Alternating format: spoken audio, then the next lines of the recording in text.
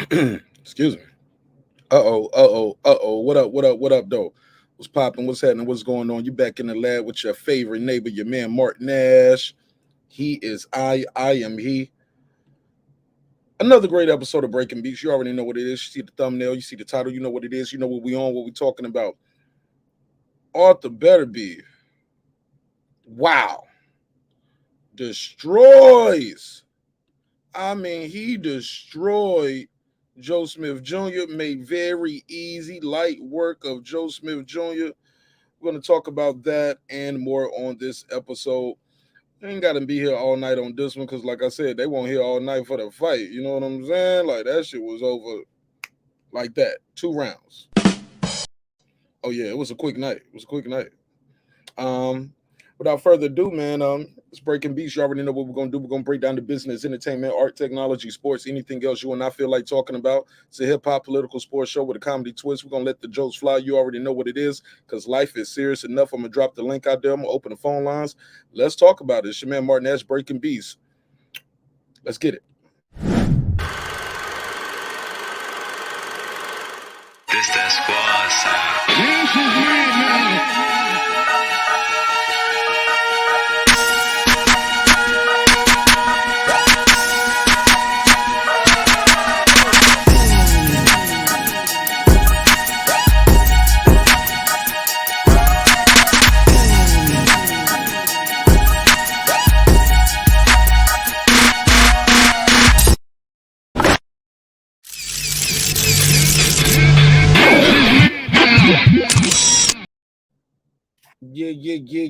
Yeah. What up, though? What's popping? What's happening? What's going on? Back here in the lab. Got my man Shelton Moore in here with me. Mr. Moore, how you feel? I feel great, brother. How you doing tonight? I'm good, man. What you think of the fight tonight, young man? That boy's a monster. That boy's a monster, man. Oh, Joe Smith is a dog, and he got rid of him quickly. Short, precision punches, great footwork, mean as shit. Man, he's a problem. Footwork. He's a problem. Did you say great footwork? Great footwork. His Great feet. footwork. I was more impressed with his footwork tonight than his punching power. The way he was moving on. He had Joe twisted. Joe could Joe didn't know what hit him. Joe didn't know what hit him. Joe got hit with the right hand early, man. Got hit on the temple. Hit him right on the temple. Let me see. Let me look at this shot right here. It looked like it was okay. It looked like it was on the top of the head. A little bit on the top of the head. I got the replay right here. But regardless, though, Showmore, he ain't had nothing for this dude. I agree with Andre Ward. He felt that power and he was ready to get it over with. He didn't want to be there all night. I don't know if Joe Smith quit. I ain't gonna say to put that on Joe. He was like, you know what? I don't want to feel this all night. What you think? I ain't gonna agree all the way with Andre on that. I love Ward, but I don't think Joe Smith quit. I think it was nothing he could do about the situation. He just got beat up. Beat up and stopped. Now here's my question to you. Who do we see at 175 that can keep that dude off him? Maybe I don't see nobody, but I give Dimitri Bivol the best shot, but I don't really see nobody messing with this kid, man. It just seems like nobody can stand up to his power. Now Dimitri Bivol can pop that jab and work that jab on him, maybe, but I don't know, bro. I ain't gonna lie, man. I thought Joe Smith was gonna make a better accounting of himself than that, bro. I'm mad.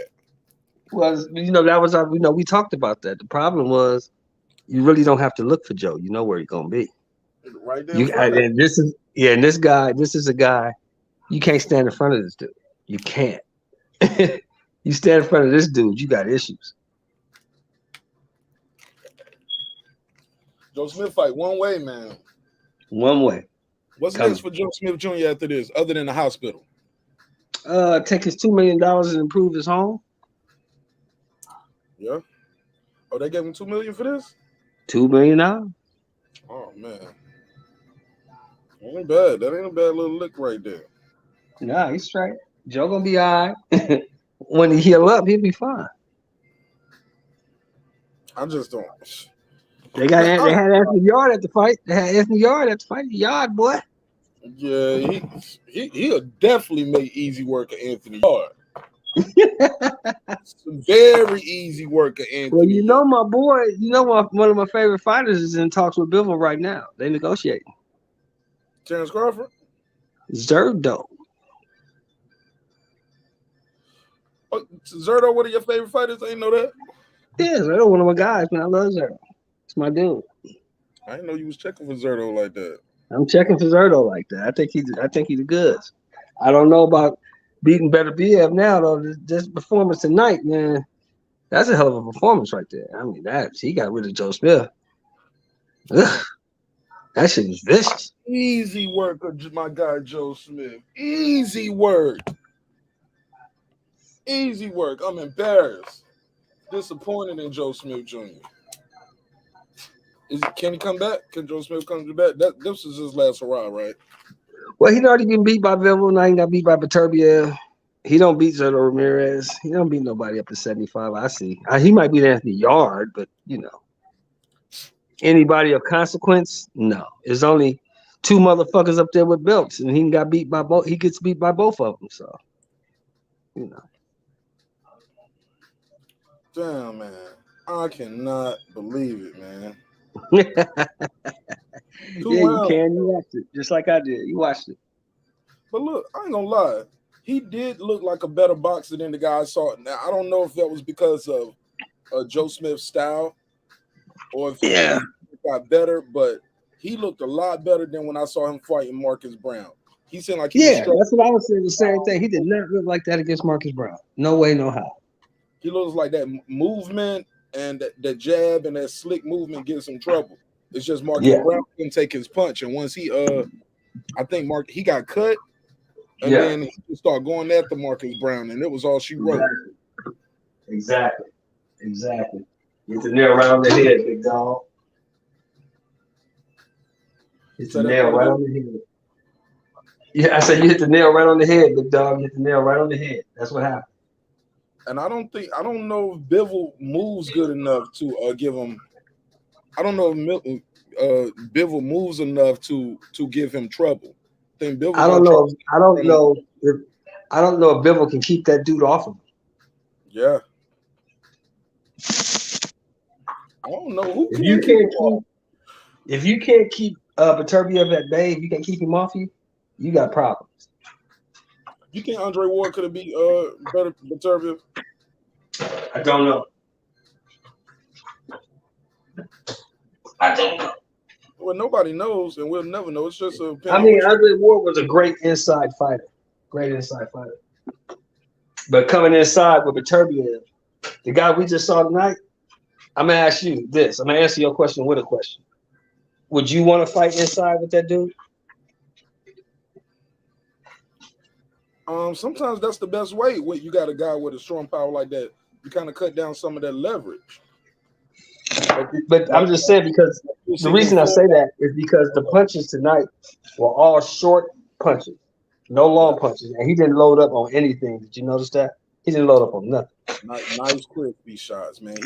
Like I said, man, this probably one of the best I've seen him look. Because remember, I was telling y'all before, I was like, man, that guy ain't as good as y'all saying. He just got a lot of power. The iron chin, but I stand corrected.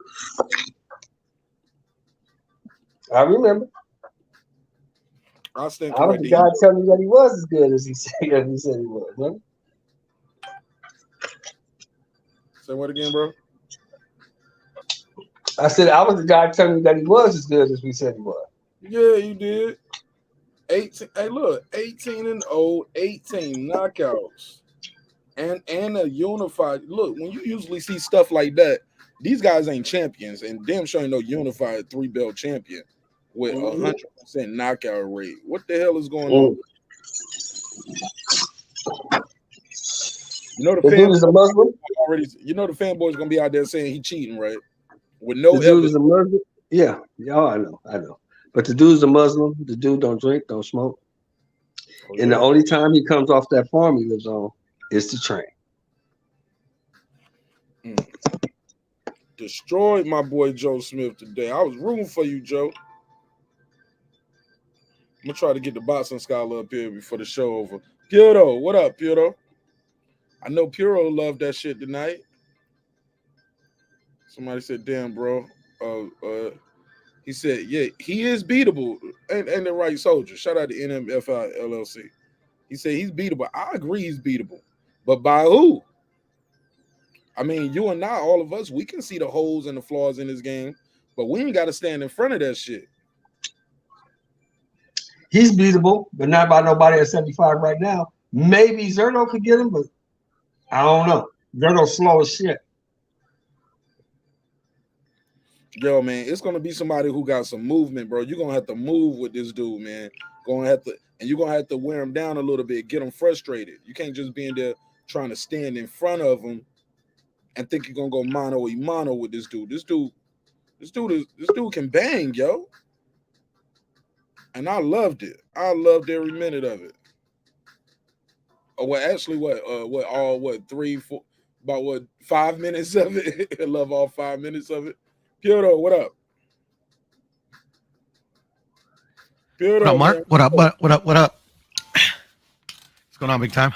What up, Shelton? Buenas noches, man. What you think, Puro? Talk to me, Puro. What you think? Shit, man. It was a lot quicker than I thought. I thought at least go 9, but hey, it is what it is.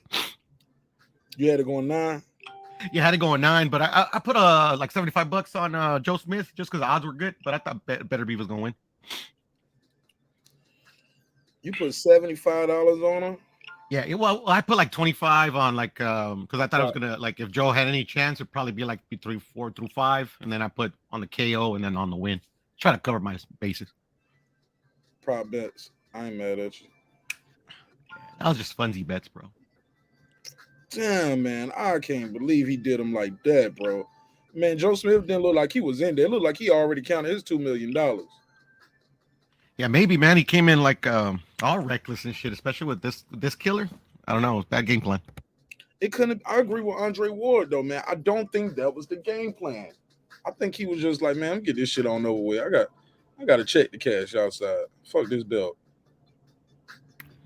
Or maybe he got hurt early and just fucking threw it out the window. Yeah, that's what Ward said, and I kind of got to agree with Andre Ward. Shelton Moore said, nah. I'm like, man, I can't explain nothing else. Like, this can't be what you worked on in the gym. You seen this guy. Now, what did Ward say? Say that again, Marq Nash. So what, bro? I said, what did Ward say? Say that again. He said, sometimes when you go in there and these guys, like, you don't, instead of trying to make adjustments and take this shit for the next 6 or 7 rounds, you feel the dude power and you just be like, nah, I'm good. And go and want to get it over with. Just, if you're going to get me out of here, get me out of here. I'm standing right in front of you. Let's brawl. But not instead of thinking, trying to go there and like get on the back foot, jab, get your bearings together. Nah, he was just trying to go and get that shit over with. And I know the feeling, man. I used to date this. Never mind. But I know the feeling of getting it over with. Doing some shit you don't want to do. I used to date this little My point was, the reason I disagree with Ward was this. What else can Joe Smith do? He can't fight off the back foot. He never has. Have you ever seen him fight off the back foot? I didn't know he ever had to. He needed to tonight. Nah. He needed to do something. He can't do that. All he could do was come forward. That's all he does. He only fights one way. This was the game plan, just to stand in front of this dude all night. Shout out to Monica Hill. That's the way he fights. But Joe Smith stands right in front of everybody. That's the way he fights. He's still right in front of B-Hop. That's the way he fights. I mean, he could at least worked on his defense, Problem with that. Puro. When has he ever had defense, Puro? When has he ever had defense? Well, that's the thing, He Shelton. never had defense. His style of fighting, like it built him, it worked out in his other fights that he won, obviously. But against this dude, because he hit so hard, like he would have to implement, like like what they call Mexican style, rolling with the punches, moving your head, But like Mark said, just stood right in front of him. Well, here's the thing, right? And this is my belief. At this level, which is the top level of boxing, correct? Mm-hmm. No one changes their style this late in the game. Hopefully what I do is better than what you do, and I'll win. If not, I will lose. I hear you, man.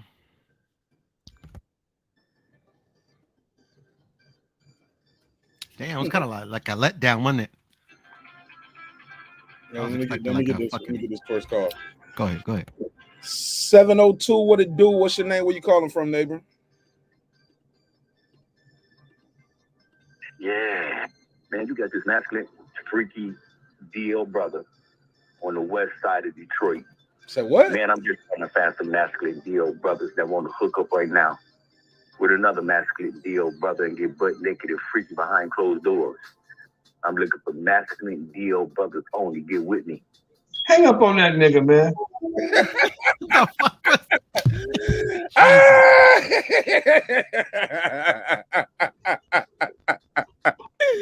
Yo.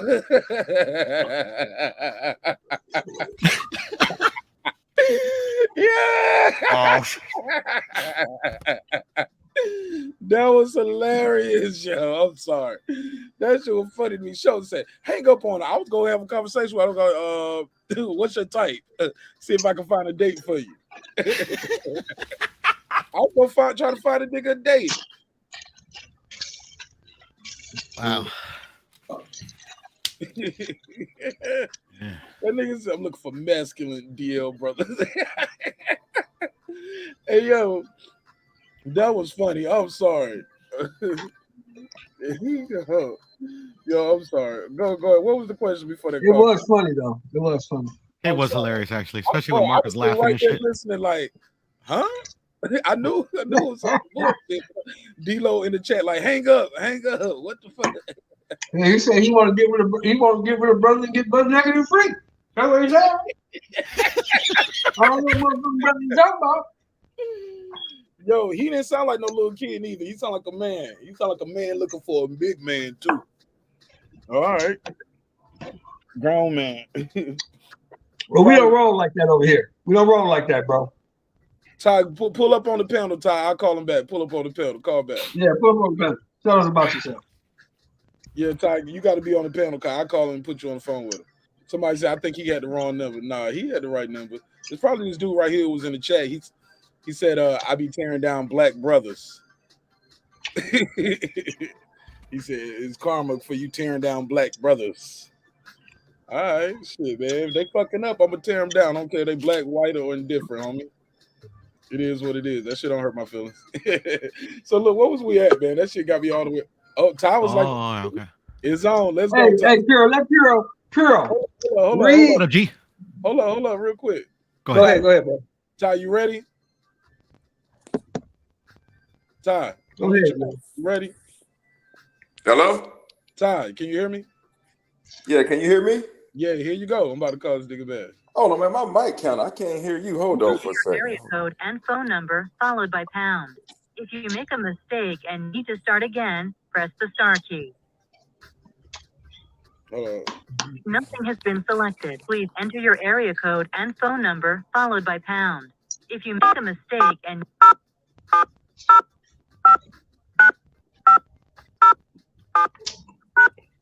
please enter your PIN followed by pound. If you make a mistake, I'm sorry, but the information you supplied. Oh man, I can't call him back. No, I can't call him back. He called me from like I guess a Century Link, so I gotta block him then. All right, I'll block him. That was hilarious. Hey, Puro. What up, Shelton? What's up? I want you to read Giovanni Papa Giorgio's comment. Says this proves Canelo's a badass. He was never in danger of being knocked. Why is that? I don't even know how that makes sense though. Yeah. Number one. That makes no sense. Number one, Giovanni Canelo got his ass mollywhopped. Number one. All that. Yeah, he got mollywhopped. Yeah, come on. He got mollywhopped. Number two, Canelo never fought Beterbiev. So you don't know what would have happened to him. Now, Pearl, since you're here. Yes, sir. Do you see why Canelo didn't fight Beterbiev? Yes, because he fought, I believe, Kovalev. And when he set up the contract, he already had he was at final stages of negotiation. Now, watching what you saw tonight, would you have wanted Canelo to fight Beterbiev? Yes and no. I mean, before the Bivol fight and before this fight, obviously, I would say the majority had kind of Bivol the consensus better. It was kind of 50-50. It wouldn't have mattered to me. Either one would have been cool with me. Right.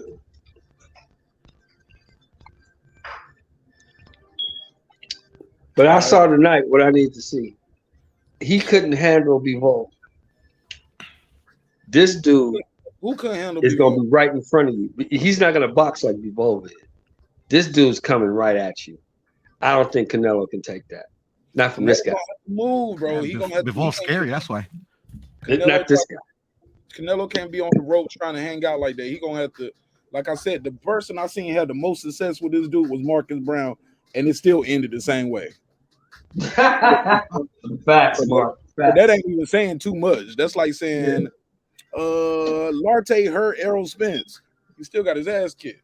Gamboa hurt Bud Crawford. He got dropped like 5 times and got stopped, homie. that's Reggie Owens, talk to me, man. Hey Reggie, you was calling this fight. This shit was over before you even warmed up good, huh? Did you get a chance to finish the chicken wing, Reg, or no? Did you get a chance to finish the chicken wing or no? Hell no, man. Hey, Beterbiev is the motherfucker I've been saying he was, and there's many reasons. There's many reasons why I like him, not just so much about him stopping the fight. Because even before they got into this fight, they brought up about what he wanted. He didn't want to do all that music shit. He didn't want to do all this long, drawn out entrance shit. He wanted to get to the ring as fast as possible, and he got in there fast because he knew he was getting out quick. And he broke. Like I say, the key to him is the way that he breaks fighters down, and he quickly. Go ahead. What you just said, that was your name. 816. What's your name? Where you from? Chris, what's up, man? Are you one of the? Are you one of those Proud Boys? Chris, what's up, man? What's on your mind, bro? You voted for Biden, didn't you? Yeah, let me get him up out of here. I voted for Biden too. I'm gonna vote for him again, even after falling off the bike. Hey, look, the first boy say he want a real man. Now this boy say, come on, Mark, what's going on tonight? It's the same dude, man. Motherfuckers trying to troll, but back to the motherfucking point at hand. Fuck that trolling. This motherfucker wanted to get into that ring, didn't want to waste no time. We didn't get none of that whack ass national anthem shit. We just got fucking pure boxing. And this dude went in there and he displayed the other tools that he had. And that's the tricky thing when you're dealing with guys like that you don't see certain things from, and then they come in a fight like that. But I think Joe Smith really fucked himself over. I think Joe Smith may have been afraid going in this fight with him. Really? And how did he start off? Huh? You think so? Look how he rushed out there. What was the first thing he did? Rushed out there and throw a hard left hook. Block. Then try to throw a hard right hand. He missed that shit, almost stumbling over his damn feet. He was just trying to wing off big shit. Even his jab. He wasn't even throwing that jab with any convictions. The jab was just to keep in Beterbiev's face. And Beterbiev used that lateral movement and just picked him off with perfect shots. I knew he respected him. By the first round, he already had Joe Smith broken down. He was already breaking him. It was easy work. I think Joe Smith was really afraid in there. I think a lot of guys, once they see certain things and once they get in the ring with him, it's a different thing. And I think it even becomes worse the longer you draw this fight out. If Joe Smith would have tried to survive this fight and would have went about 6 rounds, he would have been severely fucking hurt. I think he was severely hurt in this fight because he wasn't there when they announced the winner of the fight. Like, I think they took his ass off to the back. Yeah, this dude does perfect fucking boxing, and he's probably one of the only guys that does this type of shit in boxing. I'm sorry, Reggie. What you said about taking him to the back? I missed that last part you said. No, I think they took Joe Smith to the back because I didn't see him when they announced the winner of the fight. That's New York protocol. I just want to let y'all. Yeah, they do that after any time somebody get knocked out. They rush them to the back, get them checked out, get them to the hospital. You know, they had that death over there, and they just been real strict. I think New York was the first people to say, okay, stand up. All right, step to the left, step to the right. That was Yeah. But see, my thing is this, Red. This the only point I got for you. The Joe Smith I saw tonight, is the Joe Smith I always see. He only fights one way, bro. He coming at you. Facts. You ain't gotta look for him. He's coming. And against this guy, that it was just a bad move. This guy was waiting on him.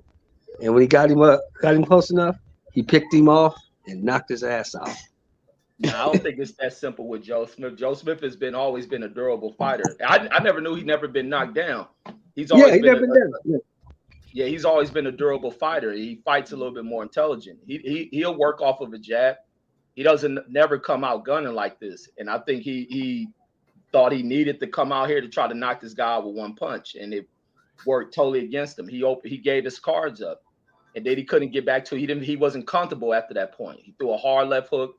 The guy blocked it, caught it, tried to throw that hard right behind it. He's stumbling over it, showing like he wasn't comfortable in there. He wasn't comfortable in there with the guy. Once he started to feel shit return from Beterbiev and getting hit with some of those shots, like he was feeling shook. I think he may have rocked Beterbiev with one right hand. I think Beterbiev did get rocked with a punch, and Beterbiev showed how intelligent he is. He immediately grabbed him.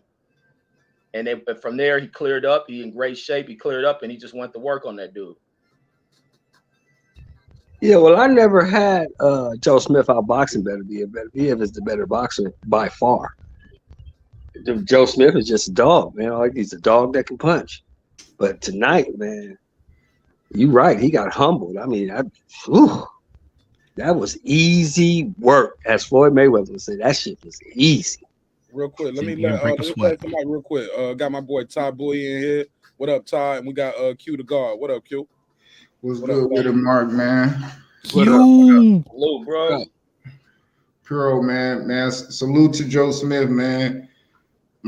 Hey, man, I'm smoking on that Joe Smith tonight, man.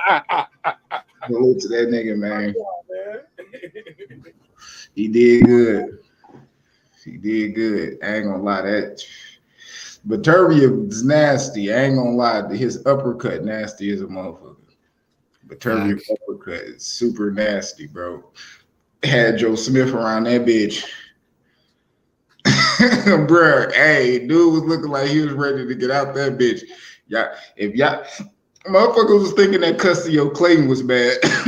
All right, nigga, this was a nigga that was Joe just knew he had to fight to get out the ring. You know what I mean? You win a fight, but you can't go in there and lay down. Joe Smith, he known as a dog. So, and shit, my boy Method, he was telling me, he was like, man, that Joe Smith really looked like he was scared at the weigh-in. Yeah, he knew that boy was coming with that shit. I ain't gonna lie. Fuck. So salute to Beterbiev, boy. That boy dog. He a dog. I thought it was gonna go at least like 10. I thought it was going about 8 or 9, man. It was crazy. I was talking to OG Show earlier, and I'm like, man, shit, I'm gonna see if somebody can give me 2 for 1 on the street out here, man. If I can get 2 for 1 on the street for my boy, you know what I mean? Chain smoking Joe, man. Chain smoke Joe, but fuck. Shit, man. Is he retiring? Joe Smith retiring? What he doing? I mean, he got 2 million reasons. He got 2 million reasons to retire. How about that? Yeah, he got a nice little check for this fight. $2 million. Oh, that's good bread. I mean, telling his prime. Breakdown, Reggie. I don't know if you was here. We did a breakdown on how quick $1 million, what a fighter ends up with after about $1 million. How much he end up with? Man, that shit was like 60,000 in the hole, nigga, after the tax man and everything. He was in the red. Well, you gotta remember, he's in New York. He's in the state of New York. So in America, we got the luxury tax. So that's 35% of your money off the top. Oh man, that's even worse then. But not shit. Is he in a higher tax bracket with $2 million? No, anytime you make anything over 250,000, Marq Nash, that's 35% off the top. Hey, look, I don't answer block calls, y'all. So if y'all calling in, unblock your number. I don't answer block calls. Then you got to pay your manager, the state. You got to pay the state tax in New York. Then you got to pay your manager, your trainer, cut man, sparring partners. Oh man, bro, we did all of that shit, bro. And at the end, bro, we did a whole breakdown. By the end of it, the fighter was in debt. That's why I was like, oh, that's why he don't pay the tax, man. Say fuck it. I see y'all. I see y'all. What you think, Reg? Out of $2 million, he might come out with like 800,000. You think?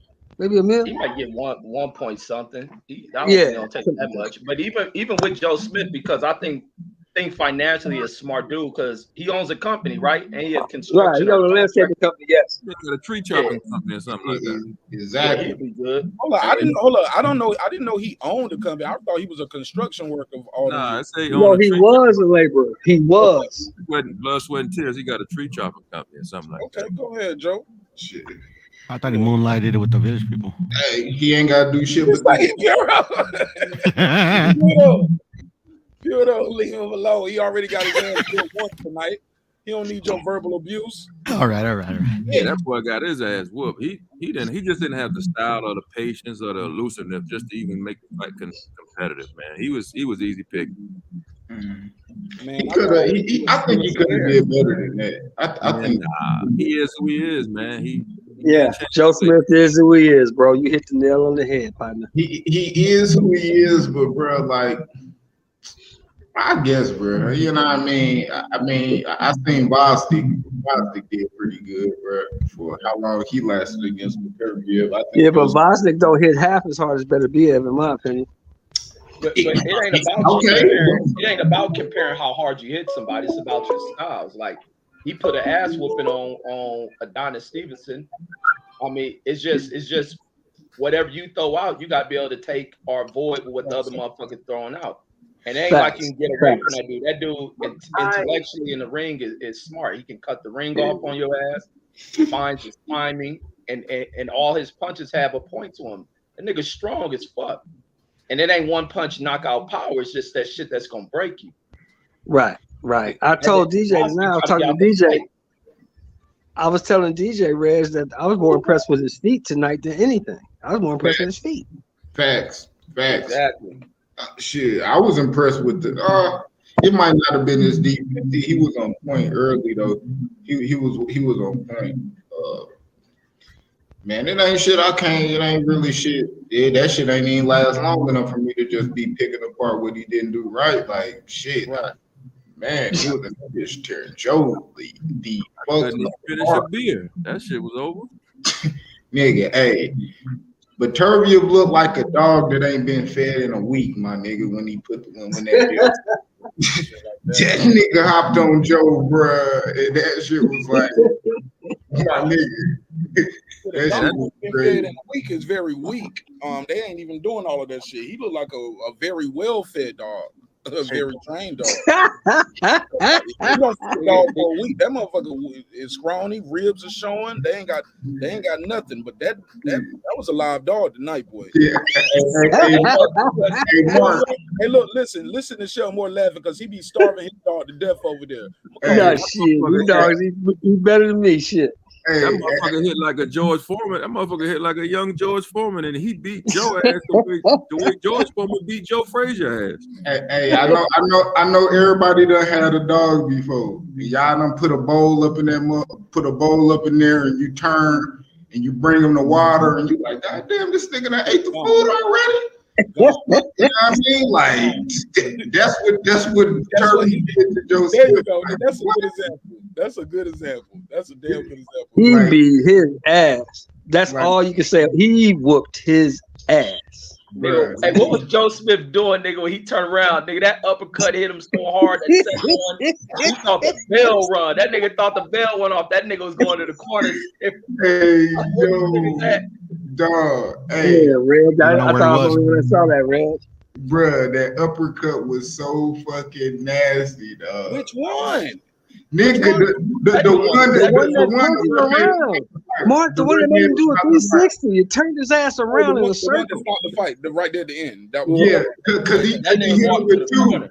He hit him with two. He hit him with boom, boom. That nigga was like, nah, hey, get this nigga. He hit him with the. It was like a quick 1-2, Q, boom, boom. Bruh. And then you see him throwing the right hook, and I'm like, yeah, get him out of there, bro. That play, boy, dirty, man. Did my boy Joe dirty. So, shout out to the boxing scholar. He won $500 on this fight. I lost $500 by not taking his advice for the people who's like, yo, how you lose $500? The boxing scholar, my man. Shout out to the boxing scholar. My guy called me tonight, like probably about an hour before the fight, trying to get me on the put me on the list to make me bread. And I was like, I'm scary ass nigga over here, man. I ain't put nobody on this shit. I don't believe in Joe Smith Jr. nigga. And he was like, nah, bet on Beterbiev, man. $20. Get you 500, Marq Nash. You won't in. I was like, shit, I got 10. Because he had to knock him out within the first or second round for that 20. That's it. Oh, Boxing Scholar came up. Yeah, he came up.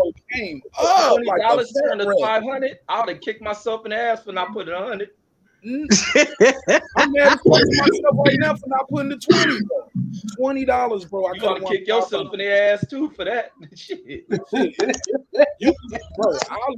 I came down. Look, my wife was right there in front of me while I was talking to him, trying to set it up. He said, bro, you got to hurry up. They got a cutoff time. And then I kept bullshitting. I was being scared. And I said, man, I'll just put my $10 on Joe Smith Jr. because he's the underdog. And I was like, $10 to win me 45. I was like, man, these prop bets, man, I just don't. Man, I ain't good enough. I was like, what, first or second? I don't think that's gonna happen. Man, my nigga, I was so pussy, nigga. I was so pussy and scared. I went back and watched the whole Marcus Brown while I'm waiting, trying to decide. I don't went back and watched Marcus Brown versus Beterbiev, another Joe Smith Jr. last fight, and I'm like, hey, nigga. I called him back. He was like, bro, it's cut off now. Hey, nigga, I be doing that same shit before I make a bet. I'll do that same shit before I make a bet. Like, let me go see this nigga last fight. Like I didn't see it when he fought. Like I didn't see it back then, Q. Like, nah, fuck that. Let me go see that third round. This nigga, let me see something. I'll be on my Mikey shit. Let me go see something. All right. All that research, doing analytical shit. Yo, nigga, I was so pissed off when I short a bet and that shit hit like Andy Ruiz. Nigga, I was right at that counter like, man, let me put an extra something down there. I'm like, nah, this fat motherfucker may not pull it off. When he won, nigga, I'm up there jumping up and down, but nigga, that shit turned sour as fuck when I'm like, man, why I didn't put that other bet, man? That shit would have flipped something, but this $20 to 500 is a stupid ass. That's a stupid ass flip right there. That's like, you made some money on that Ruiz fight, Reg? Hell yeah. You're one of the only ones, man. Hey, man, what y'all think Crawford was doing in Dallas? Either he was meeting with PBC Brass or he was meeting with JJ. In my opinion, there's no reason to be in Dallas. PBC is based in Dallas. No, but JJ is based in Dallas. Who's JJ? Jerry Jones. Oh shit! They might be doing the fight in Dallas, huh? Great point there, Shelton. The best place to have it. The boy say he didn't want to fight in Dallas, but if Jerry Jones gonna put that bag in his hand, nigga, I'll fight you on the moon. He said, "Listen here, you little niglet. You ain't going. You ain't taking this shit to Vegas. God damn it." I ain't gonna lie. I would be. We gonna make it worth your while, Mr. Crawford, to fight right here.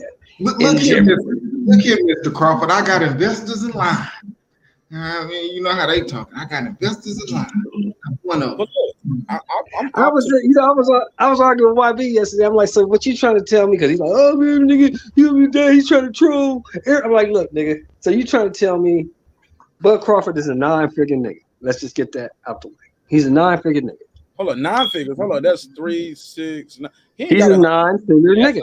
That's 100 million, man. No. You put two, like 10, 12, 13, 0, 0, 0. That's 5. 0, 0, 0. That's 8. 9 figure nigga.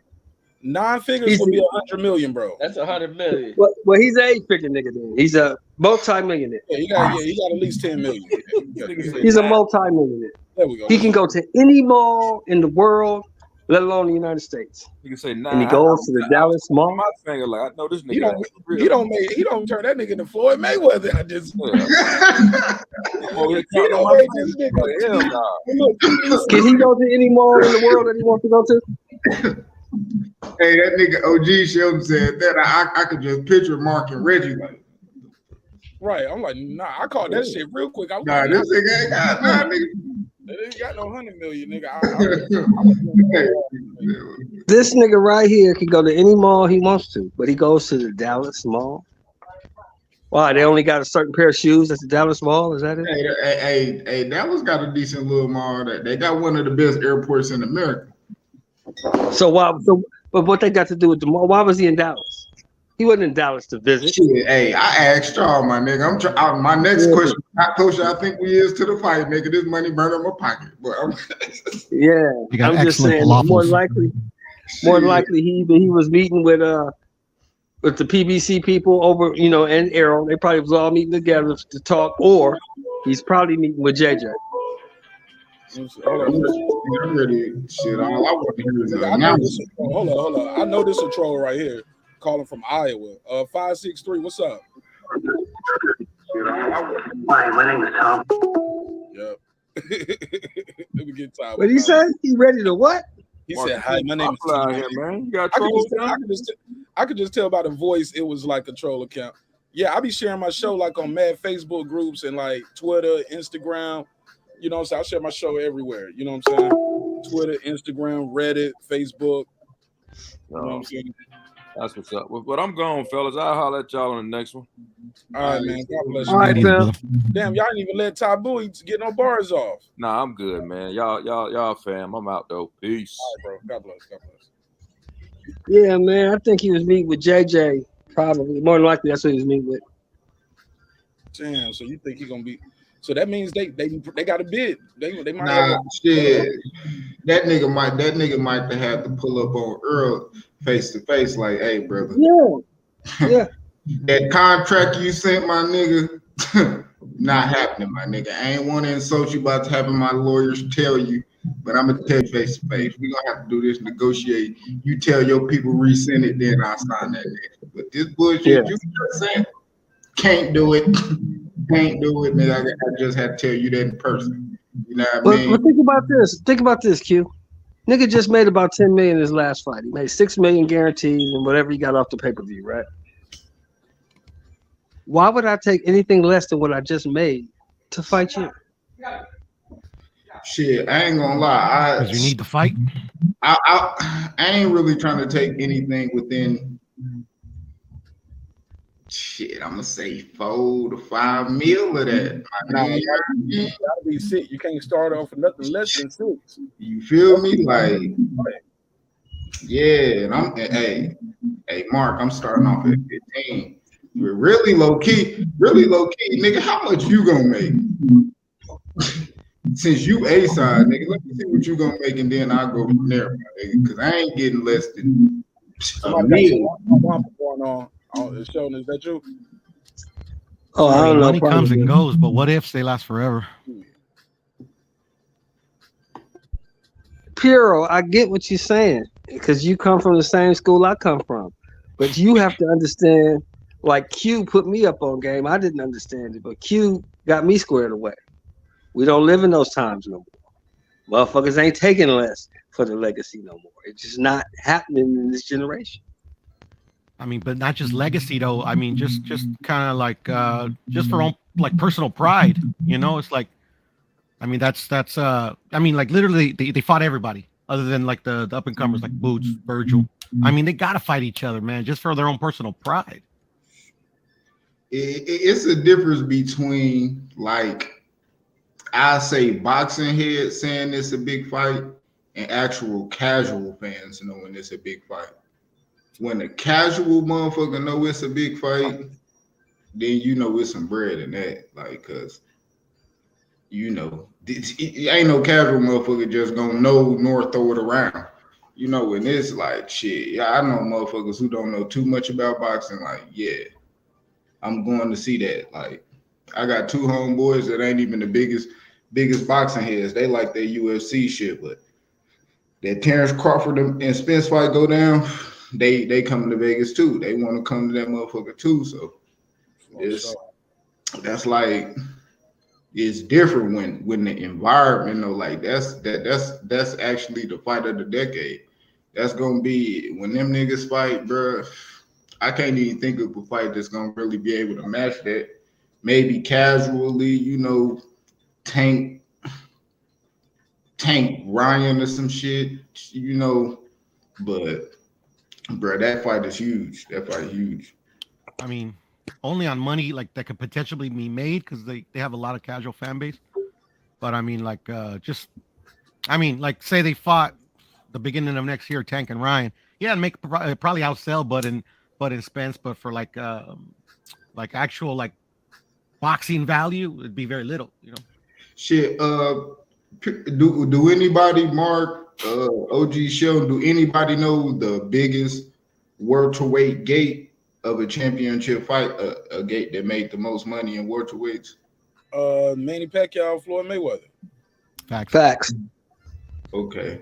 I ain't even have to think that hard for that one. That was easy. Give me another one. Come on, give me another one. That was it. They ain't topping that shit. Yeah. No, they ain't topping that. But I bet you, I guarantee you that gate could be ridiculous. Because niggas. Now let's ask this. Let's ask this. Do you think this fight is as big as Leonard Hearns? No.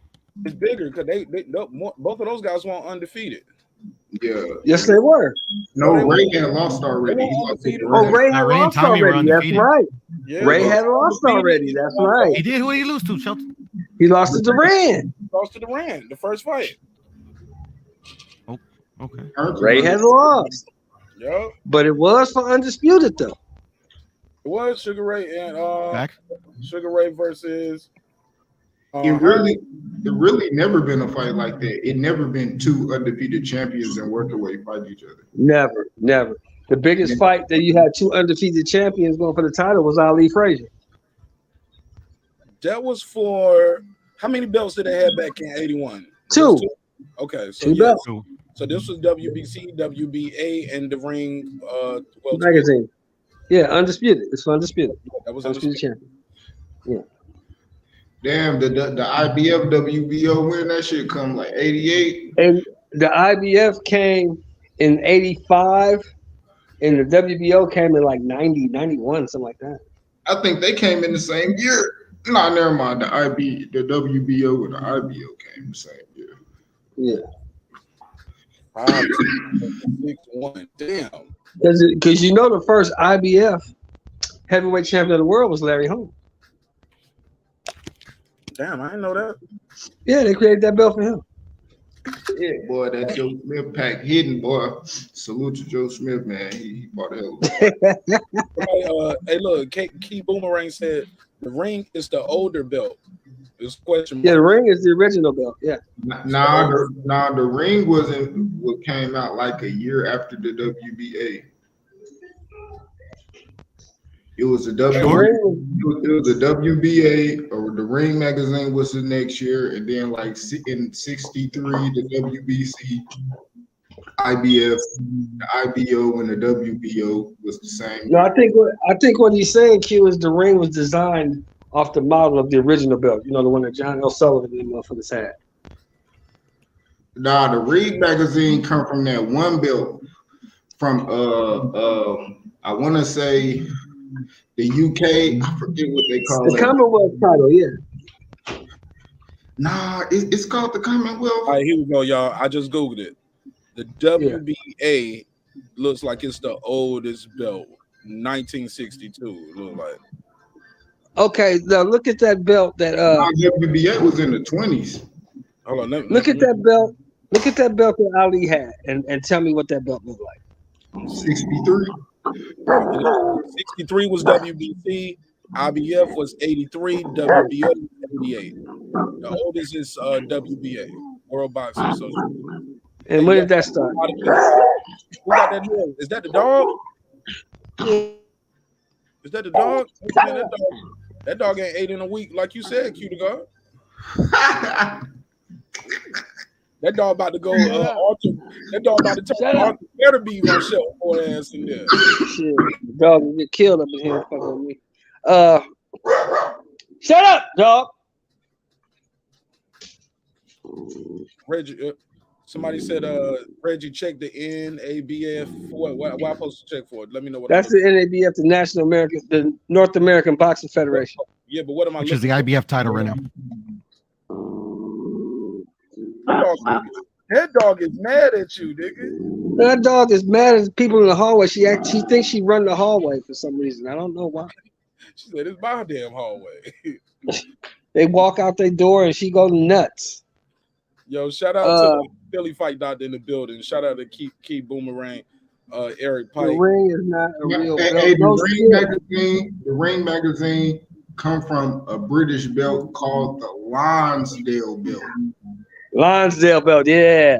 Lonsdale boxing, yes. Okay. Start calling him Q the historian. Look at my boy Q the God. Let's go, Q. And you know who's the first person I saw with Lonsdale gear on? Who?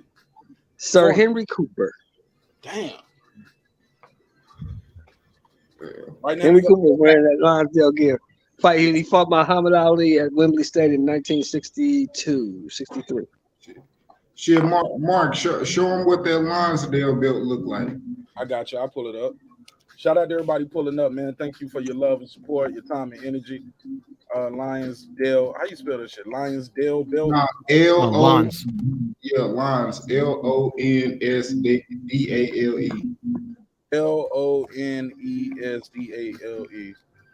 belt.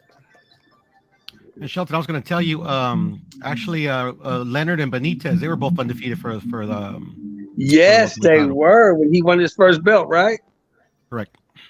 Yeah, he won his first belt. Leonard and Benitez. He won the WBC off Benitez. How old was Benitez? 19 or 20? I think he was 17, no? Or no? He was 17 when he won it. He was 17 when he won it.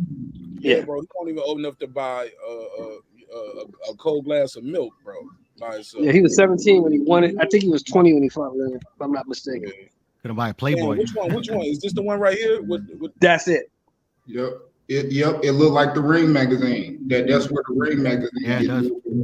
They look like they was making them out of real gold back then. It was. They were. It is. It's made out of 22 karat gold. Good night. Hey, Q, ain't that the belt that John L. Sullivan had? That Jack Johnson had? I don't know who the first person that had that shit. They might have. Let me see. Damn, bro, that shit is crazy. Gotta and love then it. And then that belt right there, you don't even get to have that belt till you defend it like 4 or 5 times. You really gotta fight and defend that bitch 5 times before you could take that bitch home. Hey, you remember the famous quote Ali said to Joe Frazier, right? Hey, that's a fresh ass belt. That's a dope ass fucking belt. Yeah. You remember what he said, right, Q? What'd he tell him? He said, "You know you ain't the real champion till you beat me." Yes. He did say that a lot. Man. He was right though. He had never lost his belt in the ring. He had never lost it. What did Benitez beat for that belt, Mark? I got one for you. $130 on eBay. Shit. That's a dope ass belt. And that shit, what, 100 years old? Whoa, gotta be at least that. Let me see. Might be a little older than that. We in 20. Oh yeah, 1909. Nigga, that shit look better than that other shit they be making now with all that green ass leather around it and shit. That shit hard right there. Yeah, that shit hard. Yeah, my favorite belt of today is the Ring magazine belt. I'd rather have that than any of that other shit. Yeah, it look more prestigious and shit. Mm-hmm. Mother belt's tacky as fuck. Nah, that that WBA belt look good as it. Hey, that black belt with the crown on the top, bro. Yeah. Black belt with the crown, that shit hard, bro. I ain't gonna lie. Yeah, that WBA belt look hard, bro. Yeah, I would tell them niggas to make me one of these, man. Hold the leather. Give me all that gold. Shit. He said hold the leather like he was talking about mayonnaise and some shit. Yeah. Rich got too much. Them shit, yo, remember they made that $1 million belt for like, was it Mayweather versus Conor or some shit? Mm-hmm. Oh yeah, I know that shit. Damn. But that shit won't worth $1 million on thing. You know what I'm saying? Let me see if I can pull a picture. Oh, they just called it $1 million belt because that motherfucker damn. That fight. Yeah, let me see. Shit, the WBC probably done made the hardest belt. Them niggas probably done made over 500 different belts. Bro, they got the damn Black They Lives got the Matter. Burger King belt now. The Burger King belt, the Juneteenth belt, the break the Muhammad chains with the Ali. black man belt, all this old bullshit belts. They got the The Muhammad bitch, Ali Chiclan belt. They got the Mayans belt. They got the Juneteenth, the Mayans belt. They got a diamond, a gold, a silver, interim, regular champ. They got a franchise champ. It's a lot, man. Muhammad Oh, they got Ali. the, what was It's he called? What was Devin Haney called? The Pride champion? They got the Pride belt too, right? Pride belt. Never heard of it. He said he was the Pride champion. He did say that shit. Yeah, shit. Now he all that shit. Yeah, all that, Whatever it is. all that shit we just named Devin, all that shit now. As long as he keep paying the sanctioning fees, he'll be all that. Okay. Everybody Okay. do that. Yo, this that money belt right here. They said this was the first. They said this is the first belt that was made of. For the first time, a world championship belt will be made of solid gold. The strap on the strap. Hey, show more. That whomping in the background is kind of distracting me a little bit. It's like the TV or I'm bleeding back in or something. But it's like whomp whomp. Hold on. Let me see something. Let me see something right quick. All right. Don't tell me about my motherfucking audio, nigga. Oh, nigga, you better get that smoke detector back to retrain. You gonna burn everybody up one day, man. God forbid. Get that shit together. Do you hear it? You still hear it? No, we good now. Okay. Good. Now all we got to worry about is that smoke detector. I'm gonna cash out you $3, man. You've been doing that for a month, nigga. I ain't got my $3 yet. Man, I'm gonna send that shit tonight. Goddamn. You ain't. Stop lying, nigga. I promise, bro. I'm about to cash out you right now. Top form. I know your cash out. Now, if I send you this $3, I don't want to hear that shit beeping on that next episode. So I gotta go buy a battery. All right, I'll go buy a smoke detector battery. Hey, look, this I'll go buy a battery. It's like, look, it's Ferrari leather on the straps. They said the plaque, coins, and the flag are made of 24. Damn, was that me? Was that my ESPN or somebody else? No, that was my ESPN. They was telling me that Beterbiev knocked out Joe Smith in 2 rounds. No shit. I know that already. Really?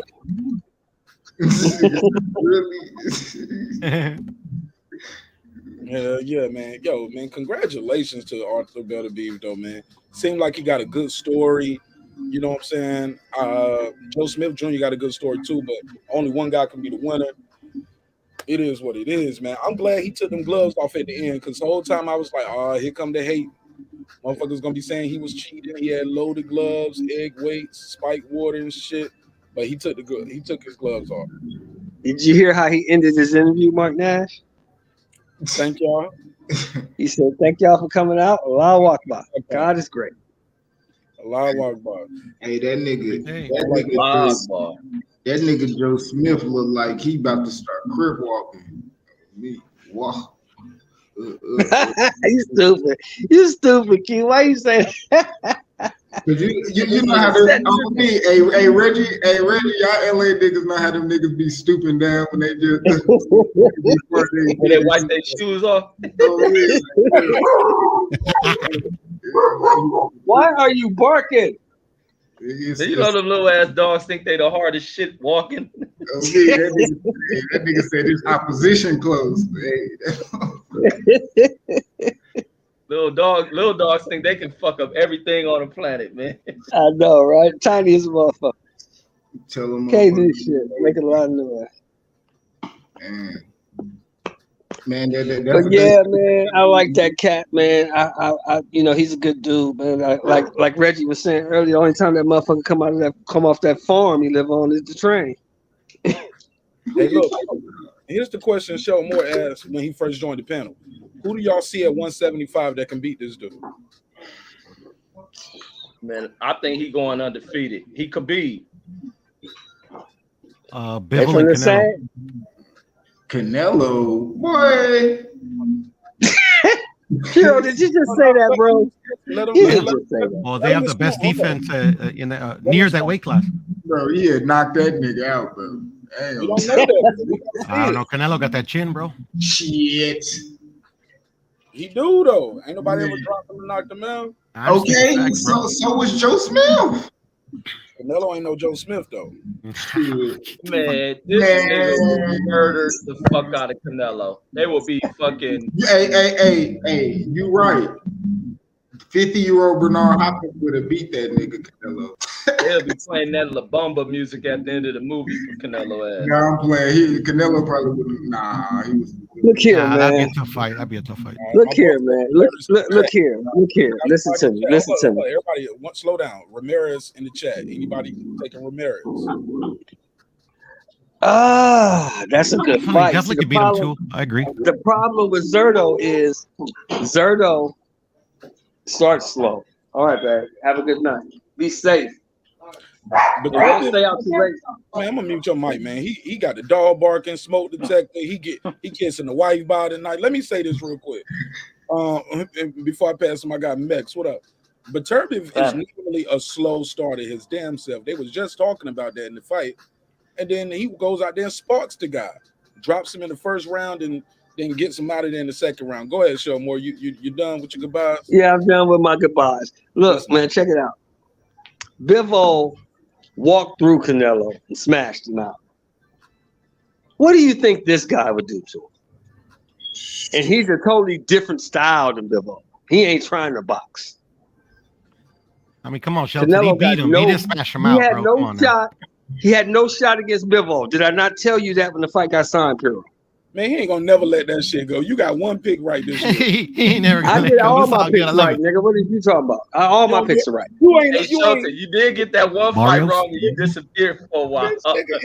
Yeah, Which one? Stop it, Showmore. You are It not was Mayweather what's with the the fight boxing y'all pick. went to? I think y'all went Oh, to it the was fight. the tank fight. Yeah, the tank fight. Yeah, I went back. I was working. Yeah, I was busy. Yeah, I sure Did you did pick disappear. I was Castaño working too, on Monday. Shelton? Huh? You pick Castaño as well? No, I lost on Castano. Yeah, he lost on that one too. I think lost he on picked Castano, but I made Barrios money on both on. I made money on Bevo. I made money on Caleb Plant. Caleb Plant. I made money on that. Wow. I made money on. Who else? Who's the other motherfucker I made money on? You thought Caleb planning Hey, Castano look, was hey, going to hey, win? Man. I just said I made money on Caleb Plant. So what does that tell you? If I made money on him, I couldn't make money on him if he lost, right? I thought you said you lost Hey, money. keep it on. Look, peep me though. Peep this out. Nigga made all that money, still ain't bought a $3 battery for that smoke detector. So you're not gonna let that shit go, huh? You're not gonna let that shit go? Hey, That shit like everybody let that 9/11, damn nigga. I'll alarm never ring. I was letting my shit ring for almost a year. You get used to that shit. I was watching Wilder do an interview with his wife Telly, and you can hear their smoke detector beep. I was like, this nigga's a millionaire in a mansion and ain't changing those smoke detector batteries. The ceilings must be too high. What's up, Mex? How you doing this evening, my brother? What you think of the fight? Man. Man, that shit was a great fight, man. I don't know who took the harder fall between Joe Smith or Joe Biden, but today there was a competition. Hey man, don't be disrespecting the president, homeboy. Hey, like I said, that's my president, man. You know, nobody can act like they ain't never fell off a bike before. I remember the first Don't time I leave rode a mountain Nova bike. out the equation too. It was 3 hard falls tonight. Don't forget. Oh, Nova Reggie. got his ass hooked. Yeah, for Joe real. Biden can't be falling at that age, man. You can. Hey, I'm just saying, man. Hey, we all remember the first time we got a mountain bike and our legs weren't long enough. You know what I mean? It happened. We all tipped over once or twice. It's good. Bro, you can't That old be nigga 80 break years that Oh, old. let me start the controversy right quick. Mauricio Ramirez was cheating. He had head weights in his gloves. Oh no, don't do that to him. Some niggas gonna say that shit tomorrow morning. No, don't say that. That boy Robisi got a little pop to him, don't he? Yeah, he got a little Duran in him, man. Smoking shit, man. A little bit. We can't. That's a little early to start talking Duran shit now. That's a little early for that. I said little, and I literally meant that. Yeah, that Duran. That's a big name to throw around now. Hey, most definitely. But he be lining shit up, man. I ain't gonna lie. He lost his first fight, but he been coming back pretty decent, man. I like what I'm seeing. Shit, I think he can beat Navarrete for sure, though. If they make that fight, I'll take a bet on that one, man. I got Navarrete, bro. Oh, I didn't finish because I had the goodbyes going. Puro, back to you. Yes, sir. You saw what Bivol did to Canelo. Walked through him and beat him up. I don't know about beat him up, That's but a go ahead. different style. That's a different style. What do you think this guy would do to Canelo? The guy you saw tonight. Hold on, slow down. You said you don't know about beat him up. Canelo got his ass kicked, my brother Puro.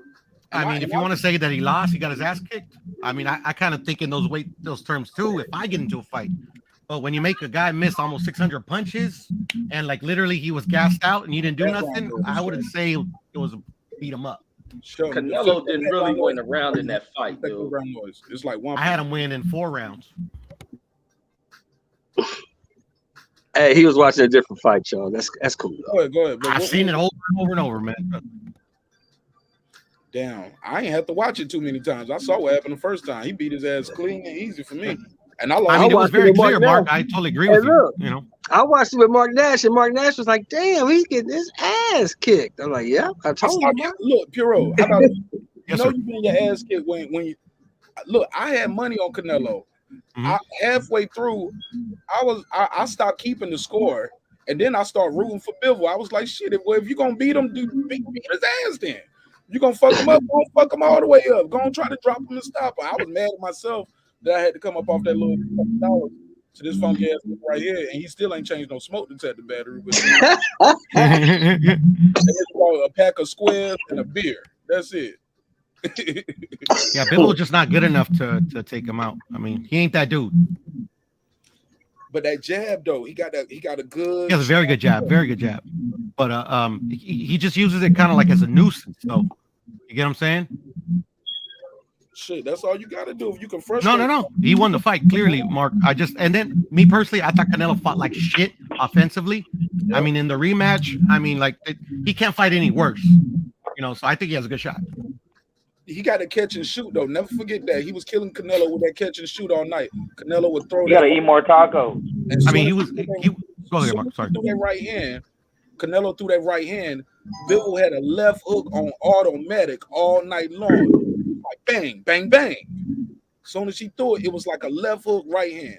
Canelo was getting frustrated. He tried to suplex him. I don't know, man. I think this kid Bivol is the goods, man. I agree. He's a good fighter. Neither one of these guys ever been dropped and knocked down or knocked out, so this can be pretty interesting, man. This the fight to make. This the year of undisputed, baby. Y'all think we'll get this fight this year? Nah. I hope so. Yeah, hell yeah. June? Well, no, we gotta stop. Because Zerto and Bivol are in negotiations right now. And Anthony Yard better sit his fucking ass somewhere, man. You don't think y'all should get that fight, Reg? Hell, Yard better think about his fucking health. You already got it, Reg. You already got it. Anthony Yard, bro. And they're saying he got to go see him overseas in the UK. That's a home game for Yard. Yeah. It ain't gonna help him. They can fight on the moon, Max. It ain't gonna work. It don't matter. That's what I'm saying. It's a waste of time. Shit, he might do that. You know what I mean? We'll see though. Go get the bag, huh? Work with this dude, man. Yeah.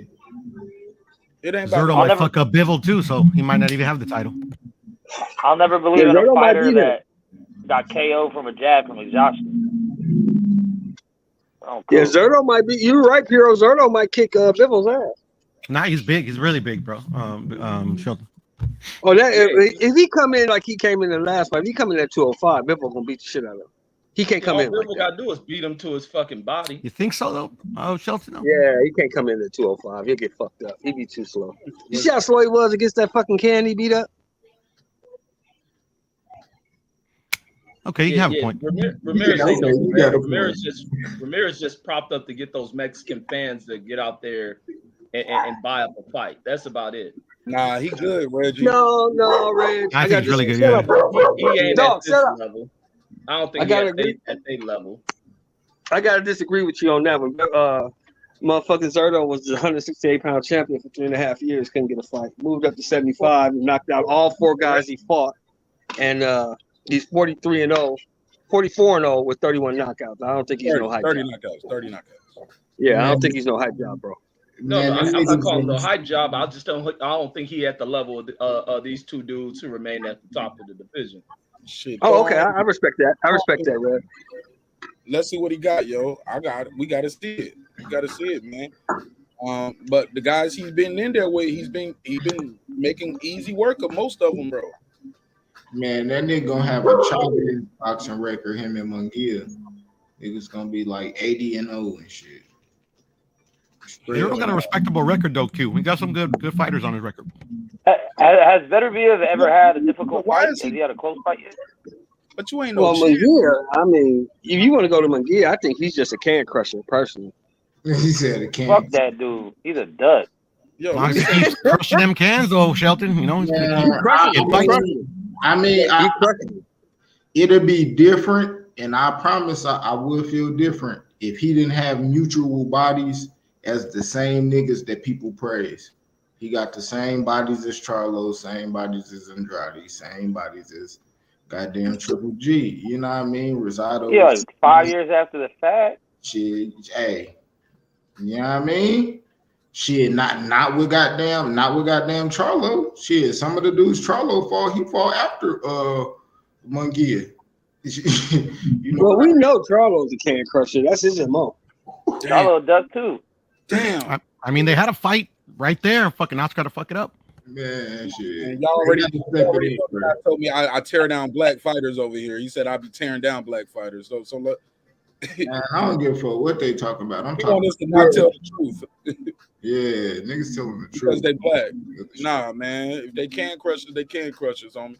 But yeah, this is record right here, yo. This kid right here is shout out to Coach Malachi Williams, man. Boxing. He said the illest shit the other day. He said shit like this don't really happen in the UFC. You know what I'm saying? In MMA, you ain't about to be 44-0. Nah, man. We about to throw you in there with somebody see what you got. It's a number 3 in the world, man. Number 3 in the world. How is he 44-0? Because he's with Oscar. That's why. But he has some really good fighters on his record. He's former champion.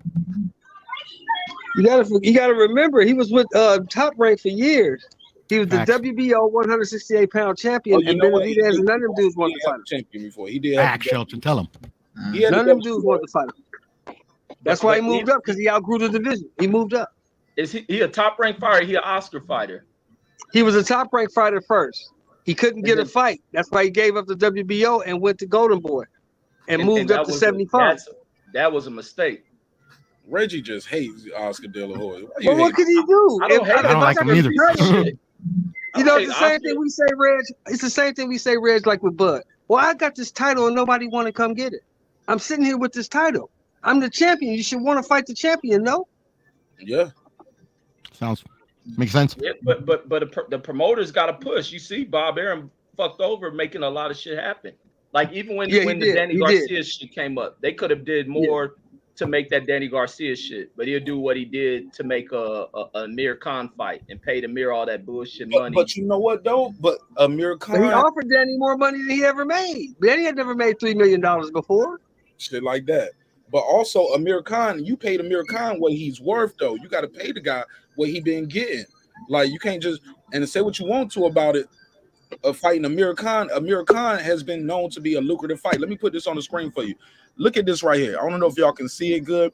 Let's go to this is Canelo Alvarez payments. And Canelo Alvarez, when he fought Amir Khan, at that point, that was the biggest paycheck of his fucking life.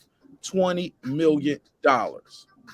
So when people always like, he fought Amir Khan, and Amir Khan, why does Canelo fighting Amir Khan? Why is Crawford fighting Amir Khan? Because they getting checks like this, bro.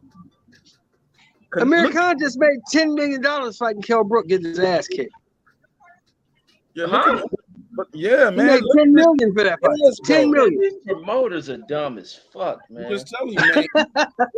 Reggie, the dude is an Olympian. He's a 2-division champion, 2-time champion. And he's a draw. But more importantly, Reggie, there you go. He's a draw. You're thinking about the wrong thing. You're thinking about it from a competitive aspect. Think about he's it. He's a draw. He's a draw. He's supposed to be a draw. He's gonna have a couple countries behind him. He's gonna bring the UK, supposed to bring the UK fans, but also the Pakistani fans, people from Dubai as well. The Saudis love him. Like he's supposed to be that guy. $20 million is Canelo didn't get that shit from Floyd. If you add all Canelo's career earnings all together, I don't think he had 20 million of that. Cotto 5, Kirkland 3.5, Lauren 3.5, Mayweather 5. Everything else was 1 and 1.2. All of that added together is not 20, bro. Hold up, I don't think so. Yeah, what 5, 10, 8, 9, 10, 11, 12. Yeah, it ain't $20 million. You know, American got a net worth for like $50 million, right? Yeah, man, you got to pay that man something to get him in the ring, man. Yeah, niggas be robbing that nigga for on some bullshit. Nigga that got robbed 2 times and shit. Like, y'all, American got the bag fucking. Mark, that's what the opponents got paid, or what Canelo got paid? That's what Canelo got paid. Okay, the last one's incorrect, by the way. Which one? Yildirim. The 30 million right here. How much it was guaranteed 15. It was guaranteed 15. Where'd you get that from? From the Zone website. Oh, okay. Yeah, that's actually his whole undisputed run. It was all guaranteed 15 and a percentage of the fucking pay-per-views or the fucking, what's it called? Upside. Whatever, the subscriber base or whatever. Well, you know what we saying, Piro. That Yildirim fight should have never happened, but that was his buddy. He wanted to give his buddy a payday. I get that. It's saying right here, they said this motherfucking fight generated $70 million. Which one? Hold on. Canelo also, let me see. Hold on, Canelo. Okay, that's a quick Google. They say that right there. That's on DraftKings. That does say 15 million. Okay. This one right here. And 40%. Damn. Okay. I'm looking right here. They say this right here was 35, but I see right here. I see what you're looking at. This can't be right here. Yeah, 20 million. Okay, 15. I see 15. Okay, here you go. But look, it's 15 million, and then 60% of the pay-per-view, and that was a reported $20 million. So maybe that's where they adding up that 30, getting that 30. I got you. 30 to 35, because that's the and you're you can't pay like that to fight Buns. Why would you not continue doing that? Why risk anything? I mean, because you want to be great. No, you don't. I mean, undisputed, you know. Fucking. Let me ask you a question, though. Let me ask y'all a question. What happens if Triple G beats his ass? Oh, I already told y'all. I already told y'all that's the sleeper, bro. Because Triple G coming up in weight. Canelo got to drain back down from 75. Shit, he might go there and he might lose that fight to Canelo. To Triple G. Because for whatever you want to say about Triple G last fight, he won that shit, bro. He stopped that man. He beat him down too. In hostile territory. They was like, wait, he was getting beat up. I was like, man, he's older. Maybe he's taking his time. Early in them first 3 rounds. I hate it when guys talk about pro boxing and you were like, he was kicking his ass. Bro, he did good in the first 3 rounds and got stopped in the 4th round. That ain't doing good. That's amateur boxing, 3 rounds. What happens when you get to like 4, 5, and 6? You know what I'm saying? Yeah, he just did. Nah, man. This kid right here, Triple G, I think he could upset Canelo, and it'll be bad. The haters will rejoice. Other than that, Canelo's gonna make him fight him another 4 more times. Shit, I think they both got haters. I think they both got a lot of haters though, Piotr. Facts. I ain't gonna lie, I'm a Triple G hater, dude. That nigga. They both guts. That nigga don't be fighting. Oh, bro. I ain't gonna lie. 160 is literally like it's heavyweights, middleweights, welterweights, lightweight. Bro, it's whopping again, show more. Whatever you did is whopping in the background. We hearing her whopping. I ain't gonna lie, bro. The middleweights, bro, like 160, 168, bro. That division, bro, ain't shit been popping there for a long time, bro. To me, so I don't really care about that. But they ain't fighting each other though, bro. Exactly. That's why I don't care about Triple G. That ain't just one guy. Shit, where your boy Charlo at? He didn't. Shit, I don't fuck. That's why I put the whole division in that shit. Triple G been avoiding motherfuckers though. There ain't no way hiding around that. All them dudes, bro. All them dudes, bro. Man, them dudes didn't want to fight Triple G. Boo Boo's the only one calling everybody out.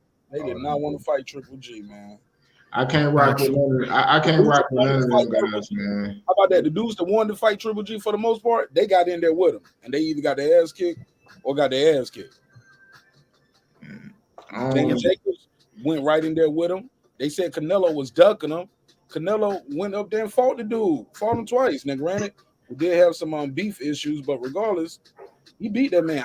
Look, people always give me hell for this. I got Canelo beating him both fights. I just don't think third fight. Yeah, I said it. I said it. He beat him both fights. I had the first one to draw, Mark. I hear you. Yeah, man, he beat him. He was styling on him. I thought he looked like a Mexican Floyd in there at times. I said, look at this motherfucking redhead. Motherfucker on shoulder road, off the rope. But I hate that about Canelo. He has a tail, man. When he gets tired, he go to them damn ropes and ling on the ropes. His trainer told him that last fight with Bivol, it was round 3, Sheldon. I think we was talking about round 3, going into round 4. His trainer told him, stay off the ropes. Round 4, bro, within less than a minute and a half of that round, he was back on the ropes, sitting on the ropes. Trying to lure Bivol in. Bivol like, nah, bring your ass to the center of the ring. Yep. Yeah, Bivol's scary. It's a heart of war, man. Like Cambosa said, man. He just looks like that. Asian dude with a Russian accent. Yeah, that shit's scary, yo. Shit kind of scary. But go ahead. Man, I think he was kicking his ass, though, right? So basically, what you're saying is, when Canelo said come to the ropes, he's supposed to walk to him? No, I mean, like he's gonna do what he's gonna do, but I'm just saying, like, I mean, like we could all agree that by round 9, he looked completely gassed. I mean, if you're that dude and you're kicking his ass that bad, you go out there and you finish the job, and he didn't do it. No, he did finish the job. He got his hand raised. No, I hear you. I hear you on that. But like literally, like I mean, maybe it's a different mentality, man. But when you got you got the guy finished pretty much, you go out there and you knock him out. But no, Canelo still looked like he was a live dog in there. Canelo looked gassed to me around the second round. Yeah, and as far as him calling him to the ropes, he wasn't on the ropes because he likes to be there. He was on the ropes because the guy put him there. It's like when a fighter smiles, he said he ain't hurt. 9 times out of 10, he's hurt. The same thing with Canelo. He was tired. He was trying to BS him. Hold up. 347. What's your name? Where you calling from? Hey, I'm the Bronx. Same name. Go ahead. But I didn't get to give you my opinion tonight, man. Me and Mark was texting during the fight, and man. You see my thumbnail? You see my thumbnail tonight? Yeah, I see your thumbnail. I told the story, man. My boy Boston Scholar came up on the 500, and I was like, he was right there telling me what I could do and what I should do. I should have just followed the lead of the Boston Scholar. My man got good picks. He picked this fight down to the round. $20 got him 500. So Reggie, Mex, Sheldon Moore, Puro, Q, we got to give that man his props, man. That man put 20 on this shit and won 500. He knew something we didn't know, huh? Yeah, he knew to put the bread down. Shit. Oh, that's right. On the right round. What site you use, Boxing Scholar, or did you go to? My bookie.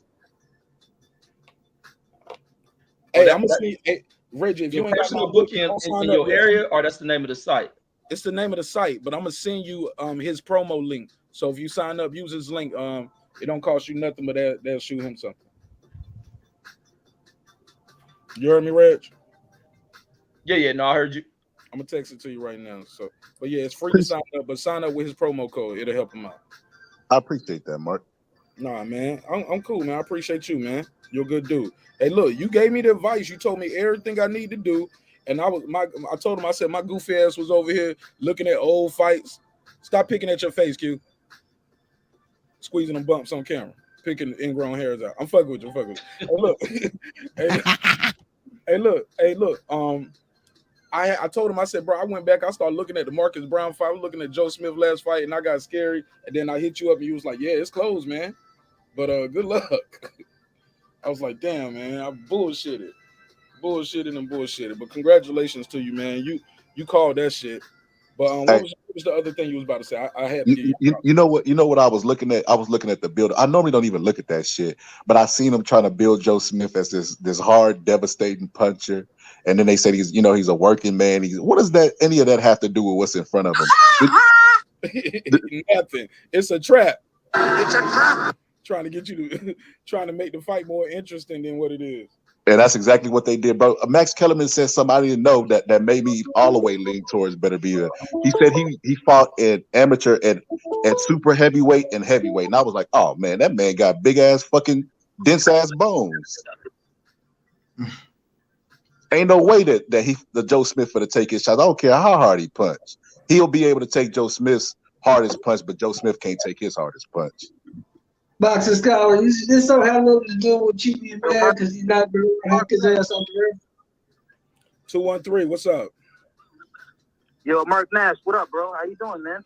What's your name? Where you calling from, bro? My name is John. I'm from Brooklyn. John from Brooklyn with the 213 area code. What's on your mind about the fight? Yeah, how you doing, dog? What's on your mind? And yeah, and don't mind the area code. The area, I got 2 phones. What's but on your anyway, yeah, I wanted to know your opinion on it. Like, what did you think about the fight? Like, what was his most accurate punch? The uppercut. The uppercut. Yep. Right. So let me ask you, who? Just keep this in mind. Who are you referring to? Are you referring to Artem? Just for the viewers, Artem, or Joe Smith? Who? Artem? Arter or Joe Smith? You mean Arter? No, I was thinking about UFC. My bad, because I was thinking about Conor McGregor and Artem Lobov. But I meant Arter and Joe Smith. I'm talking about the winner, man. The guy who knocked the guy out. He had the best uppercut. Joe Smith. Okay, the best thing Joe Smith did to the ring. Who's the winner? Just to clarify for the viewers. What? I don't need you to clear.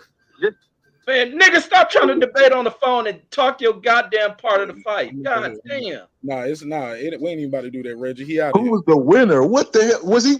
Did he watch the fight? I don't know what's going on with homie. I don't know what's going on, homie. Sorry, bro. I ain't in the mood. I had too many troubles tonight. These niggas who claim they boxing fans don't be knowing this boxing shit.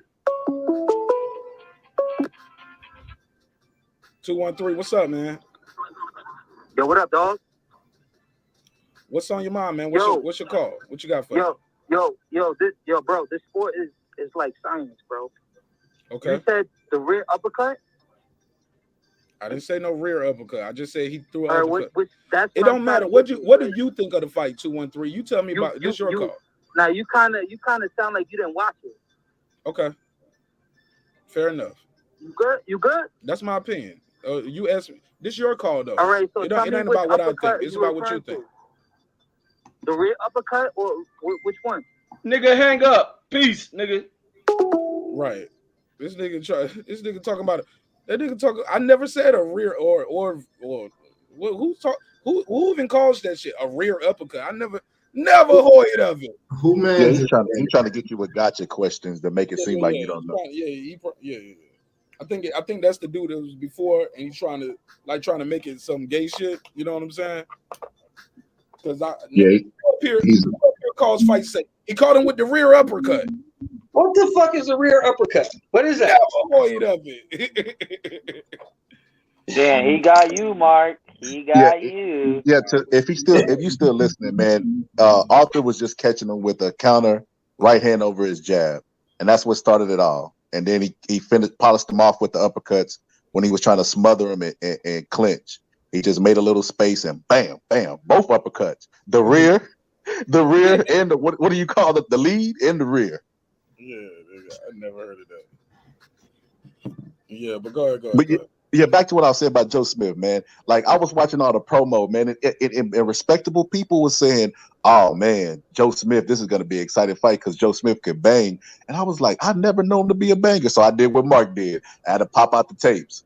And I was watching B-Hop. Before he knocked B-Hop through the ropes, B-Hop was putting up a good performance against him. Like, I'm like, man, if he would have fought Beterbiev at any point, 4 years from now, B-Hop, in his career, he would have destroyed B-Hop. I mean, I love B-Hop, and he's one of my favorite fighters, but he would have destroyed him. And he fought a young Joe Smith. And then I watched Joe Smith in a fight with a dude that was like 6-3, and he was supposed to win that fight, and he actually got stopped.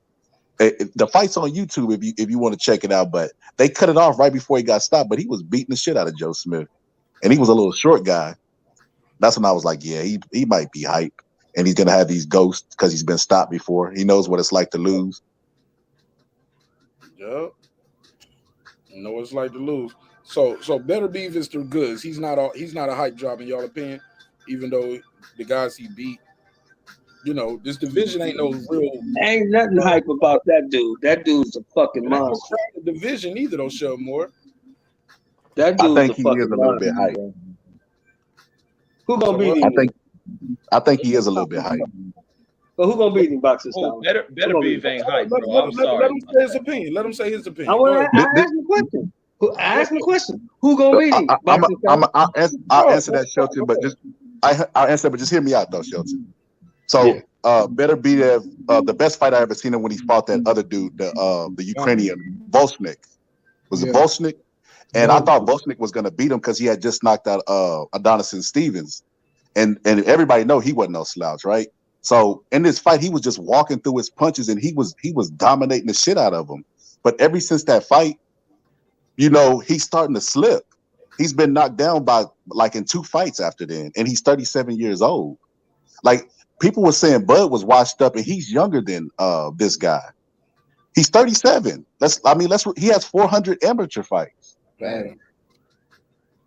So when I say he's overrated, I'm not saying like, you know, he's not, he's not the puncher that everybody's making him out to be, because he does punch hard. He's like Triple G kind of in a sense, you know, he's a very hard puncher. But as far as like, they talk about putting him on a pound for pound list. I listen to people after the fight say this was the greatest knockout they've ever seen. I'm like, really? Where have y'all been? Joe Tessitore was on ESPN rewinding it, showing the uppercuts again, saying, oh, this is the greatest knock. I'm like, what? He's been around the sport too long to say some silly shit like that. So that's why I say he's overhyped. But do I think he beats Bivol and the rest of the people in this division? I think he can beat him. But he better hurry up and fight Bivol. If he waits another year and a half, that fight gets more in Bivol's favor because he's younger. It ain't gonna last that long because he got too many sanctioning fees with them 3 belts. That's 9%. He gonna fight and him. you gotta remember, Bivol got Zerto problems right now. I don't know. He don't. Is that a mandatory or what? It's not a mandatory. Yes, sir. Number 1, Mando, 2 eliminators. 209. You on the line? What's your name? Where you from? Same people. I can tell. They have a tail now. They have a tail. The phone starts making some. Yeah. I got you. But go ahead, homie. No, that's he's the number 1 Mando for the WBA belt. He fought 2 eliminators to get into that position, so you got to fight him or drop the belt. Yeah. Did y'all, any of y'all catch out the Joe Smith versus Bivol fight? Did y'all see him almost finish Joe Smith in the last round? In the first round, you mean? Bivol watched him 10-2. He beat him 10-2. The last round, he almost stopped Bivol. The ref, like the bell saved him. If he'd have had another minute, he'd have got stopped. But he didn't. If it was a fifth, we'd all be drunk. Yeah, I get it, but that's why I made my prediction for this fight. I was like, oh, that's $1 per view. I have as much money as Joe Smith right now. No, I'm joking. but that's why I was like, oh, I don't think he's the goods that everybody's saying he's. He almost got stopped by Bivol. Bivol's not known to be no aggressive hard puncher, and he almost got stopped by him. Almost ain't good enough.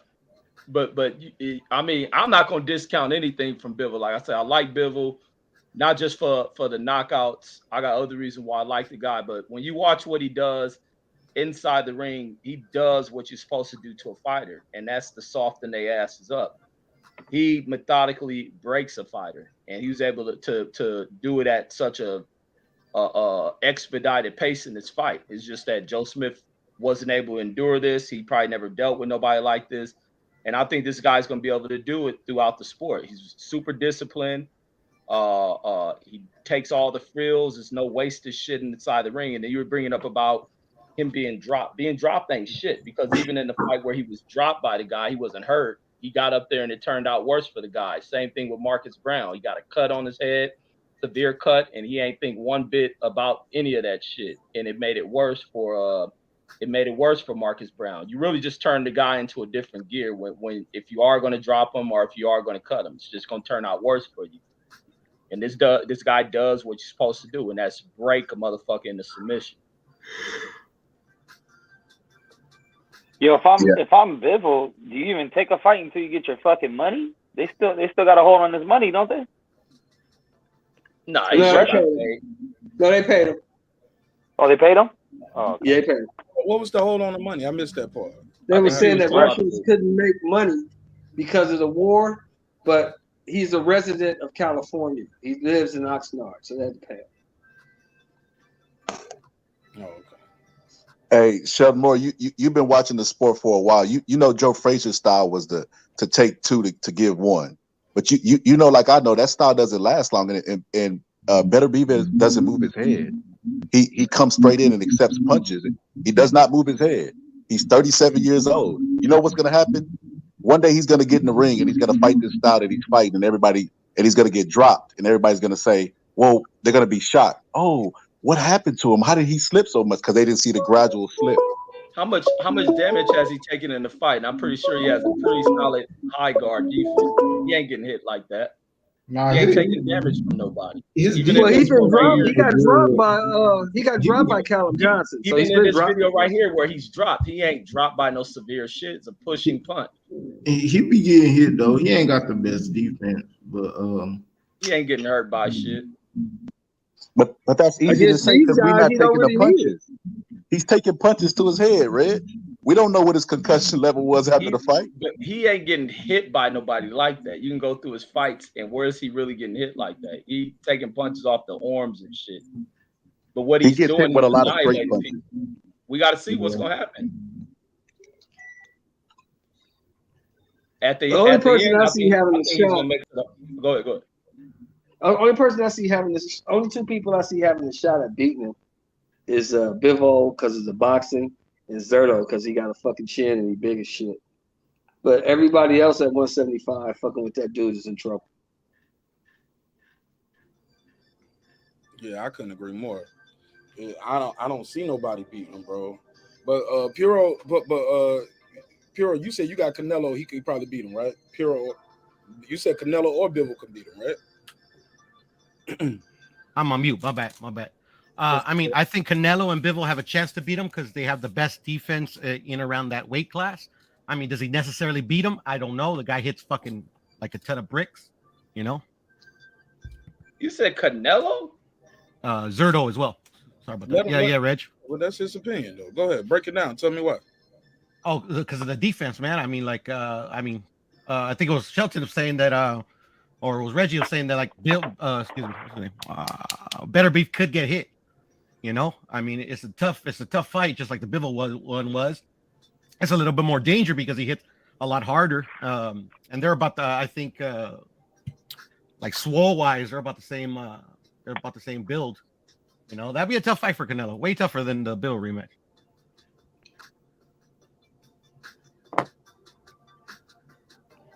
Go ahead, Reg. Reply to it now. Man, I don't know where that Canelo shit coming from, but I don't see Canelo being able to do anything. I think there's limits as to how far a person can go up in weight, and I think the elevator stops a little bit short of 175 for Canelo. I know he's doing all that shit that captivated fans when he went in and fought Rocky Fielding and this and that, but also there's a different level to the elevation in these divisions. Canelo ain't up here. I know as much as people would like to paint him as being some great boxer and this and that. I just don't think this is the level that Canelo wants to be at. These dudes have greater tolerances for what it takes to knock one of them out with a singular punch, and it's just not going to happen, and especially with the moving around. Beterbiev and Bivol can box around this dude, and their power rating is much greater than what Canelo is used to dealing with. Because when Bivol was hitting with shit, Canelo was reacting to a lot of that shit. He was grimacing from that shit, sitting in that corner. His body was hurting. He can't endure that shit. And this is a dude who punches harder than Bivol, who can also move around. All it takes for Canelo is to put a jab in his face and turn his ass. And Canelo can't get off. That's what was really freezing a lot of his offense, along with that jab. This guy's a long arm dude, strong as hell. He will mix Canelo. And the other thing he's gonna do better than what Bivol did in that fight is target his body a little bit more, put a little bit of pain to him. These dudes are dog Canelo at this weight. Canelo weight is 160. His dominance is going to be at 160 and possibly 168. That's about it. Well, he can't make 160 no more. 168. I mean, he already cleaned up. Cleaned up. No, he didn't. No, he Yeah. didn't. Oh, who's left? Well, hold on. Beterbiev. Now, in Pearl's defense, he beat the motherfuckers with the belts. Now, Check. if them motherfuckers with the belts wasn't shit, But he didn't clean that's up the not Canelo's division. fault. I mean, who else is left? Come on, man. Let's Beterbiev. not ignore. Benavidez. Benavidez Benavidez is lost green his and he belt. didn't have a title. Okay, then just Benavidez lost his do it belt. then. He should be easy He fight lost then his if he's belt. green. No, ain't no thing Well, on I mean, that I know shit. there would be easy fights, but I mean, like Benavidez won't even fight Caleb Plant, you know, on the same side of the street. Well, nah, Ain't no Caleb thing Plant, on that shit neither. Hold on. No, I hit it. That was a little too premature. Caleb Plant ain't about to take that fight coming off of that fight with Canelo, and I don't expect him to fight a David. Nah, he was meaning before that when they was both champions. Exactly. Number one. David was running from Caleb Plant. No, they were running, but they never fought. Not everybody at one time. Yo, it's everybody at one time. We can't hear. All right, go ahead, Q. Go ahead, Q. I was just gonna say they never fought though. They was champions like, and them, on the same side. Like they ain't never fight. That's why I was just saying I don't really care for them. But Caleb Plant took a soft ass touch, man, and almost with true eyes, and then David Benavidez was on that ooey. And he takes soft touches too. Facts. Well, look, let's be honest about Caleb Plant. Caleb Plant don't pick their fighters though, bro. I mean, let's be honest about Caleb Plant. I ain't really saying they, I ain't putting the extra. I'm just saying what they did. Fair enough. Let's be honest about Caleb Plant, people. Caleb Plant got $10 million. He ain't fighting nobody, no time soon. No, that's Let's not just get true. that up. He got to come back. Let's be honest about the Caleb Plant fight. It ain't like Caleb Plant when they got his ass whooped. He was schooling Canelo, and he made a difficult fight. Canelo missed a lot of shit. Canelo had to.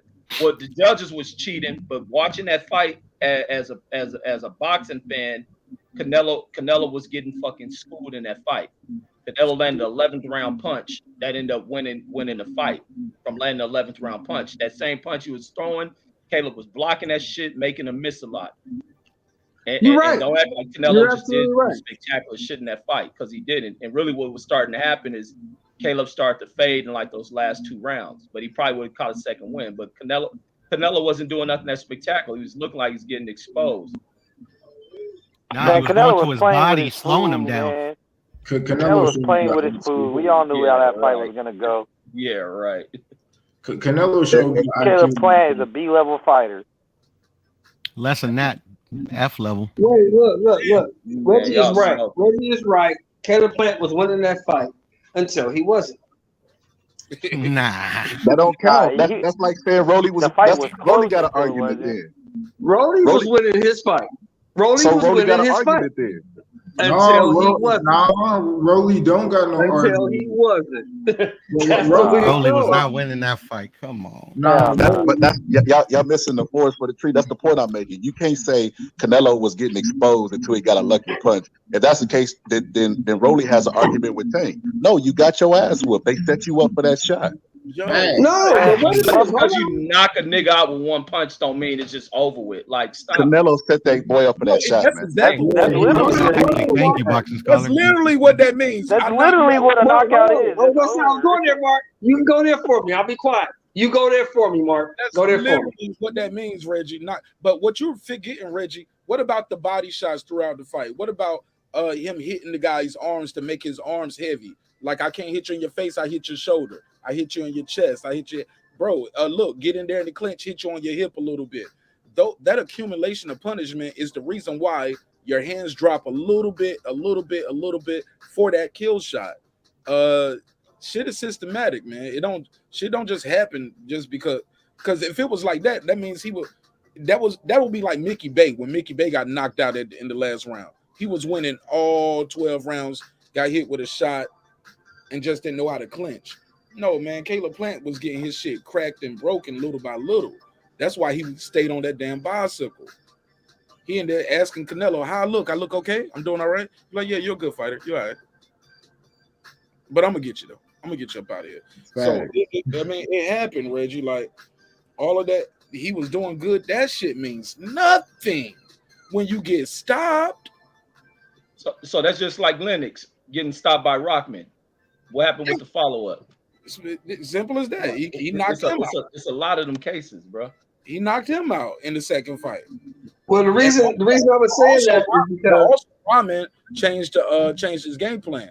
You watch that fight, you can hear the right before the knockout, the HBO commentators like they're telling him not to throw punches in there, merching them, losing their mind. And Rahman was he just stuck his arms out like a mummy. And Lennox went around the guard, left hand, right hand. It was all she wrote. And the reason I brought that up is because the argument that Reggie was using, that's the same argument they used with Crawford.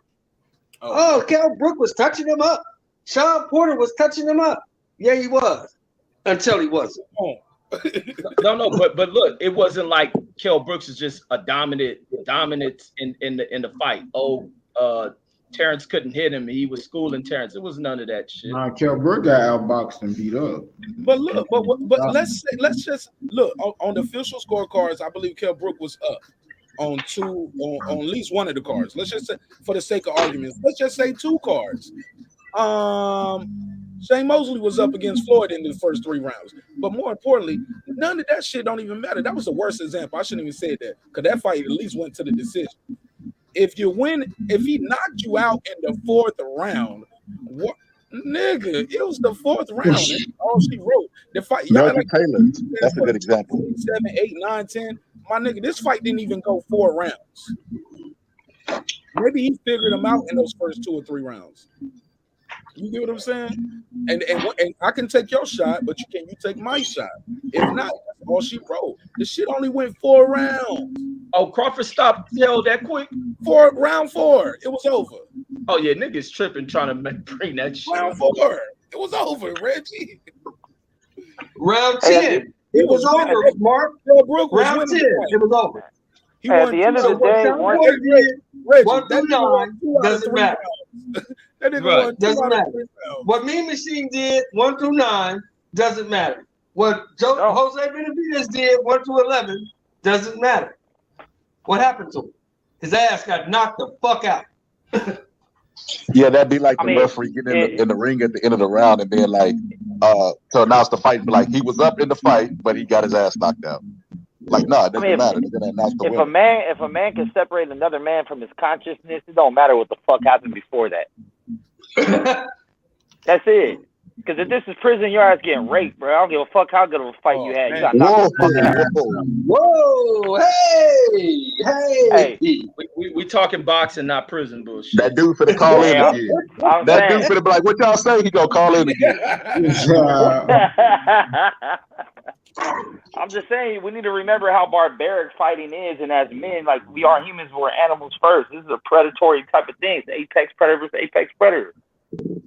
That's it. It's a sport, but at the end of the day, you knock someone unconscious, it don't even matter how you did it. It don't matter if you look good behind your jab or your body shots were cool. You knock that motherfucker the fuck out. Yeah. Prison. But look, No, I'm in jail, the analysis of a fight ain't just saying, oh, you're the better man after one fight. Sometimes a rematch would set a different tone in the fight. Like you just can't discount. Unless the motherfucker who knocked you out just went in there and dominated your motherfucking ass, then yeah, you can go off of that first fight. But there's ebb and flows to a damn fight, then sometimes the shit can play out totally fucking different. Yeah, so Red, in the rematch with Canelo and Plant, you think Plant would beat Canelo? I think he can box him. Hell yeah, man, he fucking Canelo for majority of fights. If he, the thing with Plant, keep the cardio conditioning there. He can last through those up to that 12th round. He damn near made it to the 12th round. They were gonna cheat him on the. I want to hear that. But don't play like Canelo just went in there and was dominating because he wasn't. He's getting schooled in that fight. Nah, ain't no crickets, nigga. The problem with Caleb Plant for me, Red, the problem with Caleb Plant for me is the fact that Caleb Plant can't keep nobody off him. Canelo will eventually catch him because he can't keep him off. He don't have enough pop in his punches. That's his problem.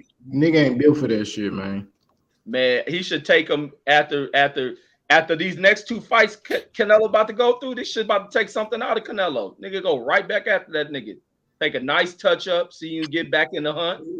Canelo about to get a lot of shit taken out of him. Triple G Man, might that boy, come back and Reggie, get his ass. That Bivol fight took something out of him. It's the right pickings for Canelo. But whichever these top dudes can get him, Canelo's right for the pickings. Canelo about to fight Jake Paul Alright. after this shit. You hypothetically try to get Canelo beat already, and he just lost, man. What's your beef with Canelo? Because that nigga done a lot of fuck shit in the game. What's a lot? Name a lot of the Man, that nigga. Weight clauses, that nigga should've fought rehydration Boo-Boo. clauses, That nigga- making people fight with short training camps. Stop that. He all didn't that invent type of that shit. He learned from the best. I didn't say he invented it. I said he did it. Who we learned that shit from then? Money Mark talking about made, he nigga. learned that Money shit. Every other boxer in history. Money made. You And I talk shit. And I talk shit about them about doing that shit. He ain't even picked his fighter yet. He'll pick his fight about 6 or 8 weeks to go. That nigga been training all the whole time. But if you're a fighter, you should be training. Period. A lot of these niggas don't. That's their fault. All right. You make it make sense for however you wanted to go. But Canelo didn't start that rehydration clause. He didn't start the catch weight shit. But I ain't gonna lie, I had never heard the word clenbuterol in my life. Well, to be honest, the first time I heard of a catch weight was Sugar Ray and Donnie Lalonde. There you go. That's the first time I heard of one. Hey Reggie, so you think Canelo overrated, underrated, or is he rated accurately? No, he's good. Canelo good as fuck. But I think when it comes to certain competition that niggas should fight, he should have been fighting them. I would never take that away from Canelo. Nigga is skilled. And I think a lot of dudes he should have fought. I think that he could at one point he could beat them. I think he should have been fought Andrade, especially the shit he did at 154. Come on. And then at 160, those are the dudes he should have fought. Then at 168 to go fight.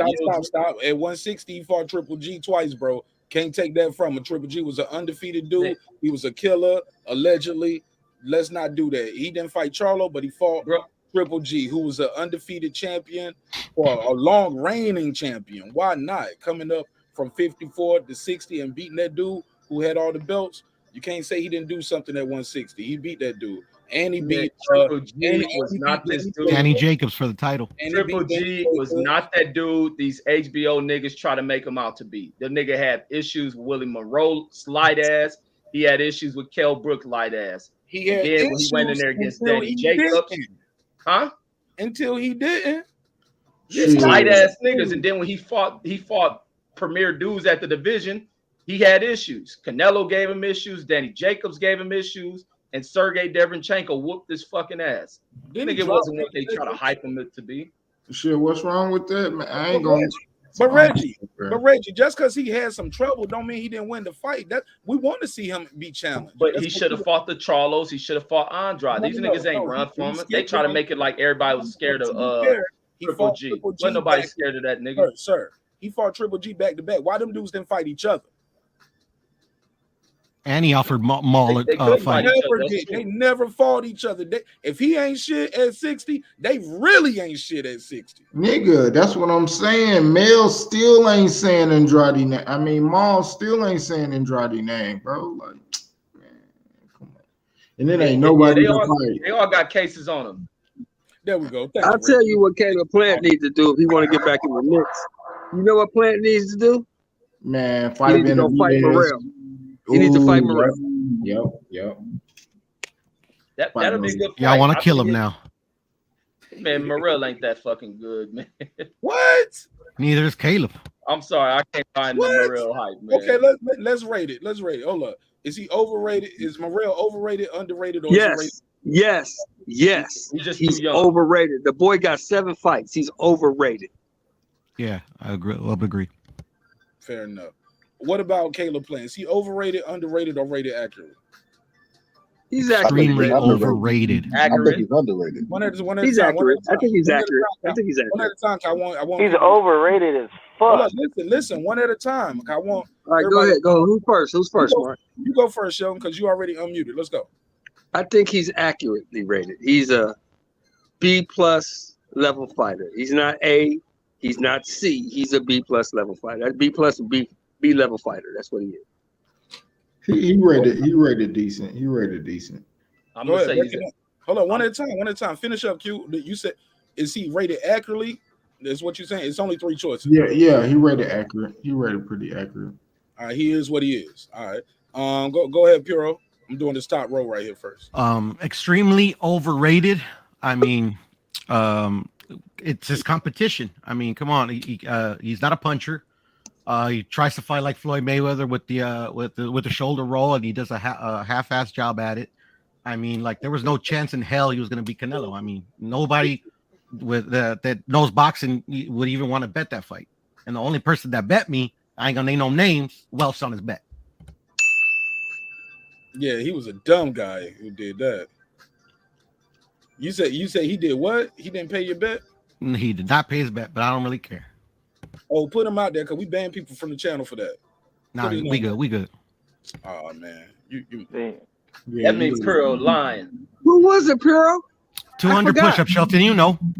Oh, I know. Yeah, I know. Put his name out there, Shelton. Put his ass out there. Say his name like Mike Tyson say. No, I'll give you the initials. The initials are TY. You basically said his name, ain't it?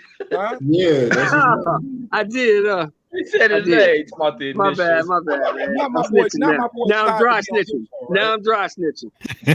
Hold on. Now my boy Ty to be on this channel, right? Not Ty Bowie. TY from Houston, man. TY from Houston. T-Fry from Houston. Trill? No, what's the why? Oh man, whatever, man. You don't know it. Don't worry about it. Paul Wall, man. Paul Wall. There you go. Paul Wall. All right, so Reggie, Either way, Caleb Plant overrated. Yeah, go ahead. I'm on the second row. Reggie, Boston Scholar, Mex, then DJ. I'm going in order. So I make Caleb Plant is accurately rated. He's an elite level fighter. Elite. Simple as that. Hold on, Mex. That's his spaghetti. Simple as that. That wasn't me. Go ahead, Boston Scholar. I think he's underrated by the public because most of the people that rated him high, it was before the Canelo fight. Now they're saying he was a bum and Canelo beat a bum. So I think he's underrated by the public. Okay. Go ahead, Mix. I think he's fucking overrated as shit, man. For him to even be in these conversations is weird. But like I said, I give all the props to Canelo's team for building up that fight and getting casuals to think he even had a fucking chance. Like, I mean, he got some solid, he got some good attributes about him that you can point out if you're trying to be positive. It's like when you see an ugly bitch, you're like, oh, but she got nice eyes. It's one of them things. But he's not no A level or B level. He's probably like a gatekeeper status. All right, go ahead, DJ. How you doing this night? Did you enjoy the fight? First of all, did you enjoy the fight tonight? Absolutely. I absolutely no more global, DJ. You already gloated on me once. You know I had to come through and show some love to my guy Marq Nash and talk about the Terminator tonight, man. Damn, bro. 18-0, 18 knockouts. Never heard of it. Not at no champion level. But Caleb Plant is properly rated, man. We not saying this guy's gonna be a Hall of Famer, but respect the fact that he is a former champion, man. Everybody don't get to hold the belt, so he's properly rated. Okay, fair enough. All right, somebody got dropped off. I don't know who that was. Let me see who got kicked off. Okay, that was Mex. Mex got kicked off. All right, go ahead, DJ. Talk to me, man. Thanks for pulling up. Give me your take on everything you saw tonight. Who can beat Beterbiev or Beterbiev? Man, hey, look, we gotta all agree on one name for this guy. Is it gonna be Beterbiev or Beterbiev? How does he pronounce his name? Beterbiev. Beterbiev. That's how the ring announcer pronounced it. Like, that's what I'm gonna go with. Beterbiev, right? So Beterbiev, AB, the real AB out here, the real AB about business. Don't do him like that, Mark. What? You said give you one guy who can beat him. I love AB. Man, AB be getting his ass beat. How about that? Hey man, a lot of fighters do, man, but he's free smoke, bro, and I mean, yeah, I like him. Free cheeseburgers too. He be blowing up in weight in between fight. But talk to me, DJ. The Terminator, man. Who can beat this guy, man? Father Time. Damn. That's about it. I said this earlier, right? You can see the oh shit moment in Joe Smith Jr.'s face because he caught him with a straight right in the first round, like flush, and he walked right into it, and it didn't do nothing but piss him off. So that's why I call this guy the Terminator, man. You can hit this guy in the face with a shovel, and it ain't gonna do nothing but piss him off. He's just gonna keep coming forward. You need a grenade launcher in there. This man is not human. Damn. Go ahead. Anybody want to reply? Or DJ, were you done? Go ahead. Oh, yeah, I was done. Go ahead. In all fairness, Joe Smith came and stood right in front of this big puncher. He wasn't trying to box him. In all fairness.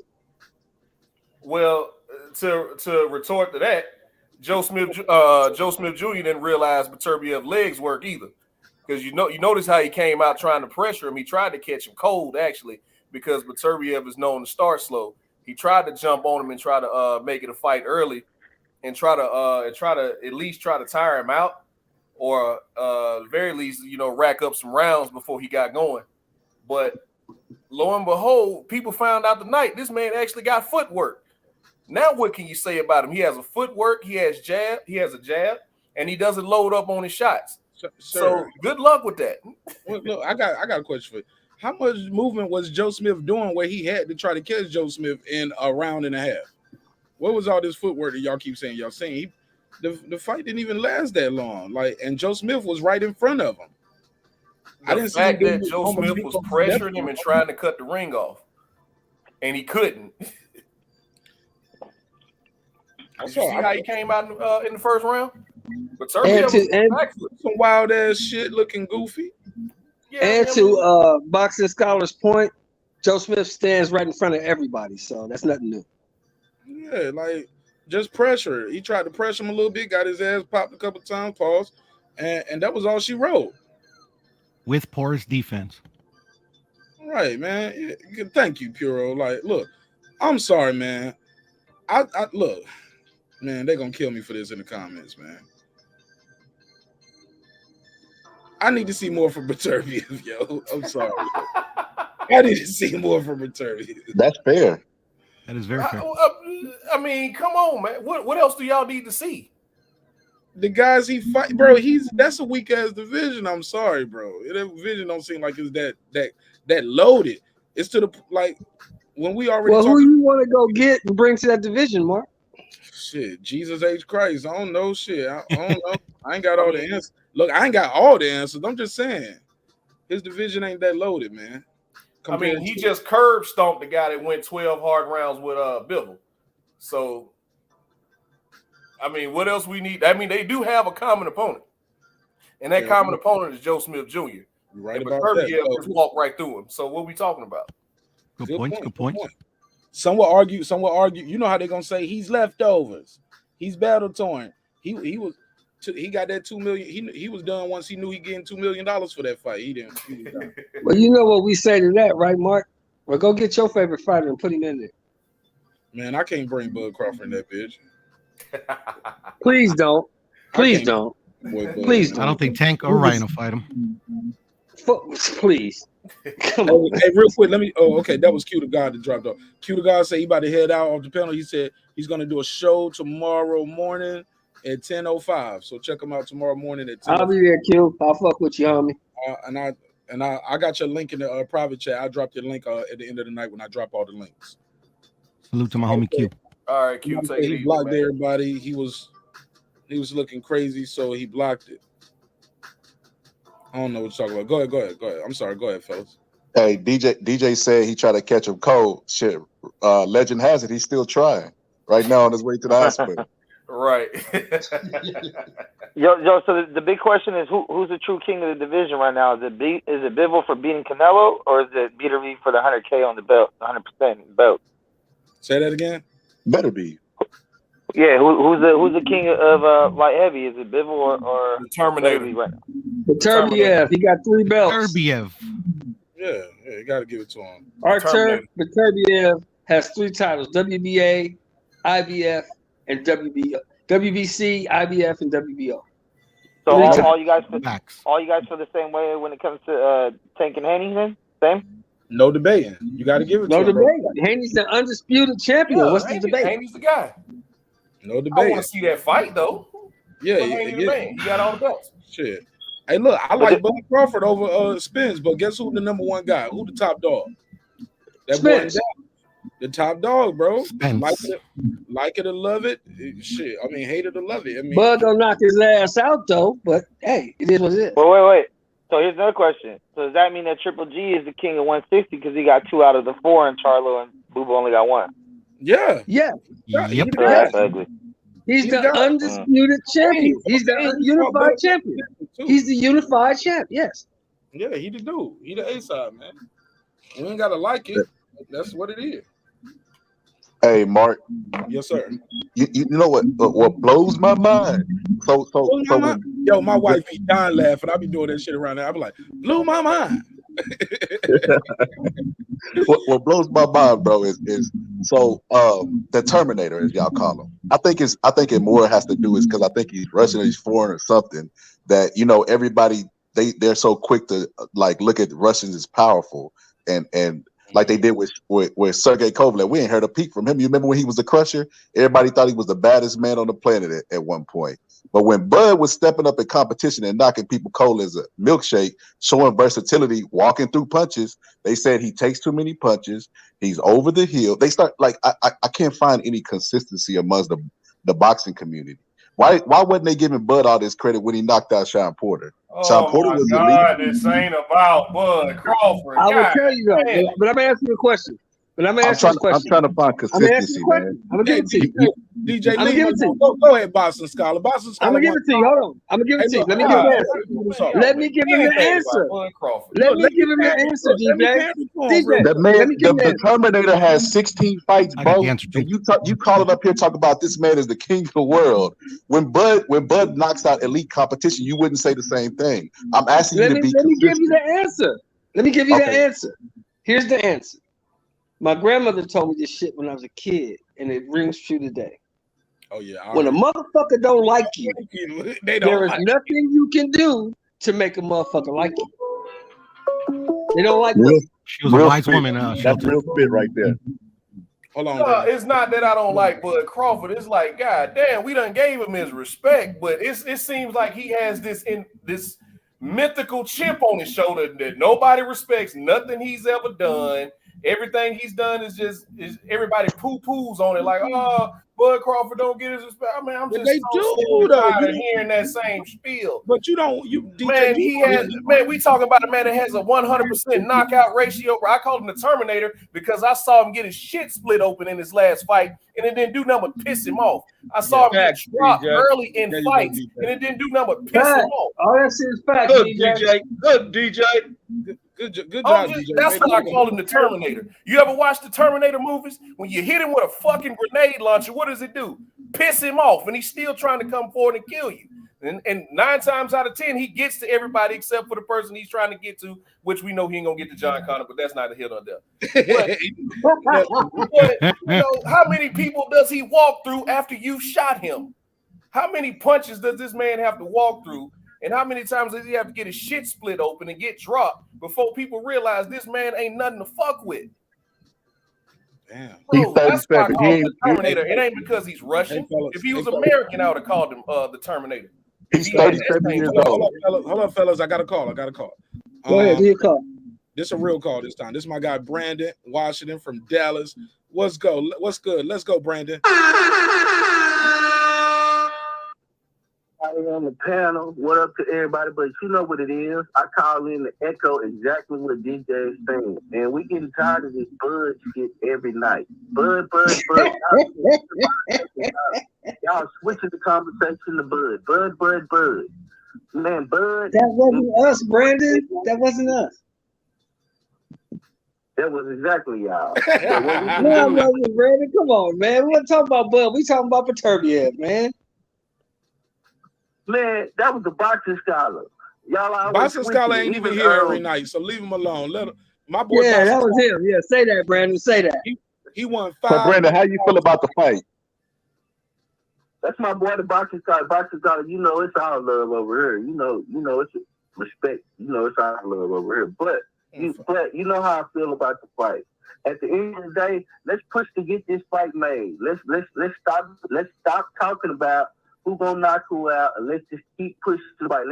Let's talk about Nobody said. Espinosa. I don't think nobody said that yet tonight. Like matter of fact, I'm lying. Shell Moore did. Shell Moore did. See? What we need to do is just keep pushing this fight. We want to see the fight. Then once the fight gets signed, all hell gonna break loose, and we all know it. But it's gonna be all love after the fight. But somebody, you know, it might be a few sideline scrap fights.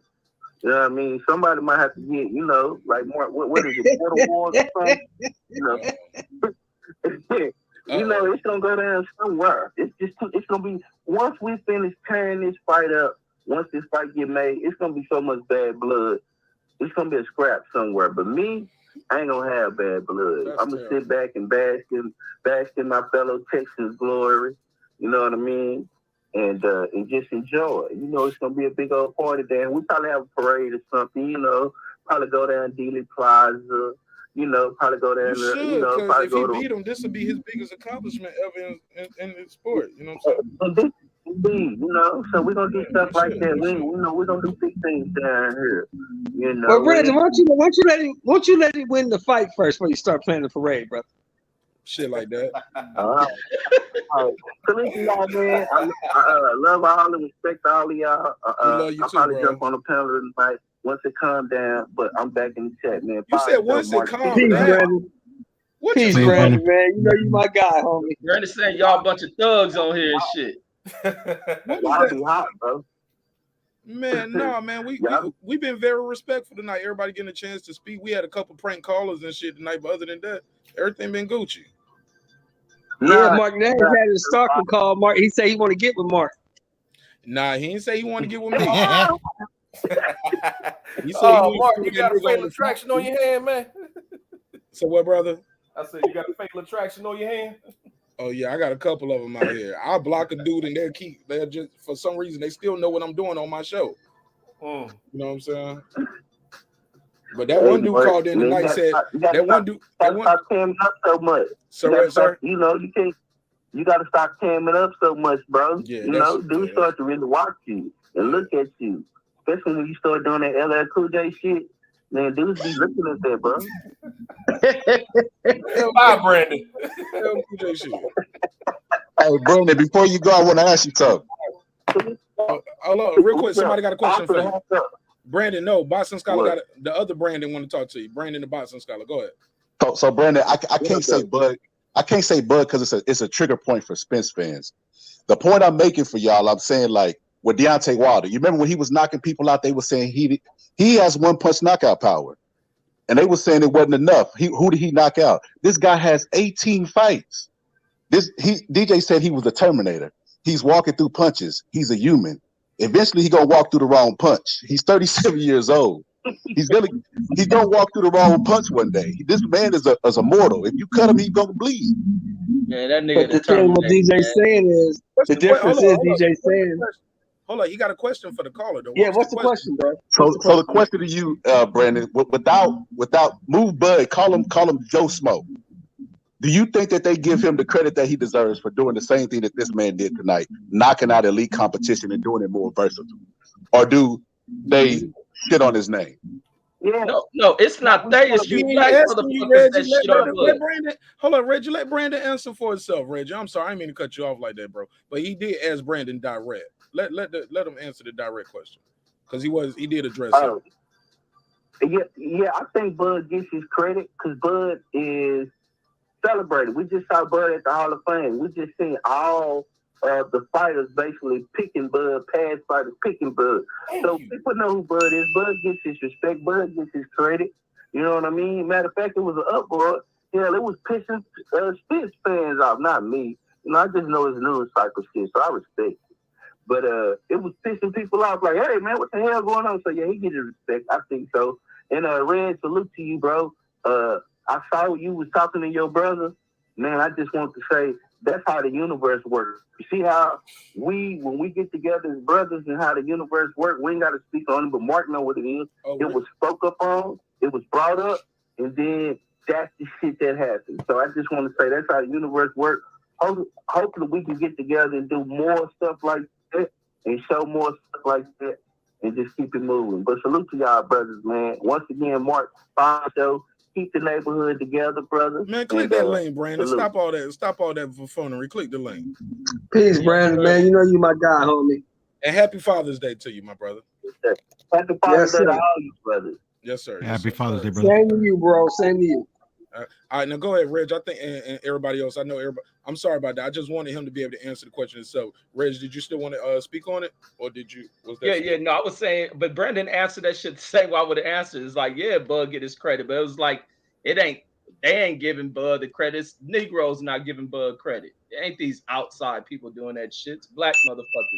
YouTube Bud gets tremendous credit.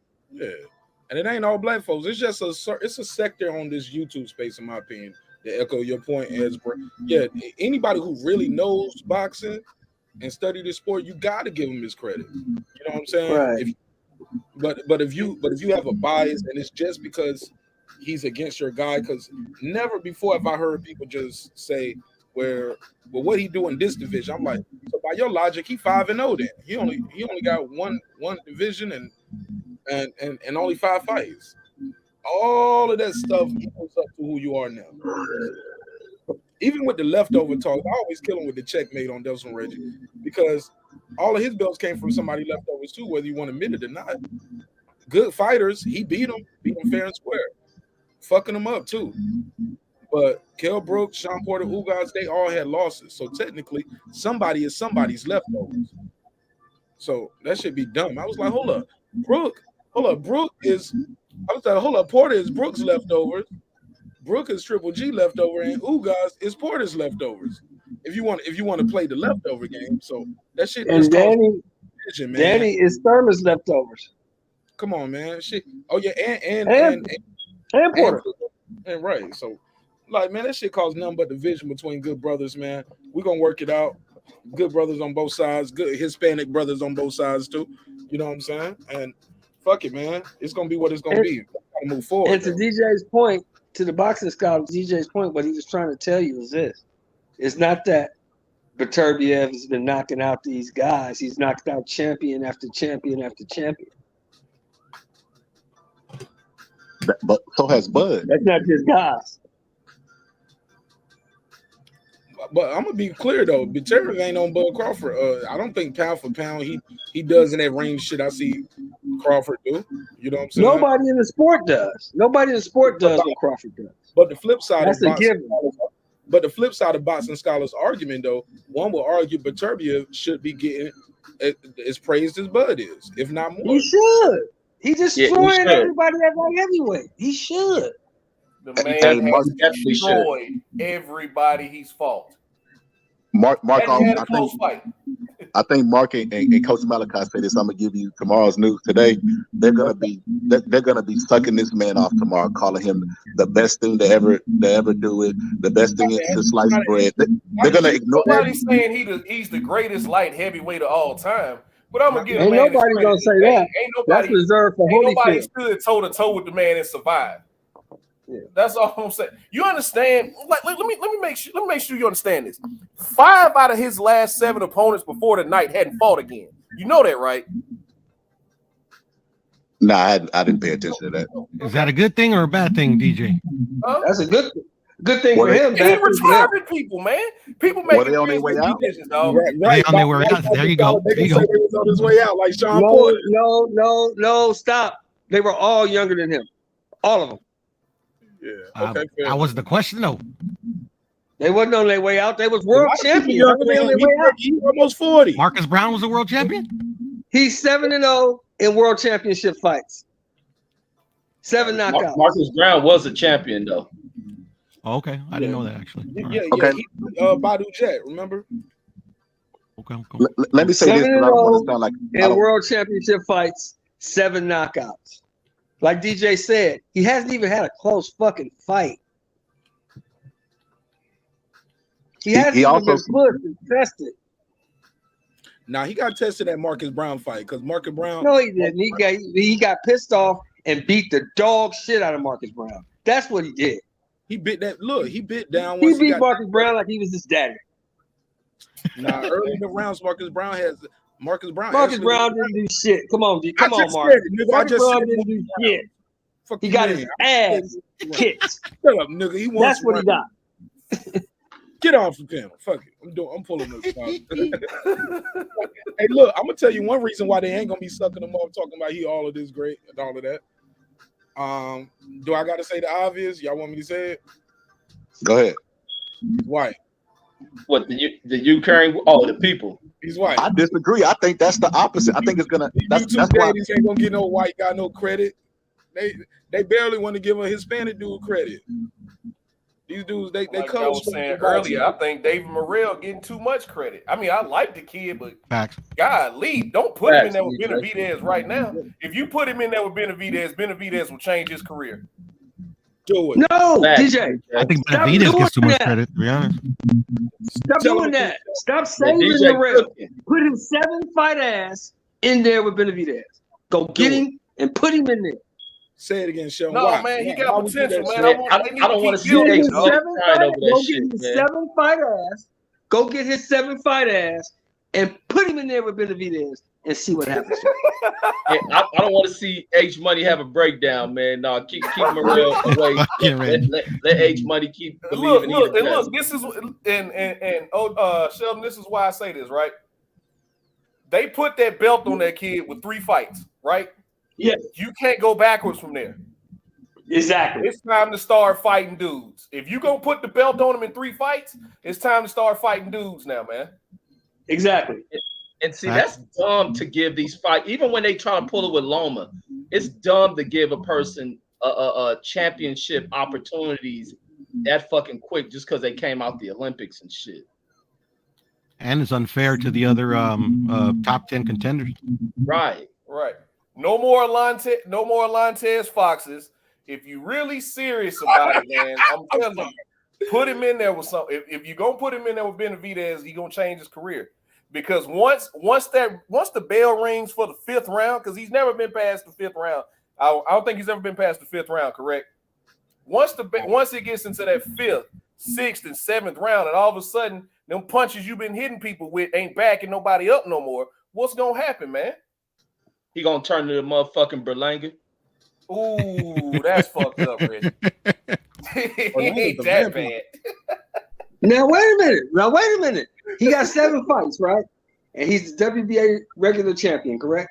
Correct. Mm-hmm. Okay, so you think he's really good, and you think Berlanga ain't shit. When Berlanga come off of suspension, put his ass in there with Morrell. Top Rank ain't letting that happen. Nah, he got a fight. I think he got a fight scheduled already, and it's conveniently as soon as his suspension going in. Oh yeah. No, I'm just saying Morrell. You want to see what Morrell's about? He's at 68, and he's on the PBC roster. Am I right or wrong? Morrell ain't even looked that good in this last fight. There was a lot. He got a little bit of resistance, didn't he, Reggie? Exactly. I think you saw the same shit I saw. He got a little bit of resistance in this last fight, and it is. Yeah. Okay. Let's step him up a notch. Let's put him in there with the Caleb Plants then. Nah. Caleb Plant got to fight Benavidez. Ain't no way another grown man gonna call me sweet cheeks and I not see about you. But he got to fight somebody. Hey, look, he called Charlo a bitch and he didn't want to come up. See, this the thing, right? This the thing. All right, so I'd love to see that fight. I want to go ahead and put that disclaimer out there. I'd love to see that fight. Why are they saying okay? Just to use Canelo as an example, they said Bivol was too big for Canelo.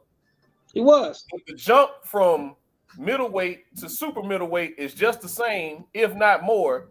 So why are people not saying Benavidez is too big for Charlo? Charlo said yeah. It was Charlo opened his mouth and shouldn't have said nothing. I get all that. Yeah, he's too big. But if we're gonna be rich, and this is the facts, DJ. And here's the problem. The only problem I really have with shit. Only problem I have with it is because you call that man. That man wasn't thinking about you. Right.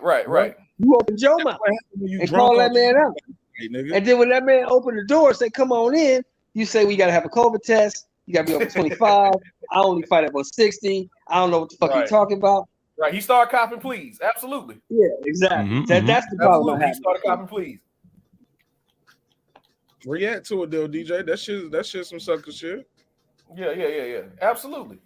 But I mean, I say throw Morrell in there with somebody like Uskatagi. Throw him in there with somebody like that. Yeah. How about a Christian and Billy? That's another good fight.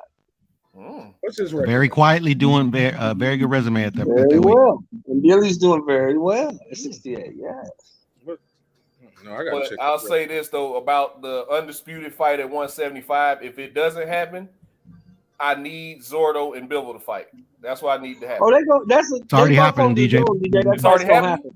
No, They not both yet. on the zone. Yeah, they in negotiations right now. They're in negotiations right now. Good. Beterbiev out there saying he want that undisputed. You don't think Bivol wanted Dare to be great, or is he want to just? No, get they both fight on the zone. Marq Nash, Bivol, and Zerto. That's the easiest fight to make. Yeah, Eddie don't took too many losses. He ain't about to do that shit. Eddie, the king, of getting his fighters ass whooped, bro. Or Eddie gets paid though, all Mark. his fighters ain't that good. Eddie don't give a fuck, yo. He just Now whoever wins that Bivol Zerto fight, oh yeah, Beterbiev is definitely gonna come call. Damn. Yeah, Who wins that fight? He'll have to dust off Anthony Yard before the end, though.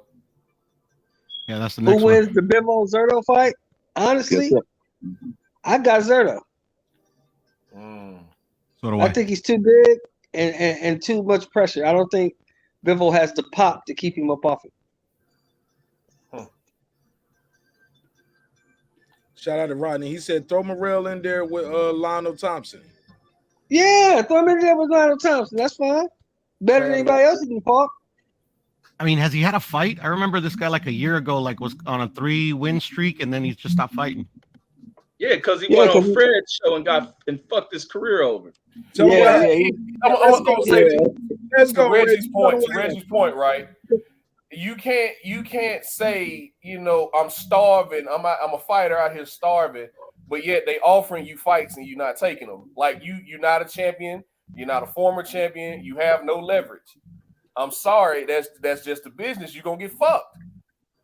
Start knocking some of these guys off, and maybe you'll get some leverage to negotiate. But if they offer you fights and you don't take them, I mean, what you expect them to do? They're not gonna keep offering you fights. Exactly. And he went on Fred's show and did that dumb shit down there, self-sabotaging himself.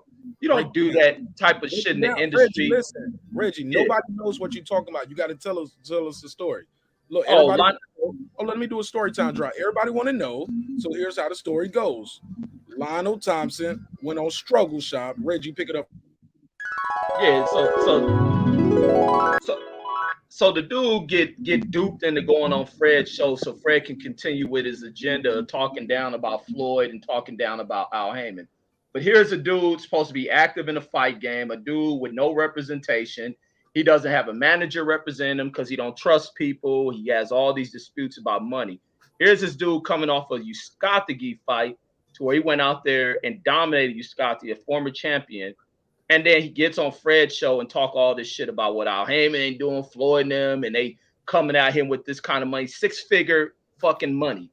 6-figure money. And then this dude, when he was on the show, is getting... And that was the most embarrassing shit. Is like while he's on the show, he's putting on a fucking security guard uniform, about to go head to a 9 to 5.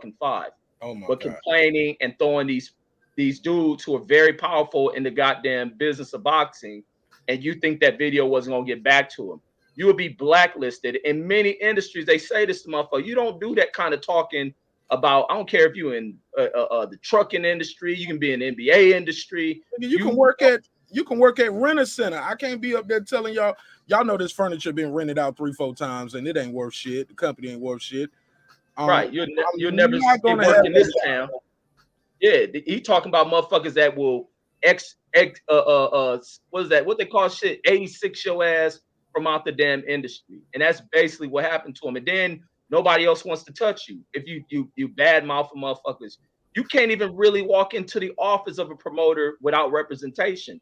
You ain't about to get no money without no manager who's speaking for you. You don't speak the language of business. And it's like you sat there with Fred, who ain't shit in the damn industry, and he ruined your fucking career by you saying some of the ill shit about powerful people. You put you in a position. That was dumb as fuck for Lionel, and that's what ruined his career. I saw that episode. 100%. Can I add a little 100% Reggie, right? And I keep it real short, Kyle. I'm gonna let DJ jump right back in. You let a nigga who Charleston White almost finessed out of 30% of his own movie, who don't read contracts his damn self. We found that out today. Nigga ain't even reading contracts his damn self. You the writer, director, and producer of a movie. How you let a publicist of an actor sign you to a contract? No, they supposed to be signing your contract, dummy. And then you don't sign some shit and gave away 30% of the movie. They was like, hold up, did he read the shit? It's like, well, let me call him back. I don't know if you read it, homie, but you know you owe me 30% for the. He was like, nah, I can't do that. Tear that up and send another one. Nigga, I don't have to do that. You signed it. But okay, I'll tear it up and do it. Another one, I'm gonna be solid. That shit was hilarious. I could not believe that dude that gave away 30% of his movie and signed the contracts from the actors sent to him by a publicist. With that, DJ, go ahead. No, I was just gonna echo everything Reggie said. I wasn't gonna go as hard on Fred as he was, but yeah, man, that was dumb, dog. Like you sitting up here complaining about you can't get no work, but when somebody call you for a job, you turning down jobs. It's like you can't tell me nothing after that. You know what would have happened? Dana White would have cut his ass. Cut it. That's a damn. He be in the same situation he's in right now, not able to get fights. When you have no leverage, you can't negotiate, man. You have no leverage. You're the B-side fighter. You have no leverage. You have no belt. You're not a former champion. Nobody really knows your name like that. Get in there and start knocking these guys off. Like that Uskategi win. Uskategi was a former champion that he got a good win off of, and you trying to leverage that. The guy didn't have the belt when you beat him, but you're trying to leverage that into more money. No, it's not going to work like that, bro. You got to go out there and do it again. You got to go out there and do it again, man. So yeah, I honestly, I hate that for him, but he did that shit to himself. And if Fred cared anything about him, he wouldn't even did that shit to him. He wouldn't even walk him right through that. That nigga cared about. Like I said, I ain't gonna go in on Fred like y'all go in on him. You gotta go in on him. I don't think that was wise. DJ, you going there talking shit about your bosses when you Fred trying to is get a fucking opportunist, bro. DJ, Fred's a fucking opportunist. That's what he is. That's just being a friend. That's just man to man. I would say that to you if won't nobody listening. You know what I'm saying? Hey, bro, don't be on my live show talking about that. I mean, I would have did some shit like that. Okay, all right. Would have muted your mic and put you backstage real quick, homie. That shit would have went like whoa, yo, chill, man. You know what I'm saying? You know you got to go to work in the morning. You know what I'm saying? You still got a job to do. A little too early. You know what I'm saying? Shout out to say what you want to about Charlamagne the Guy. I've heard him talk about how he edited and took stuff off the air because he was like, that shit might get a nigga indicted. You know what I'm saying? Over there doing on some Breakfast Club shit. Y'all just talking too loosely. I get it. Sometimes you get in these interviews, you get a little comfortable. But that shit was crazy, Reggie. I missed that part of the interview where homie was putting on the security guard uniform. Yeah, he was just sitting there talking about, I actually gotta go get ready for work now. Wait, what? Yep. Right. You got an actual job? My boy, like what? All right, cool, whatever. You should be silent. Right. You should be silent. Yeah, they only offered me like 200,000. They offered you what? And you said no? Nah, man. And then he was complaining because he see cats driving Mercedes. They living like this. Like, damn, man, what the fuck are your priorities like financially? Like, what do you like? It was crazy, man. Yo, I'm gonna tell you the crazy part. Motherfucker, I know a bitch that had a Mercedes for the longest. Couldn't keep no gas in it. Couldn't keep no oil change on it. Every time I turned around, she was like, pick me up. Hey, y'all driving? I'm like, bitch, you the one with the Mercedes? Man, that Mercedes gas is high. The oil change, I need an oil change, or it costs too much for a tire. Motherfuckers that have shit like that, but can't even afford the maintenance on it. So you can't get caught up in bald, whatever. Yeah. Yeah, you can't get caught. Look, bitch, in my neighborhood had a Bentley, bro. Little bad bitch had a Bentley. I always knew. I was like, bitch, your looks bought this shit, or some nigga got you, propped up out here. He owned the house, and I don't edit my whole scenario to it in my mind. But because the way she treated that Bentley, I'm like, why are you up here at the damn CVS? I mean, at the damn Chevron putting regular in this Bentley, yo. Wow. You ain't put regular in this Bentley, and this shit kept breaking down. She kept wrecking the shit. Like every time I turned around, the Bentley had another headlight out, another dent, and I was like, bitch, you, why are you in this neighborhood with a Bentley? First of all, I live in a nice neighborhood, but not a Bentley neighborhood. You know what I'm saying? And you keep you up here at the Chevron putting regular. look, man, like you said, bro, he was focused on the wrong things, and it's truly unfortunate. Truly unfortunate, man, when people have their priorities wrong. Go for it though. Go ahead. Go. What was you about to say, DJ? Like I'm saying, I hated that for Buddy, man, but he did it to himself. Just, you ain't got no leverage, man. You got to take what they give you. If you ain't got no leverage, you got to take what they give you. Unfortunately. Yeah, and you got to like representation from a manager to all that shit. Like you need that. Like and I mean it's just unfortunate to see Lionel because he's a talented dude. And even out here in Vegas, you see that a lot with Lottie. Even with what's his name? What's the dude? Jonathan. What's the dude beat up the heavyweight dude? Coffee. Johnny Rice. Johnny Rice. Johnny Rice. Even in his situation, he was working the job, and when he got that shit, he appreciated it. Ain't you can't shit on people. So a lot of these boxers who have to work, even the boxer tonight, he works a regular job. He kept that regular job to not solely depend on one payday, looking so lucrative and not having a job to sustain them financially when there's no fights coming around. A lot of these fighters take this shit for granted. And the fact that a lot of your check gets broken down by other people, like you was talking about earlier, who takes a chunk of it. This dude turning down $200,000 could have started a huge down payment on a house, could have set him aside for several months to the next fight and paid some shit off, not worrying about what S-Class Mercedes you're going to drive in just to pull up to the gym because you a little bit envious of seeing other people walking into the gym getting out of these luxurious vehicles. Like, nah, man, you got to focus on your own pockets and secure that shit. Man, them cars can be rented. Go ahead, show them more. Brother, focus on do you guys know Marvin Hagler started his career in 1971? 5,000. You know that he worked construction. He worked construction the whole time. He did not quit his job as a construction laborer until he beat Alan Minter for the title in 1981. I think he got his $5,000 or something. He was getting like $4,000 or $5,000 and shit, or for $1,500. Like he was getting shit like that.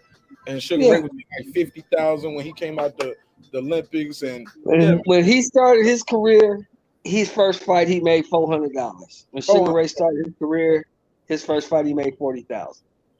Yeah, there we go. Shit, Salito was driving Uber and he was the champion. See? Yeah. Same thing. I did not know that. UFC. Shane Carwin in the UFC. He had an engineering job and he didn't quit that job because he had better health insurance. He better not. Engineers get bread. Yeah, exactly. I'm not quitting my job. And he was the champion at one point. Yeah, a lot of these fans just think these dudes just be off top super rich. Like everybody ain't a Mayweather, everybody ain't the other rich dudes. I see some fighters even out here because there's a lot of fighters in Vegas who you may see working in Walmart. They keep low profile, but they maintain regular jobs. Maybe they just work there for the medical and shit like that because it's the other side with these sports not being organized like that. And this is if you think any sport should have free medical for a fucking participant or some shit, it ought to be MMA and fucking boxing. And these dudes have to shell out the money. They have to shell out the money on their own. Like, which is the craziest shit. Yeah, they pay everybody. They pay the promoter. Man, I told y'all, man, that shit would have been a classic episode if Raheem Soto didn't fuck it up. I'm gonna have to do that. I need to edit that shit out. But we did a breakdown, yo. Puro, you was here, man.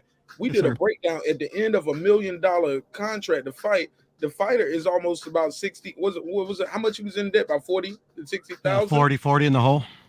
In the hole. It's $1 million fight. Yeah. If you do the math, when you break down that million from the promoter to the manager to the trainer, the cut man, the sparring partners, the tax man, he's about 40,000 in the hole, bro. We can do it all again, man. I don't know. It's Father's Day. I don't know what y'all got going on, but we can break the math down. Puro, you got your calculator. I just opened it right now. I was trying to see if it was in the memory. Just think about it. Let's take California, for example. California, you got 10% state tax, right? We already know that anything you make over $250,000 in a year is subject to luxury tax, which is 30%. That's 40% of your money going off the rip. Right? Now, like Mark said, you got trainer, manager, cut man, sparring partners. Oh, and you pay for your own training camp. Don't forget that. You spent that money before the fight. Or you get money advanced to you, and it's probably Exactly. the interest on it. Right. That's why it's So so what's important left? for these guys to get sponsors, man. Get a sponsor So to pay after for your 40, training camp. so after 40% going to the government, did you pay everybody? What's left for you? That's why these Not dudes much. always get in trouble with the taxes. People Not like, man, much. you so dumb. You didn't pay your taxes. Man, I didn't. If I paid my taxes, I would have been homeless. So it is what it is, man. It's gonna be what it's gonna be. You got it saved, Puro? No, it erased.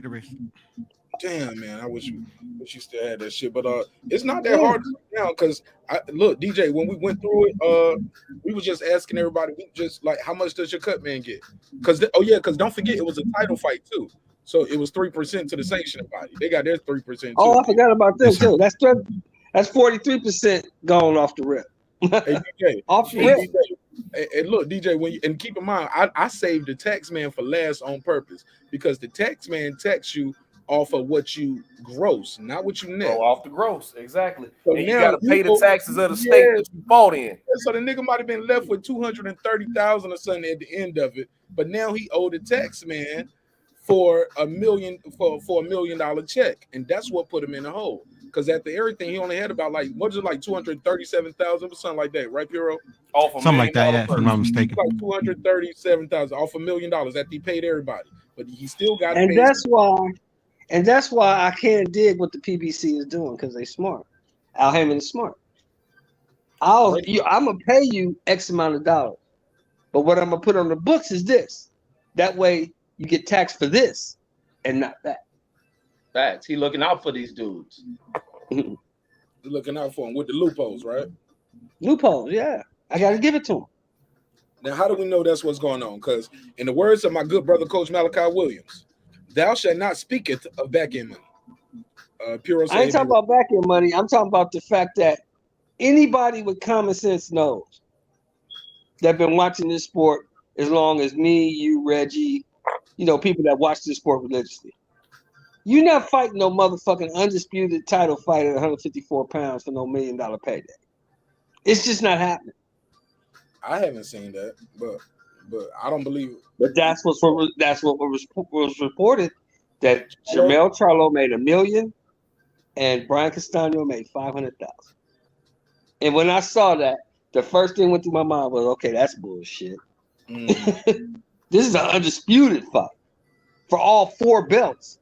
And you trying to tell me this nigga only get $1 million? Fuck out of here. How you think he had the money like that, Show, without getting nobody indicted? Well, it gotta be. Because what he does, that's what he reports. This is what I'm paying him. Now the fight makes X amount of dollars, right? If I'm a PBC, is an LLC, it's a company. So if the fight makes X amount of dollars, I can send you money and enable it a gift. Send you You'll do what? You'll send the money again. But look, that's still earned income. Look, it's not earned income, it's a gift. That money doesn't get split. Oh, I get it, because it's tax. Yeah, they break it up. He breaks it up. It's split with all those entities you added into the purse. It doesn't get split with that. So it's taxed differently because you didn't get. It's not taking a big ass chunk out of $10 million. Right. Like, I gave you $1 million up front. You taxing that, blah blah blah. But every month I'll give you X amount of dollars. Such and such, and I'll pay Lines Only Promotions. I'll pay Javante Tate Davis Promotions. I'll pay Man Down Promotions. You see what I'm saying? I pay the promotional company that you. It's like your LLC shell promotional company. Exactly. It's all a shell game. And then you pay yourself. Pay yourself. Okay. Sound good to me, shit. I want to give a big shout out to Al Heyman for teaching these fighters about the damn game.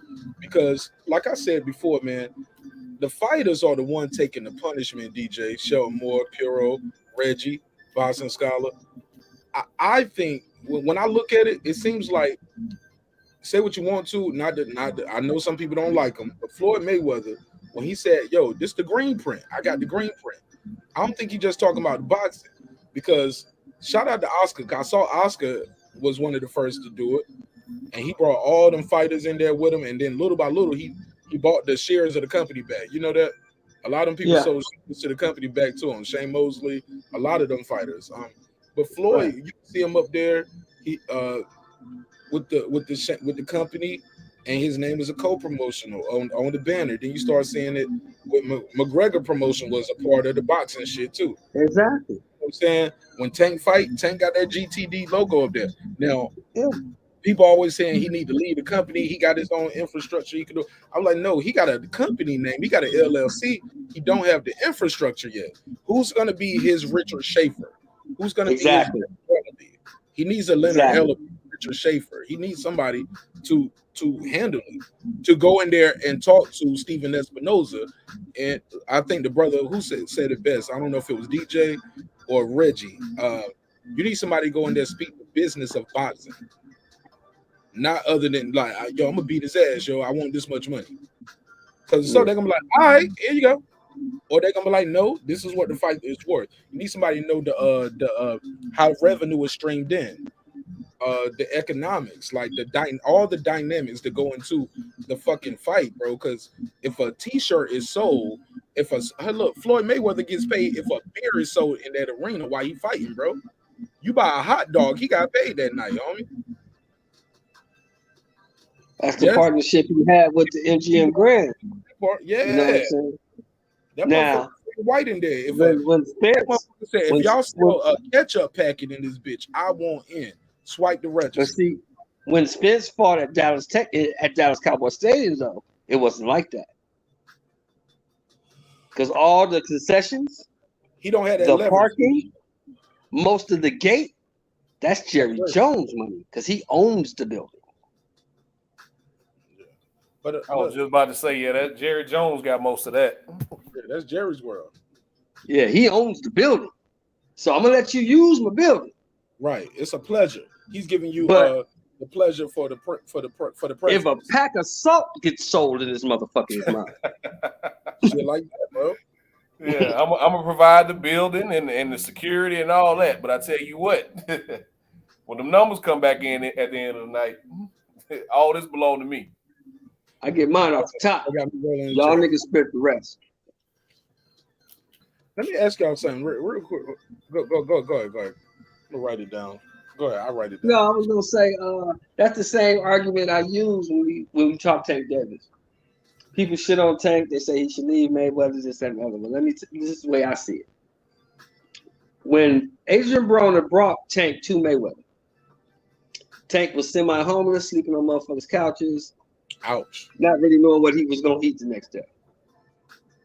And in a span of 7, almost 8 years, that motherfucker went from homeless to a multi-millionaire. Fucking with Floyd. Why would he not listen to Floyd? I mean, they've been beefing though. Why have they been beefing then, bro? If you have children, you will understand. Kids grow up. They start to think they know more than you. They start to think they know this and they know that. And they really I remember my mama used to say that Sharitza thinks she know everything because she got some titties. Exactly. Same shit. Tank getting older. Tank's a man. Tank want to handle his own business, but he doesn't have the business wherewithal to do so. And I think after this last little dust up, they might have sat down and had a conversation like, look, nigga, you're a star. We've made you a star, which they have. I cannot take that from Mayweather Promotion. Made this nigga damn near a household name. He's a star. But if you don't have them people backing him, you subject to get fucked over by the next guy who comes in. Facts, Shelton. Them niggas licking they fucking chops, hoping Tank makes the mistake of leaving them niggas. Because for one, they know he don't know the business, and they will offer him a sheet that looks good to him, and he'll sign that shit. Like, have you? and he would never realize that shit. Nigga, that have his ass fighting better be in 2 years. Yeah, he signed with Eddie Hearn. Eddie Hearn to have that nigga fighting better beef. You can do it, Tank. Having fighting Bivol. Having fighting Bivol and Craig Richards in the same week. No, 140. Look, who's Eddie Hearn's 147 guys? Conor Ben. He in there fighting Conor Ben. And I don't care what y'all think about Tank. I don't think he can go in there and Conor Ben will beat the dog shit out of Tank. I don't think he can beat these 147 guys out there, bro. Conor Ben the dog, Tank. He's too little. Tank's too little. Well, I mean, I knew it was gonna be one. I knew it was gonna be one. DJ, look. DJ, he beat the Hebrew shit out of Conor Ben. He beat the Hebrew shit out of Huckleberry. This is a certified hood classic. Let's go, DJ. Talk that shit. No. I just wanted to be that guy. I don't think Tank can beat a welterweight, even though he's already done it. So he will beat the Hebrew shit out of Tank, and you know it. Conor Ben destroyed that kid. Who the welterweight he beat already? Oh, Iron Red Catch in sparring. Barrios. Oh my God. Barrios. Practice? He didn't beat Barrios. We talking about practice? Hold on. He didn't beat Barrios at 147. Barrios had moved down to super lightweight. He had already been a welterweight. He just moved back up. Okay. I didn't know that. I got to do my He won some JV belt at welterweight a few years ago and then moved down. Yeah, but hey, DJ, you remember this one? But they didn't fight at welterweight, where you fighting a guy at welterweight who's gonna blow up to about 160 the next. He's not beating no welterweight. No, he's not. I don't think Tank will ever fight at 147. He's too short. Man, 5'5". He's short. I don't think that he's too short, man. I just think, you start looking at the guys that are at welterweight, they're gonna smash him. Look at the guys now. Have you seen the man. size of welterweight, DJ? Look at Boots, Virgil, Speedy Rashidi. Guys like that will smash him. I think even Rocha gives him a hard fight. Beats his ass. He's too little. He's 5'5". They make it seem Come like on, man. You stretching the limit Like, now, I DJ. didn't like all that Tank. Five. I didn't like all that Tank and Keith Thurman talk. Like, Keith man, Thurman come to on, beat the dog shit out of Tank. Like, Don't put man, that come boy on, in there man. with them Keith Are Thurman. we serious about this one? He beats the dog shit out of Tank. Bro, Tank too little. But look, they talk about that sparring like he gave Sean Porter some work in sparring for the Bud Crawford camp. Yeah, just like they talk about Brian Norman Jr. giving Tank some work too. Boss. Yeah. Now you remember this? Look, they said Brian Norman gave Bud some work. Rumors in Atlanta was he dropped Bud. He dropped Bud. Yeah, he dropped Bud ass. Said he put Bud on his ass a few times. And that's what I heard. And look, and people told me that before the Porter fight, and I was like, never heard of it. I mean, because everybody I heard it from, they Atlanta guys. I only heard it from Atlanta guys who was there, and all of them fuck with Brian Norman heavy. Oh, you put that together too. I put it all together. Cool Man. story, I gotta consider the source. You know what I'm saying? Because the hey, first Reggie, you remember this one? I believe it. I'm not gonna say it's unbiased. I think it was a little extra put on it. To me. I was like, he was like, man, did he beat him up, man? He beat up my boy. He was like, man, I'm just saying. Like, yeah, that's when they say that, you know it's bullshit. He was like, I'm just saying, man. Your boy, I was like, he dropped him. I mean, I can, spawn is spawn. I was like, nigga, why y'all didn't call me? I'm right down the block. Everybody got beat up in sparring. I don't even know how I ended up there. People getting beat up in sparring all the time. Hey, you remember this? Gym or you come to practice, it ain't your day. Y'all remember this one? From back in the 90s? Sparring is to work on things, not to go in there trying to take a nigga life. You know what I'm saying? Y'all remember this one from the 90s? Practice? We talking about practice? Not the game I love. Not the game. We talking about practice. I'm supposed to be the franchise player. We in here talking about practice. Hey, look, that practice shit. Not the life. You said not the game. What he said, the game I live and die for. I put my life on Yeah. my some shit. He said, not the game I get beat up for. I go in the hole, get beat up, get beat down every night, get back up, score 30 a night. We're not talking about the game. We're talking about practice. Hey, that looking good in the sparring shit is what been getting Josue Vargas fucked up. He let one sparring match against Floyd Mayweather look good for him, and he let that shit go to his head and been jumping his ass way up in front of the line and been getting his ass kicked.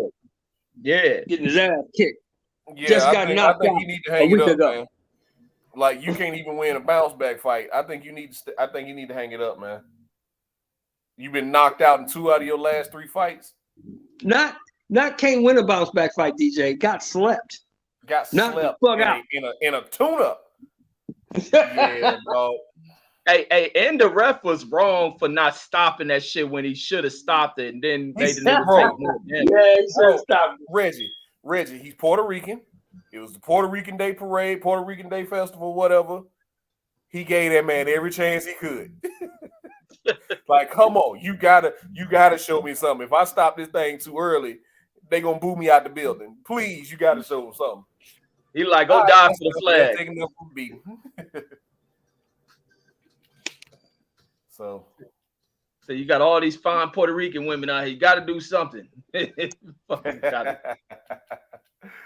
go out like a bitch.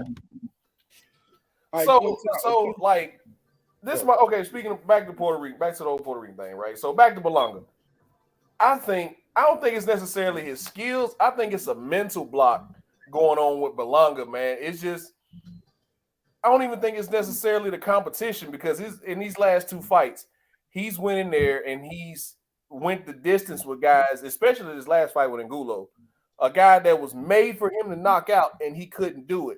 I think it's something going on from when he got dropped last October for the first time. I don't think he's as eager to exchange as he used to be. And also with the whole Fat Joe in New York and all that, the fame and the fortune starting to get to him. But I think that more so is what's going on with Berlanga than anything. I don't think it's necessarily that he just trash. I mean, I think he can box, but, I just think it's a mental block going on with him. What I think what's going on with Berlanga is this, bro. Edgar Berlanga was 16-0 with 16 knockouts, fighting straight cans. When they decided to put him in the ring with somebody who had a pulse, all that shit changed. He was never as good as they said he was. Now you're just being able to see that he's a good little fighter. He's going to beat some guys. But when he starts to step up in competition, all of his flaws will be exposed, and he's probably going to get beat up. Because he's not very good. He's not very good. I think that fight where he was knocked down, I think that changed some shit for him because he's start going into these fights where he couldn't get guys up out of there. He was knocking them out. Then he fought that guy that dropped him and hurt him. And then now he comes into this Angulo fight and it's gunshot, almost Adrian Broner like. And then the fact that he's dealing with this guy that was able to hurt him. That dude Angulo was hurting his ass. And this guy's a guy who's past his prime. They thought would be a showcase fighter for that night, and it almost turned into where he almost got his ass knocked out and beyond almost just getting dropped. So now there's a little bit of shit setting in. You didn't put a lot of this attraction around you, and the game is starting to step up. And I think he let a little of that fame go to his head, and it's starting to bother him because he didn't take the time to really develop himself. He just went in there getting all these first round knockouts, looking great. Fans clamoring for that shit because some people buy into the knockout shit, and it was all a mirage. And now here he is. He's not patient enough to want to box, to put the work in.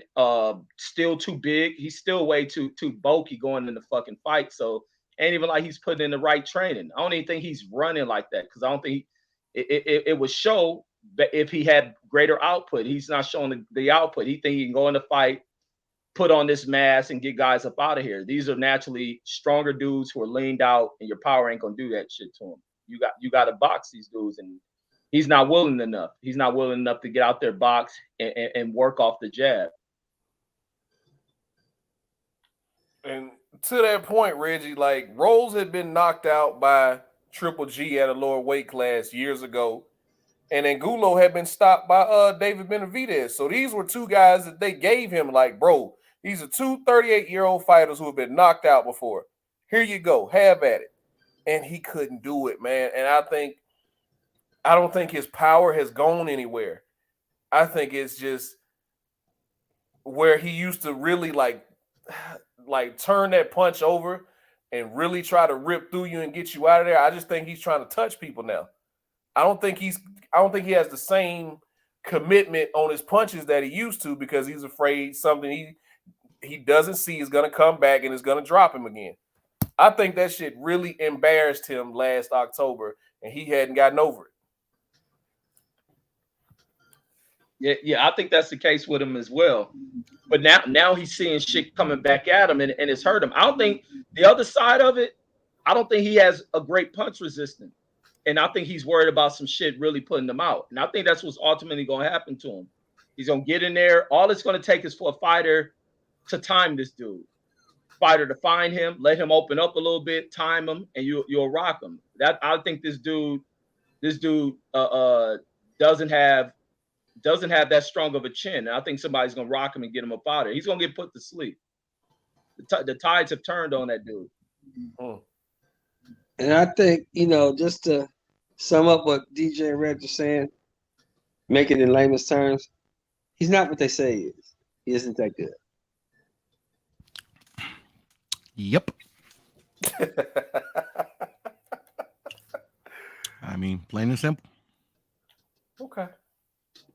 So was I the only one that was surprised that wasn't surprised that Nova got slept tonight? No, he's not that good. He's not that good either. I wasn't surprised. I wasn't surprised at all because Robeisy is a two-time Olympic gold medalist who actually beat Shakur. So I wasn't surprised. And I've seen how Nova fights.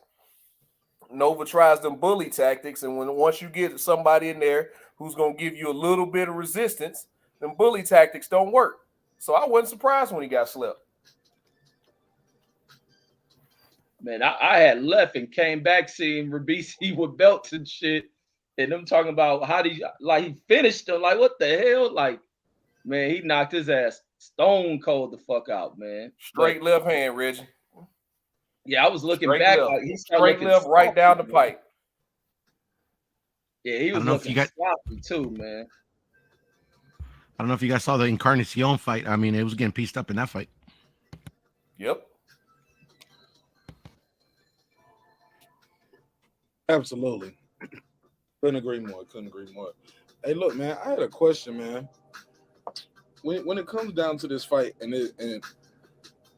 DJ, you wasn't here earlier. Shelton Moore, I think, was it Shelton that asked this? He was like, yo, what was up with Bud being in Dallas? What you think was going on there? You think he was up there meeting with Jerry? What do I think was going on with Bud in Dallas? I don't know. I hope a fight's getting made. What other reason would he have to be in Dallas? He a Packer fan. Right, because that was Shelton's point. He said, man, first of all, Shelton's like, he's a 9-figure the way, and we had to do the math. We was like, hold up, take away the O, carry the 1. Okay. He's an 8-figure fighter. This guy can shop anywhere. He's not just going to Dallas just to go to the mall. He's there for something else, probably, right? But I be thinking, man, shit, he worked with fighters. As far as I know, man, Bud be working with fighters, but then I had to think about it. They all come to him. They come to him. They come to They come from far and wide to come to Nebraska. Or Colorado. Or Colorado, yeah. To do them damn steps. So either they in Colorado or they in Dallas or Omaha. Why is he in Dallas? What you think is going on? Come on. Give us some. I think they finally finna get both sides of representation in the room together, lock themselves in a room and try to negotiate a fight. Straight. So it's not just some Jerry shit. It's I'm gonna meet with Errol, like his people, my people. We gonna meet all together. And since you the big fish, I'm coming to you. You the 3-belt champion. Nah, this fight ain't happening in Dallas. This is a Vegas it's not fight. the fight happening in Dallas. It's him meeting them on their own terms. Like, come here, meet us here. 12 o'clock downtown, such and such in this building type shit, right? Or no? That would be my best guess because I don't see no other reason for Bud Crawford to be in Dallas unless it's a Packers game going on. Well, I can say this too. Unless the Packers are playing the Cowboys. This is what I told Mark. This is what I think. Because, one of the biggest parts of any super fight is what? Wait for it. Wait for it. Let's go. The fucking site fee.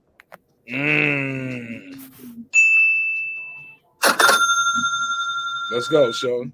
Now, if somebody who happens to be a billionaire in Dallas decides, hey, wait a minute, I think this might be a good idea for my venue to host this.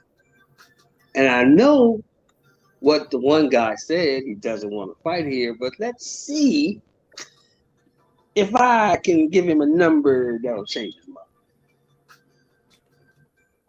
Hey, bud, this is Jerry Jones. I'm sending a jet for you. Come on down, talk to me, Jerry. Well, we're going to work this thing out. That might be the last part of negotiation, like him not wanting to fight there, and Jerry saying, "Well, let him meet with me and let's see if I can make it work as well." Right. That's what I'm thinking. Because really has no. Because in a perfect world, because in a perfect world, if you're Errol Spence, you do want to fight in Dallas, right? It's Jerry's world, it's home base, but also it's that arena is massive, right? Beautiful, and that's your home base. You can walk out your backyard and go across the street and whoop some ass, go home.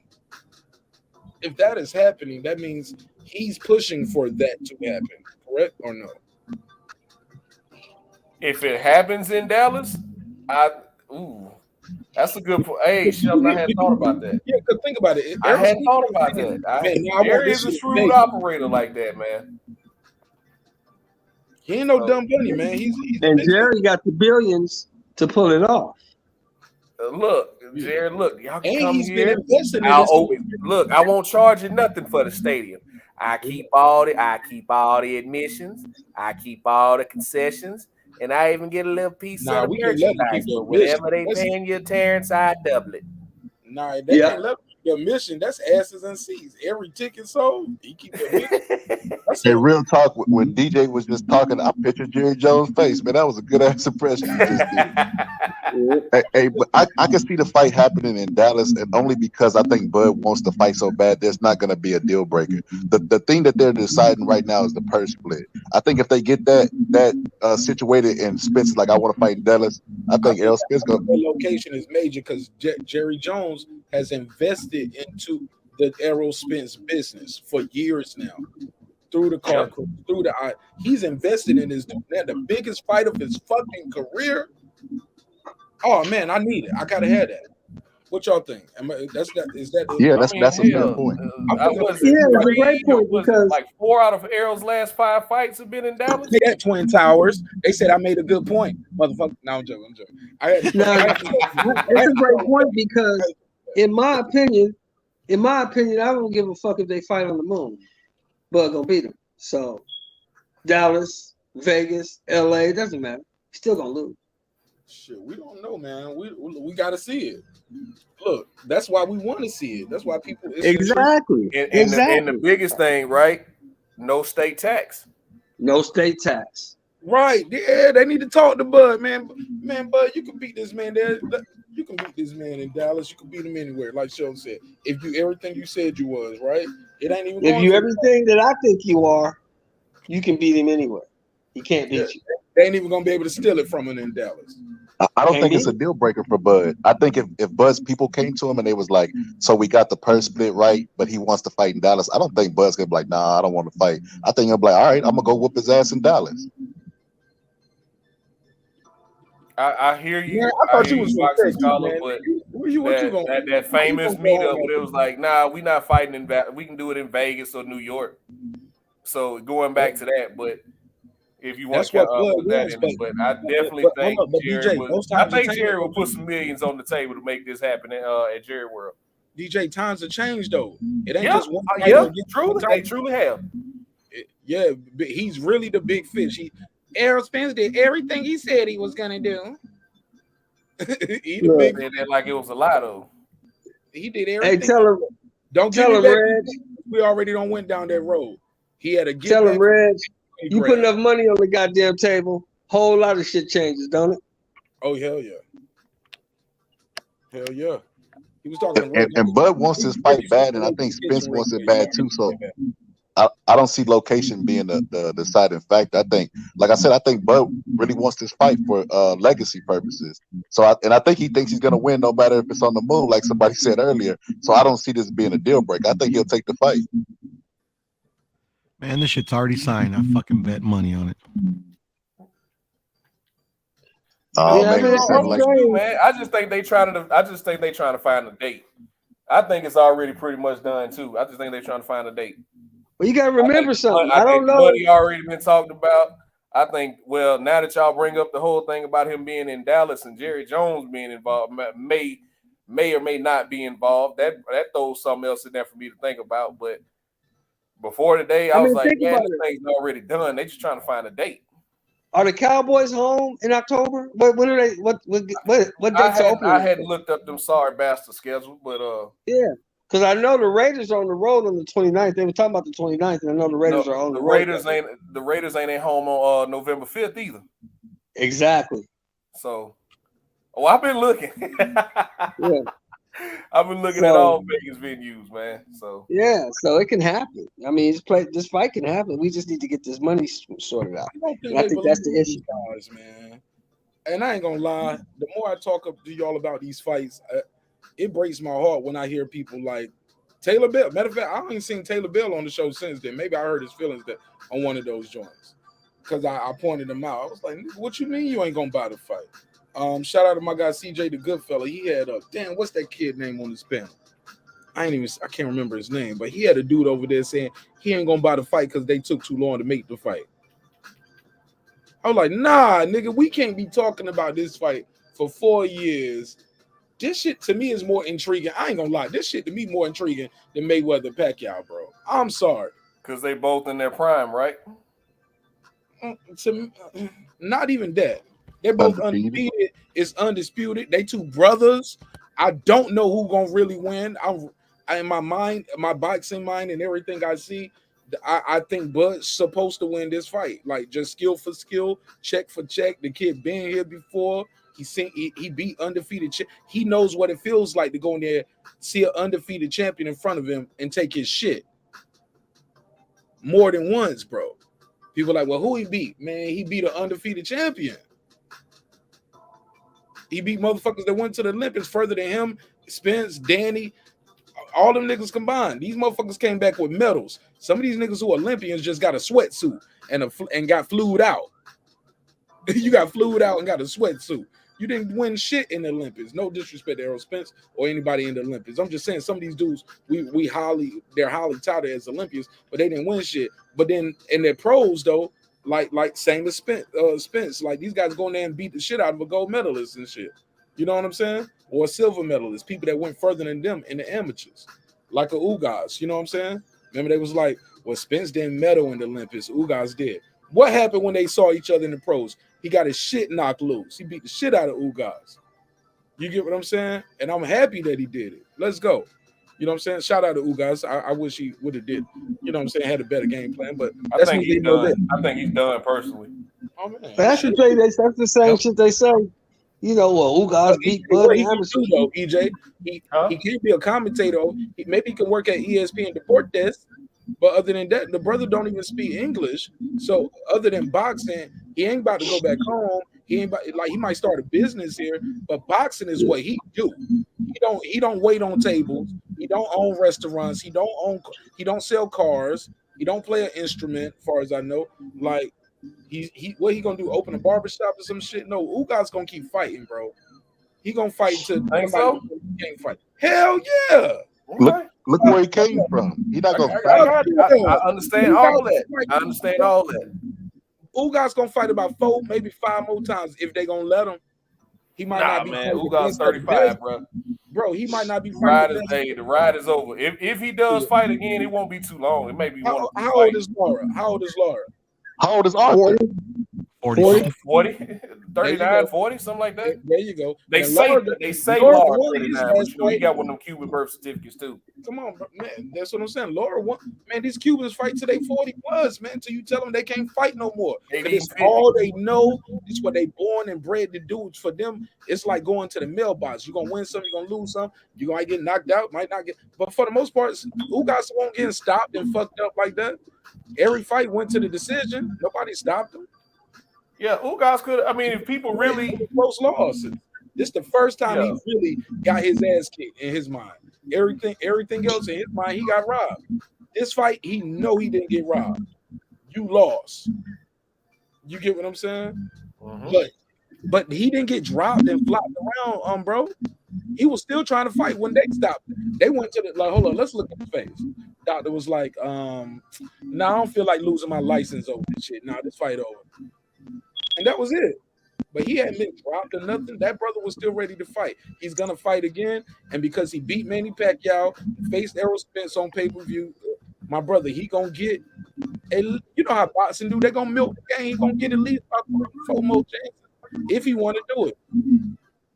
He's accomplished more than Gabe Rosado. Gabe Rosado keep getting fights. How about that? Jesus Christ. Can we say checkmate? Can we end this? Yeah, it's hard to stop a Cuban from fighting. You see, Rigo got his face blew off by a pot, and that nigga's still trying to fight. That nigga was in that free base, and I don't care what nobody say. Goddamn. That nigga was on that. Ooh, hey, dudes, y'all suck, man. Y'all suck. Okay, man. I said it. Y'all suck. Man, Deuce always crying in the chat. Yeah, he crying about. I can't take no Eagles fan serious, bro. We finna beat the. Never mind. Like, I want to talk about some hip hop. Only West Coast hip hop though. Everybody else trash. E40 and Too Short. That's all that nigga want to hear. Some right. Too Short. I'm gonna throw Bone Thugs in there too because they was represented by Eazy-E. He from the West Coast. Oh yeah, that nigga fangirled all the way out when they had that damn verses that night. Didn't he? Yeah, Bone Thugs got their ass beat up there, and he wanted, man, Bone Thugs won it. Nigga fangirled all the way out. Man, 3-6 ran them off the stage. But anyway, that's the whole. Yeah, we had to give him hey, DJ.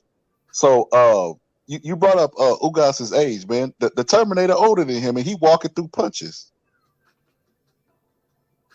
But he winning though. Caved in.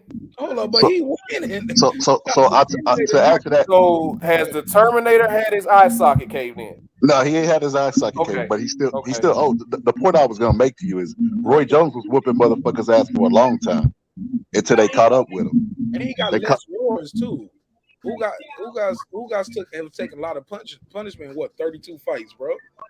Yeah, so the point I was making was the age that he brought up, because he even said he started off with Father Time could beat Beterbiev. So the point I was making is he's walking through punches now, and Roy Jones was knocking motherfuckers cold as a milkshake. And then when they caught up to him because of his age, he didn't do it anymore. No, Roy made a mistake doing that. Roy was 35 and 36 whenever they caught up to him. No, that bounce. Roy, hold on, Reggie.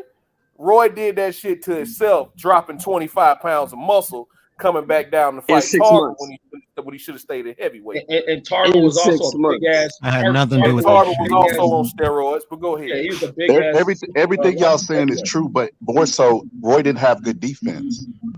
Artur Beterbiev doesn't have good defense. The reason why Bernard Hopkins was able to box until his late age is because his defense was stellar. His defense was stellar. Floyd Mayweather. All the defensive guys last long in the sport. Arthur does not have a good defense. He does not move his head. He gets hit with a lot of shots. He walks through punches. We can cut to it. So who beating him? I don't know. I just told you earlier. One day he's gonna step in the ring, and he's gonna walk through a shot, and his legs are gonna turn into jello, because he's a human. You can't keep walking through punches. All right, I'm gonna show back up on this show. Ain't that what I said? Father Time gonna beat him. He gonna get old in one fight. That's essentially what you're saying. He's gonna get old in one fight. He's gonna fall a victim to his KO ratio. Watch. Okay. I will be here. We'll come back on this. I'll look for you, DJ. Don't be hiding. You better not duck me, son. I ain't hard to find. Zero. If I ain't on here, somebody know where I'm at. Pure, what does that mean? He gonna fall victim to his KO ratio? What is like? He's gonna run into a dude that he's not gonna be able to hurt, and it's not gonna go nowhere. And if he's good enough defense, excuse me, if he's good enough offensively, he's either I'll box him or knock him out. Go ahead, Sheldon. When you're not talking to Sheldon, I'm gonna be muting your mic because I'm hearing that whomping sound. It's like the mic is TV. TV on. Let me turn it down. What I was trying to say was this, man. Look, the problem with your logic boxing scholars, the guys in his division aren't that good. He's better than all of those guys. The only two guys in that division right now that have a chance to beat him are Zerto Ramirez because of his size and his activity, and Bivol because of his boxing ability. The rest of those dudes at 175 pounds, because as you see, this guy's not going down to 68, and he's not moving up to cruiserweight. He's staying right at 175. And at 175, besides the two names I gave you, nobody else has a shot of beating this guy. Nobody.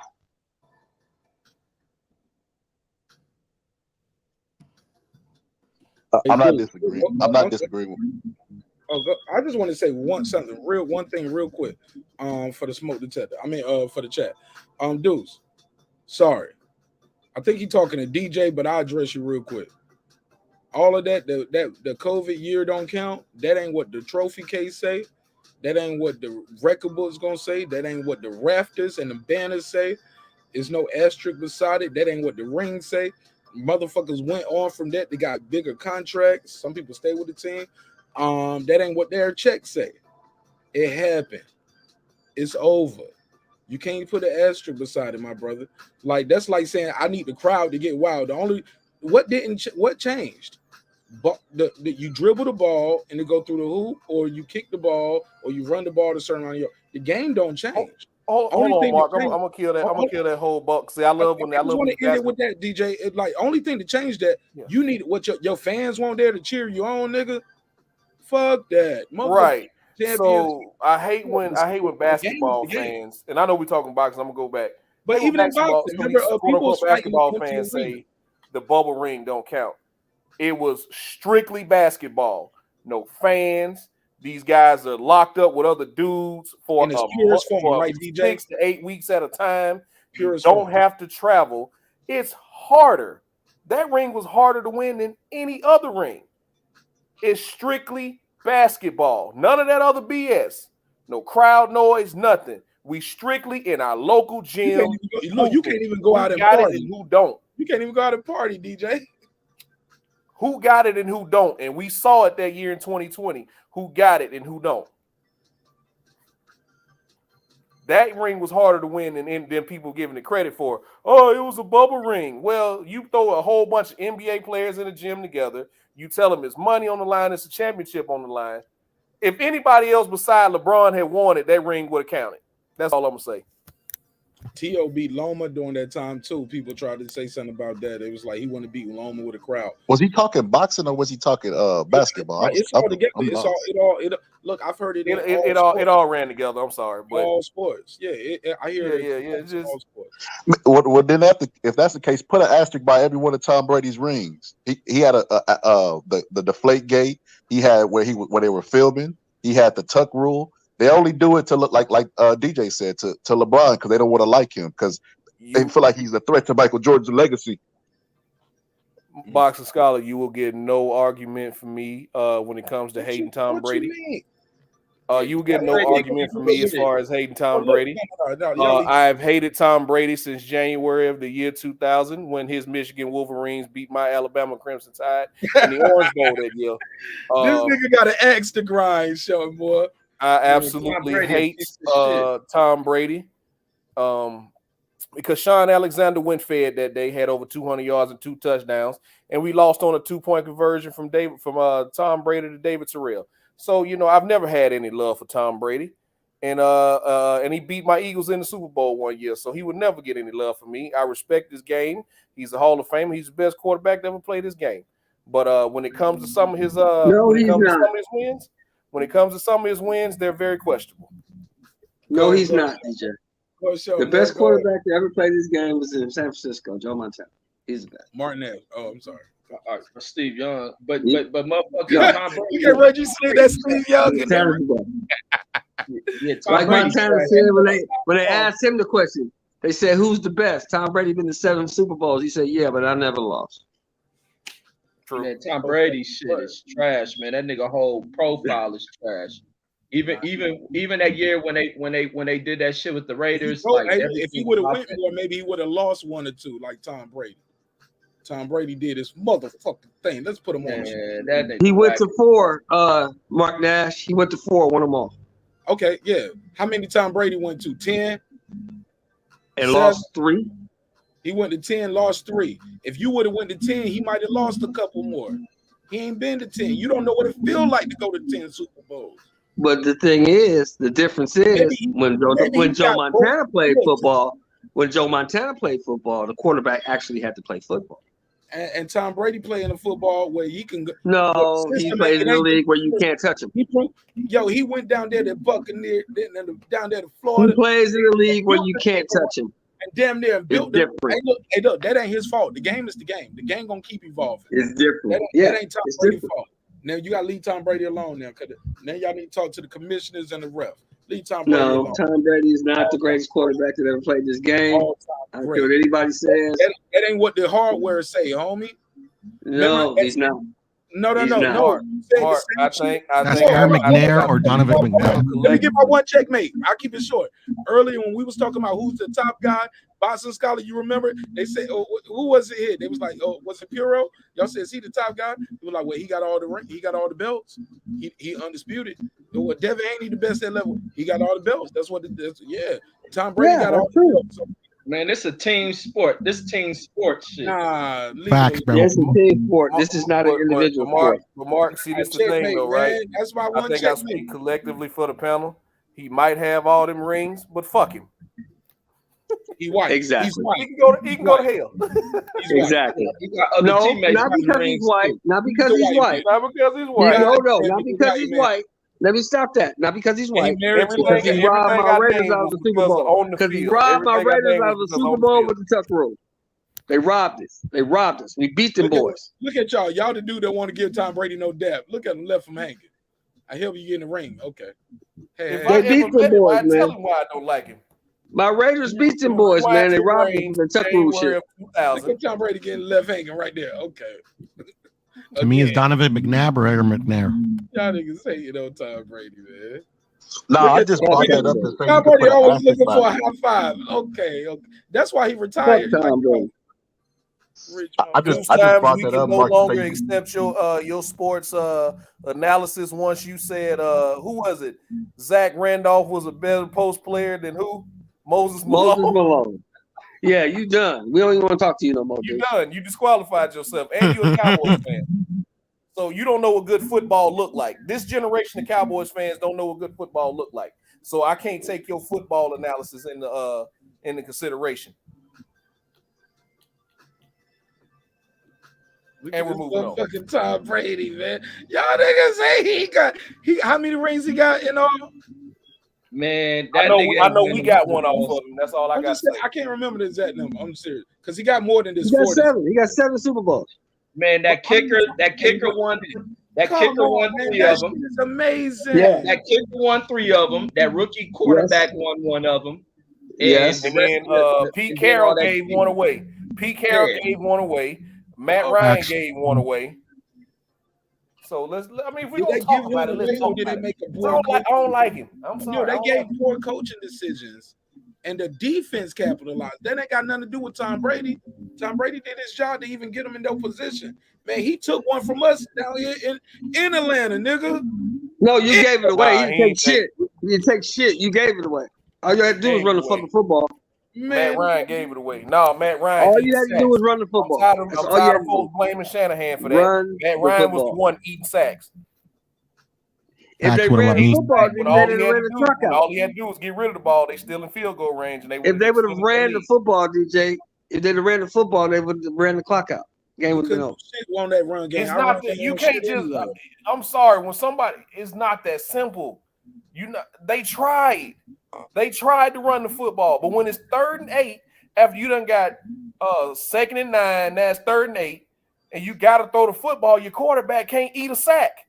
Throw the ball away. Yeah, you got to throw the ball away, bro. Throw the ball away. Don't eat sacks. Then your offensive line will get holding calls because he holding the ball too long. Yeah. Matt Ryan, man, go back and watch that game. Matt Ryan fucked that up. DJ, you played wasn't football? on Shanahan. They tried to run the ball. DJ, did you ever play football? Because I met you in person. Played in college. Because I don't know if he played football or you was just a bouncer. He played in college, bro. He played in college. Because that nigga definitely looked like security for Kyle in them pictures.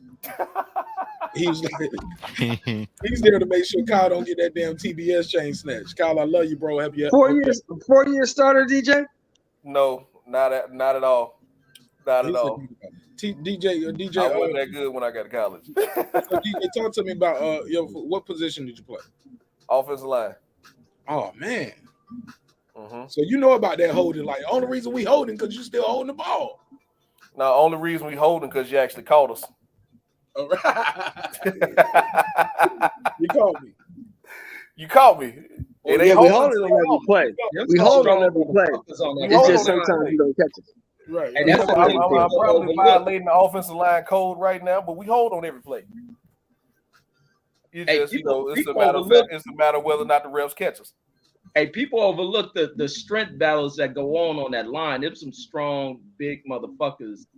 Bro, yes, I'm gonna pull up this picture from college, yo. I worked at a wedding, like I was doing wine service for Trey Essex. He got married here in Atlanta, and that's back when I was, me, I'm serial entrepreneur nigga over here. So I had an independent contract where I was like, they would hire me and I would do wine service at this winery here in Atlanta called Chateau Mont. Bro, Trey Essex got married. Bro, you see how big these motherfuckers really are, bro. I got some pictures. I'm gonna see if I'm gonna pull a couple up real quick. Bro, these dudes from the damn Pittsburgh Steelers, mammoths. Athletic as fuck too. They was out there doing all kind of shit. I don't think y'all ever seen the videos of Trent Williams, who's the San Francisco 49ers left tackle. He is one of the most athletic guys I've ever seen.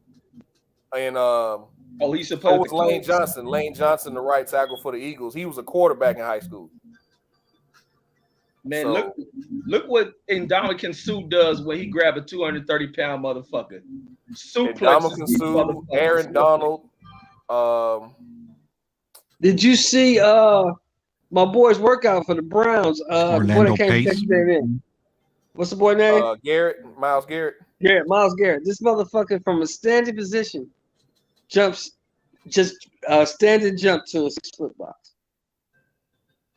Tristan Wirfs, the right tackle from the Tampa Bay Buccaneers, jumped straight out of a swimming pool, no hands. This motherfucker got. I seen that video. This motherfucker got like a 48, 49-inch vertical, and he's 270 pounds playing defensive end. There's some explosive motherfuckers in that league, man. And that's what people overlook. People look at that catch, look at that run. No, you look at these big motherfuckers on that goddamn line. Yeah. The guys that just make it, forget the starters and the all pros and the Hall of Famers, right? The guys that just make it to the league are the top 1% of the 1% of the world, bro. Like they're special athletes. Like I saw Julio, he's a year younger than me. I saw him in high school doing the triple jump, long jump. One of the most gifted athletes you will ever see on your life. I mean, at that time they were still calling him by his name, Quintorris, but bro, special athlete. Marcel Darius, I played against him in high school. The strongest guy that has ever grabbed me in my life. I knew it was going to be a long night. Darius was a monster. Different. It was a different type of strength. I don't know how to explain it, but even the guys I played against in college didn't equate to what that was that night. So man, I don't even remember all these dudes' names, bro. But y'all know their name when I see this. Yo, I can't believe I'm about to show these pictures, but I'm having a Reggie Owens moment. Reggie, man, is the reason why I do so many different things on the show. Man, I got nothing but love and respect for this dude, man. But Reggie put them pictures up, man. I was like, look at these pictures of Reg back in the day. So fuck it, Reggie. Reggie, you still leading the way, even over here breaking beats. Yes, sir, right? Watch this shit. Look at your boy, man. Look at your boy Marq Nash. Move Beterbiev. Here we go. Look at your boy Marq Nash in college. Yeah. Yeah. I forgot this dude's name, but this nigga was dancing his ass off. He played for the Steelers. You know if you see him. But I forgot his name. But he be doing some interviews and shit. This was one of the quarter. I think this is Charlie Batch. Charlie Batch. He was the backup quarterback. Yeah, and where did Batch play college at? But he was taking the lead. Say what? Where did Charlie Batch come out? Because I know he was highly sought after when he came out. What college he came from? I'll pull it up. Charlie. I say I don't know, but I know he played for Detroit, and then Yeah, later in his career he was back up in Pittsburgh. Yeah.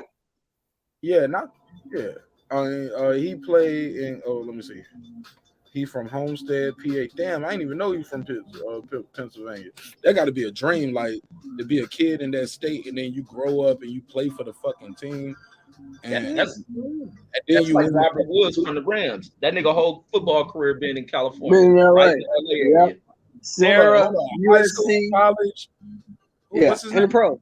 Robert Woods. Robert Woods. With the Went to Sarah and Gardena. Then he went to USC and South Central. Then he played for the Rams in Inglewood. Did he Never left the hood. Rams when they won? Was he with them then? Yeah, he was on the team. Hurt. He got hurt though. He was on the got team. hurt. Yeah, but he got a ring though. Yeah, Yes, he definitely got a ring. He's a fucking Super Bowl champion. Even though, yes, and never left the hood. Wow, that's a And never dream. left the hood to do it. Did they build? Do they got a street or a day after him yet? No, they have one at Sarah. Though. They gonna name a gym or a football field at Sarah after him. Though. They're gonna name something after them. But yo, my boy got 2 Super Bowl champions right here. He went to he got the Jerome Bettis Award. But what was the question, Reggie? What college? He went to Eastern Michigan.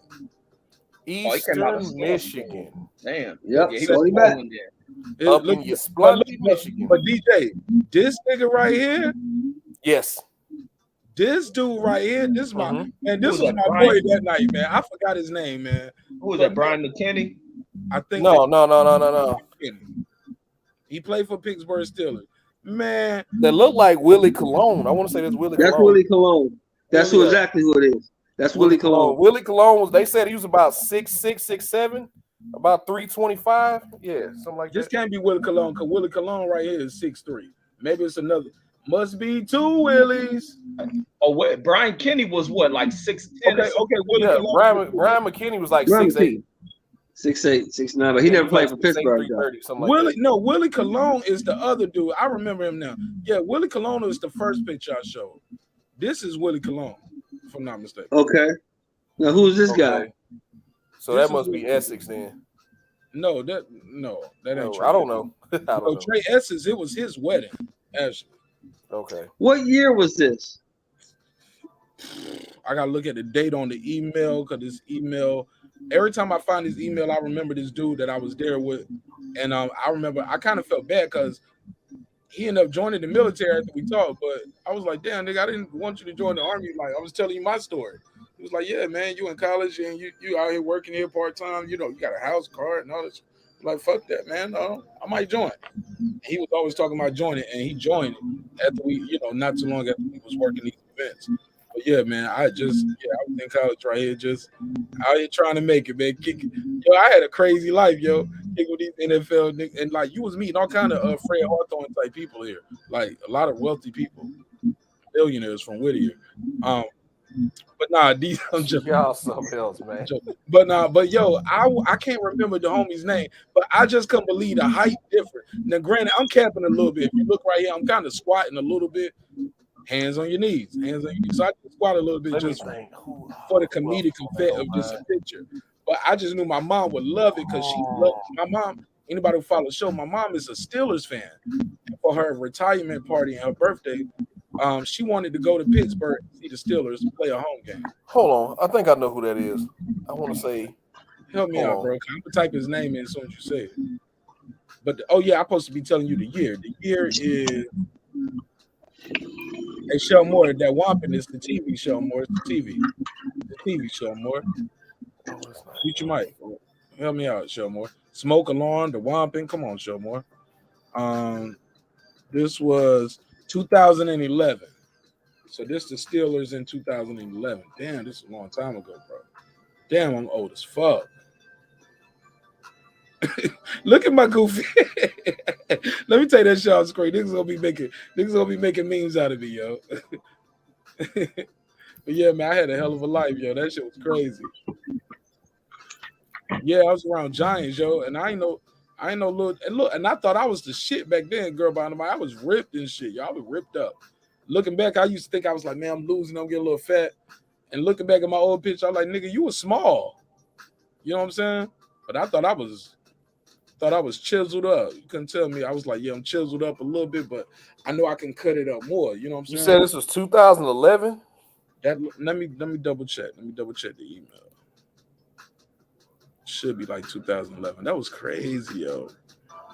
Crazy times, man. You motherfuckers were Giants, though, like she said. Let me see when Jay Royce. Okay, that's when I sent it to. Yep, he sent it to me. This was June 27, 2011. That's when he sent it to me. Yeah, it was 2:09 p.m. because the next day he sent me all the pictures, right? That's crazy. And man, this dude been friends since then, bro. Well, I ain't gonna say friends. We've been acquaintances since then. You know what I'm saying? He's Marcus Gilbert. What's his name? Marcus Gilbert. That might be it. Let me type his name. I know Marcus. You said Marcus Gilbert? Yeah, Gilbert. Yeah.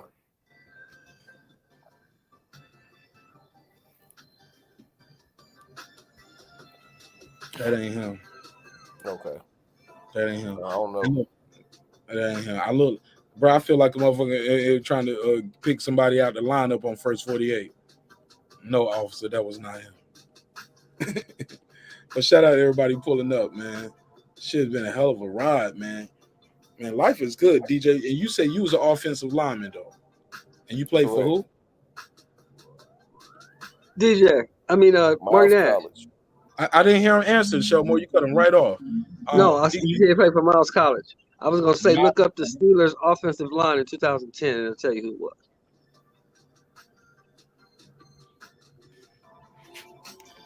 Max Starks. Max Starks. That's who was Max Starks. M-A-T or you say Matt or Max? Max. M-A-X.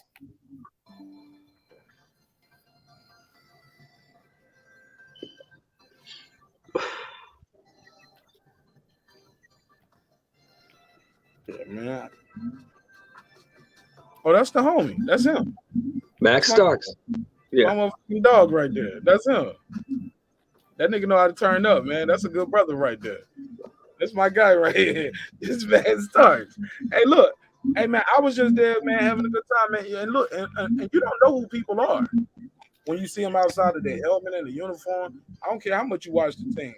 I mean, you got to be a super fan to know all of these dudes. But, you know, the Steelers was never really my team because my mom loved them so much. And I'd be like, you love them more than you love me. But that's neither here nor there. I was a Cowboys fan. Whole life. Been a Cowboys fan. That's why I just be. No, I'm just saying, man. That's why that shit blow my show more. The TV, brother. The TV. But that's why there you go. That's him, Reggie. Neighborhood. That's him, right? Let me share the screen. Wait, which one? This him right here. This is the same dude from the picture. You can tell instantly. That's him. Yeah.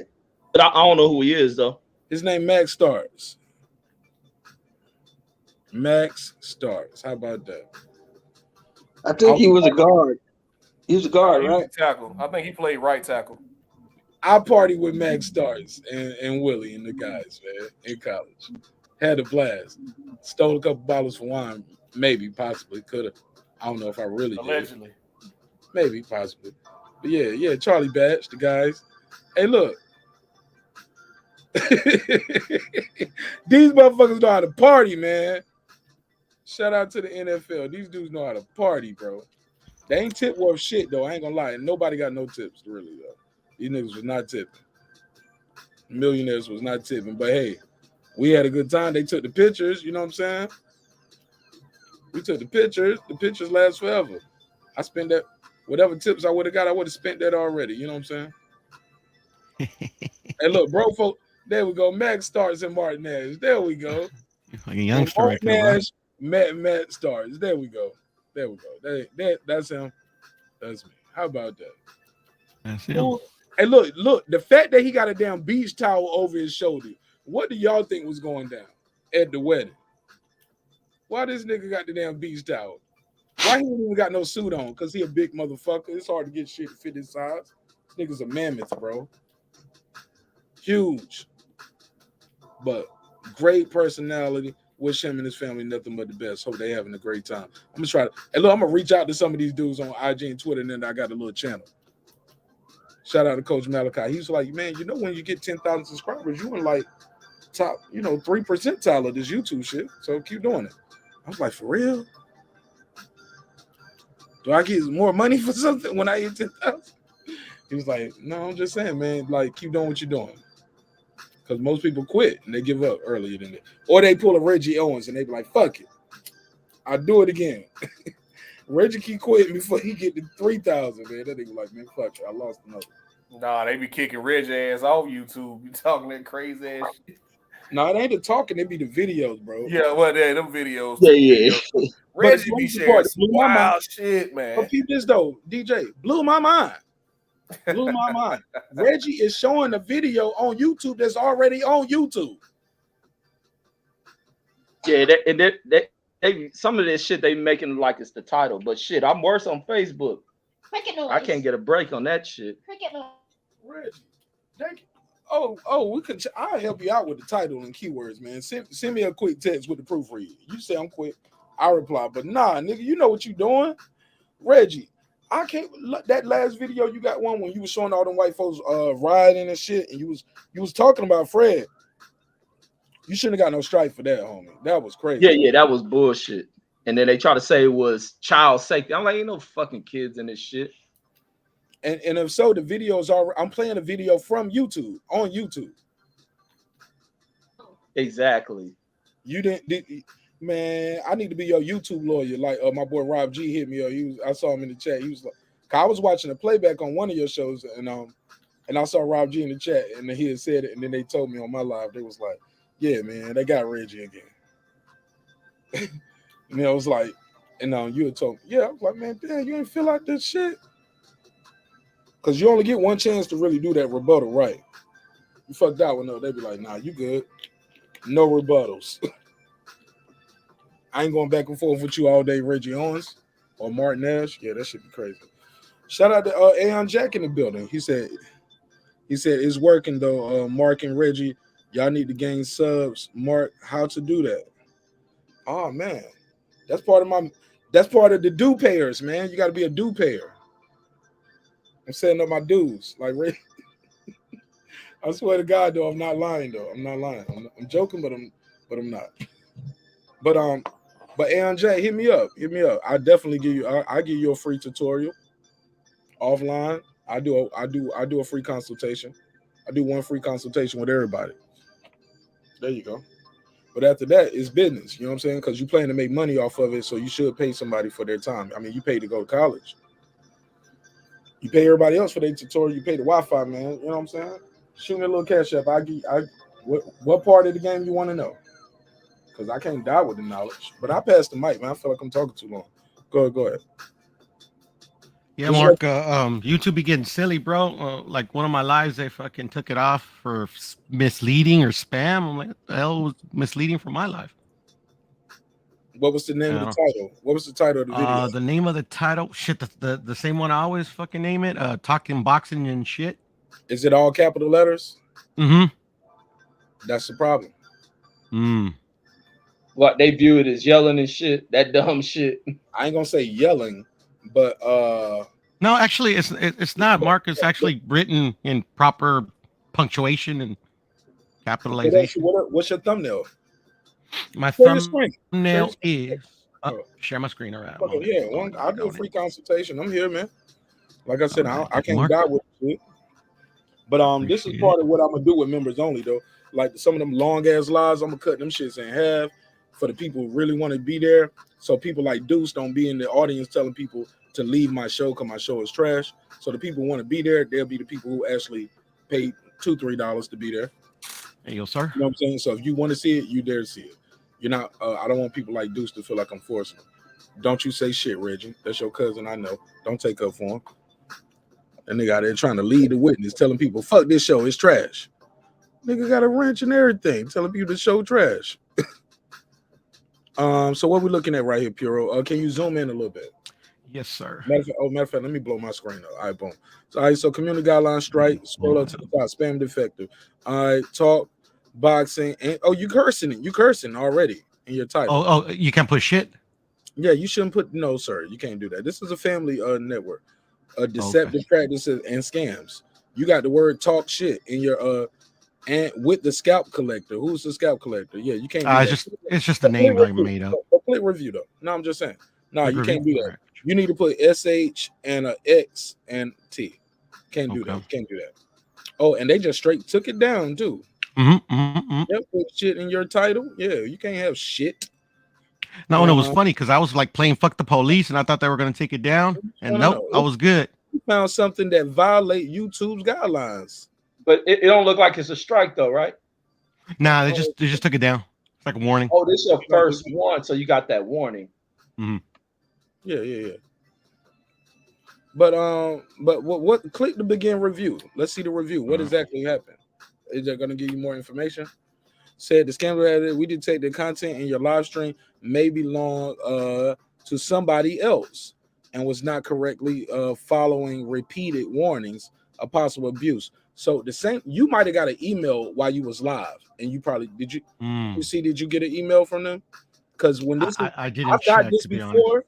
and when I looked up, they had sent me an email because people had told me, "Hey, Marq Nash, your stream has stopped," and then the stream picked back up. Because I was like, "What? My stream stopped?" Because I stopped doing what I was doing. Then I went back to doing what I was doing, and then that's when they gave me the strike.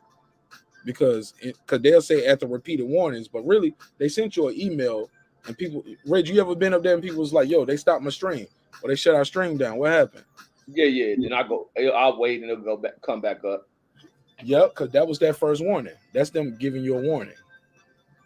They shut your stream down. Then they give you now, and when they come back on and you still got that shit on, yeah, you can't do it no more. Now you got to get a strike or a takedown notice. Well, the takedown notice is a strike.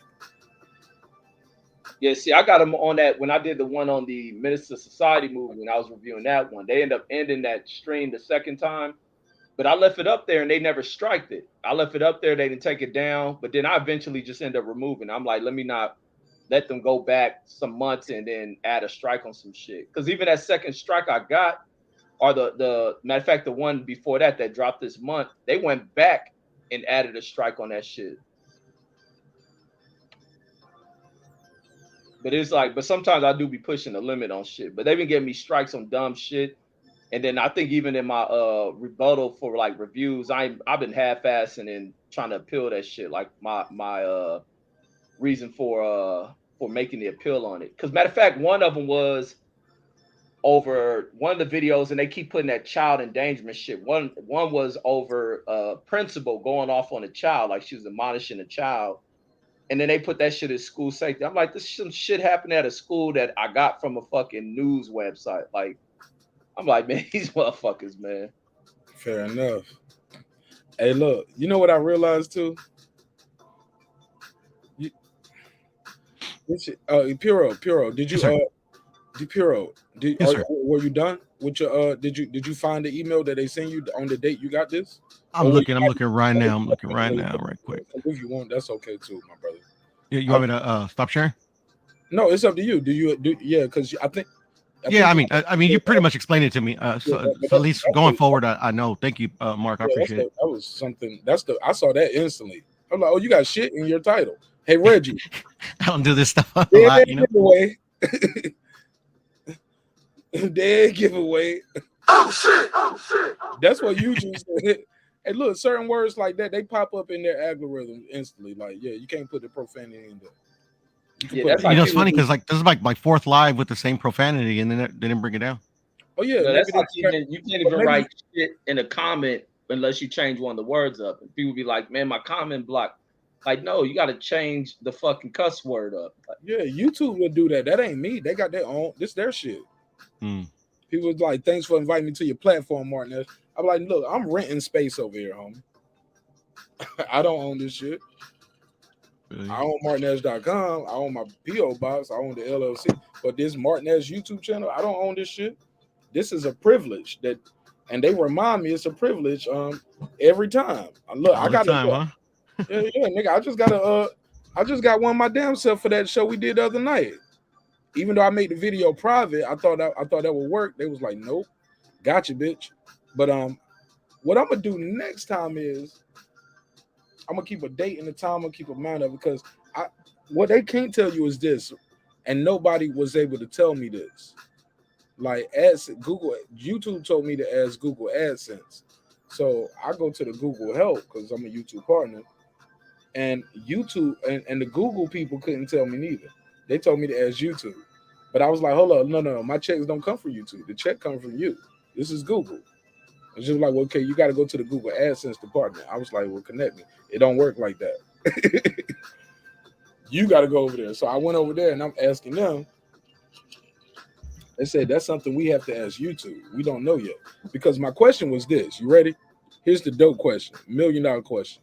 Well, for me, it might be a $20 question. You know what I'm saying? Let's say you guys tell me blah, blah, blah. Let's say I delete a video, right, Reggie? But I got $20 in super chats over here tonight. But fuck it, let's say I'm a big YouTuber. I done blew up, nigga. We get I got $200 over there in super chats. What happened to that money if I delete the video? Because that's my evidence right there, right? Or that's where we mark and track it. Or what about the Google? What about the ad revenue that video is already generated? What happens to the money from that? Like if we take it down, like they don't owe it. Like I just take it down on my own. Like this ain't me using nobody content. It's just like I'm done with this video. I don't even want it on the channel no more. I don't even want to make it private. I don't even want the views from it. Like I just don't want to be a representative for any of that. But it got a lot of views, so I want to just delete this. What happened to the money I got from that? The money that's due this month. No idea. Yeah, nobody knows. Nobody knows what happens to the money if you delete a video that's monetized, that's already gained money.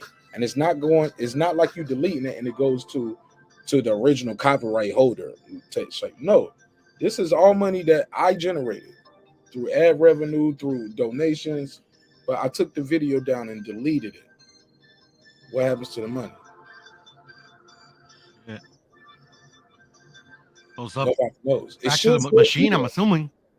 It still should be there though, right? I would think so. But from everything they telling me, they was like everything is tied to that video. But the only advice I can get is, well, just make the video private, Mr. Nash. So you don't have to. I was like, nah, that ain't the question I'm asking you though. What happens if I delete the video or my account? Oh, I just, you know what I'm saying? It's still money due this month. You know what I'm saying? Because people watch videos from months ago and years ago. You know what I'm saying? Ads are always being generated. You know what I'm saying? Yeah, for sure. You guys are in the advertising business. Y'all sell ads. Y'all auction off ads to the highest bidder for the whatever show is hot right now. During this time of day, during this time, this show has got 45 viewers or 55 viewers. This other show has 3 viewers, but they're a monetized channel. Your ad goes to the 44 channel right now. So you have the click rate per minute price. Shout out to Coach Malachi Williams. Yeah, man. We're gonna give away some free game too. He taught me one of those things too about, hey man, Marq Nash, you can't die with the knowledge, man. Give it to the people. You know what I'm saying? So it's always nice. And that's what we're gonna do. You know what I'm saying? He's one of the people who's like, yeah, man, go ahead. Shit. So that's just something people don't understand and they don't recognize, but we'll all figure it out. Like I said, man, I'm here to help. Anybody got any more questions? Shit, I'll do a tutorial right now, whatever. Nah, I don't got no more questions, Mark. I appreciate it though, man. It's all good. It's because we can talk about the monetization, the graphics, whatever. The making the beats, DJ. I'm gonna break down making the beats, how I shoot the videos, the drone, how I color the footage. Shout out to World Combat Sports. I did a photo shoot with World Combat Sports. We kicked it for about 30 minutes. It started raining. Then while we was chilling, it stopped raining and we finished some pictures. I took about 300 pictures of World Combat Sports in about 35 minutes. He was like, nigga, you know what you want. And you don't getting these shits done and we just knocked the whole photo shoot out. Bro, I'm still using photos from that World Combat Sports videos on my channel. You know what I'm saying? A year later, I ain't even used all the pictures yet. Still getting, you know what I'm saying? Color correction and changing, show niggas how to do that too. Working the camera, using the drones, especially the video editing. And I ain't talking about YouTube video editing. I'm talking about like making a music video. You know what I'm saying? I'm gonna teach niggas how to make non-chat. You know what I'm saying? The right way. You do have a question, Mark. I couldn't resist. I'm sorry, DJ Reggie. I couldn't resist though. I had. Yeah, we're gonna make struggle shop conversations. Mark, I actually do have a question, brother. I'm gonna show niggas how to give away 30% of their project without reading the contract. That's what we're gonna do. I'm gonna show you. I'm gonna show you black wealth and excellence. Don't read the contract. Just get a big YouTube star, pay him a check, sign whatever he send you, and get on the internet and tell people you're the biggest boss. I'm the biggest thing in that nigga said I'm the biggest thing in boxing. That nigga DJ, that nigga talking like he Floyd Money Mayweather. I'm the biggest thing in boxing. How? I ain't fooling with y'all, man. No, DJ, I'm just saying he literally said that, DJ, respectfully. That nigga the biggest thing in boxing. Ain't promoted one fight. Nesta Gibbs don't promote more fights than Fred Hawthorne, homie. And that's a fact. No debating. Google it. Border Wars is a thing. You get what I'm saying? Fred ain't never even put on a Border Wars, homie. Fuck you mean? You the biggest thing in nigga. That shit was hilarious to me. I just think we all brothers. And this ain't even trying to big up Nesta kind of way. But I'm just saying that shit is a fact, though. That's a fact. We ain't even got to argue that. This ain't nothing personal. That's just fact checking someone, DJ. Why we can't hold brothers accountable? Why is it so hard to just hold a brother accountable? My nigga, you can't be the biggest thing in boxing. I ain't even talking about the Kenny Porter shit. No, leave that out of it. That's the low-hanging fruit. How you the biggest thing in boxing? Where's your barbershop conversations boxing event? Because I seen Nesta Gibbs do one. So I know it's possible. And he didn't do one, he didn't do two, he didn't do three. Like, it's a thing. You get what I'm saying? Pause. It's a real thing now, DJ. To the point where motherfuckers know if you really want to fight a motherfucker on YouTube, holla at Nesta Gibbs. You ain't even got to like Nesta Gibbs. But you know it's gonna be an official fight, nigga. This shit gonna be on YouTube. Or you know what I'm saying? Y'all can do it like that if y'all trying to, especially y'all trying to promote it and bring the camera. Nah, nigga, it's a place for that. We seen it be made, and it won't from the struggle shop conversation. Nigga, biggest thing in boxing, man. That shit crazy. Nigga up there with the nigga didn't even have a good green screen while he was in transition. Had the bricks all over his face. God damn. All right, I'm done. Now I'm doing the low hand. I'm sorry, I'll digress. But these are still facts, though. I'm not lying. I'm not lying. I'm just saying what other niggas won't say. You know what I'm saying? Like, nah, that's the big homie. He ain't my big homie. He ain't my big homie, DJ. Respectfully. You know what I'm saying? He ain't my big homie. I built this shit. Me. Brick by brick. Goddamn right. Go ahead. I'll pass the mic. Nah, drop it. No, nigga. No disrespect to nobody, man. Like I said, he started this shit with me, DJ. Really? It's been on for life, nigga. It's on till you say it's over. I actually have one more question, Mark. Man, whatever, man. It's all good, man. It's Father's Day, man. This is my Father's Day gift to y'all. It's my time, my energy, and some love, because all day tomorrow I expect to get back rubs, roses at my feet. You know what I'm saying? I'm gonna take some. I'll do a little photo shoot with my daughter and my wife. Like this shit gonna be amazing, yo. I'm geeked up, yo. This shit gonna be dope. Mm-hmm. Go ahead. Though. What's your question? Just on the fair use, like every now and then, I want to do like a review of like an old school fight or whatever. But you know, a lot of that stuff is like belongs to other people. Like how do you do that? Because like one of the only ones that I've done so far. The key thing is don't take 100% of their shit, because now you just straight up copying and pasting. Don't do straight copy. You gotta start doing little things to it. Mm-hmm. You got to stop and go. You literally got to give commentary. So, like, Yeah.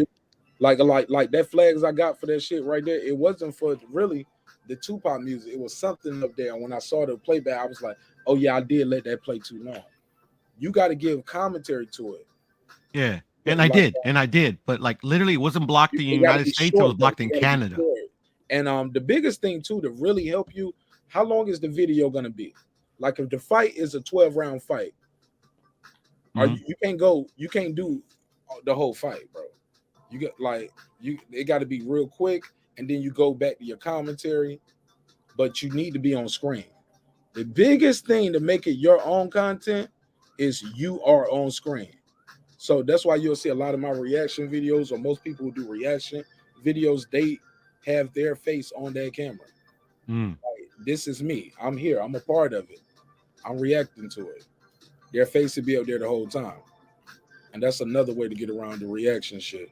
And my actual face, not just my avatar. Yes, right? Yeah, no avatar. Gotcha. Your face. You are reacting. If you showing that shit and you reacting to it, like have your face on the screen and have that as a little video beside it. Okay. All right. Because I beat a lot of those shits, bro, just because of that. You might get a content claim, but you'll fight the claim and still get a paycheck for it, because you have transformed that into your own piece. Go ahead, next question. Oh no, that was it, Mark. Yeah, and it actually didn't get completely blocked. It's just if you're in Canada, you can't watch it. For some reason, I don't know. And you know, and depending on what the content look like, you can dispute that. Like most of my reaction videos, man, like now that I'm knowing what I'm doing in this space, you're gonna see me on camera doing a reaction video. Like I can't just have a video playing there. If so, I have other shit going on with the flames in the background. I have shit like, you know what I'm saying? I put the damn it's ways around it. But that's only if you're really trying to monetize your shit, or if you're just trying to really build and keep a channel, like you really trying to grow a space. But other than that, man, shit, be free. Create another Gmail and do that shit all over again. You know what I'm saying? But I ain't got time for that shit, man. I hear you, brother. I hear you. Yeah, and I mean, this is just like every now and then. You know, I just wanted to do this fight because of the Devin and Kambosos fight. You know. Yes, sir.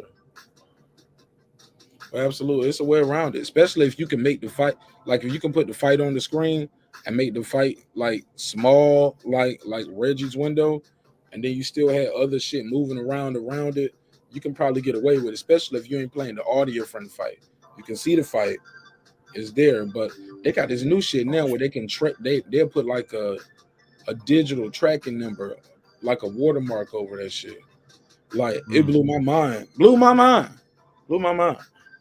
I tried to take a screenshot of Berlanga biting old boy from my phone. I told this story on air, and I couldn't even take a picture of it. When I screenshot it, Tyrann got that shit set up with ESPN and YouTube TV, however they got it.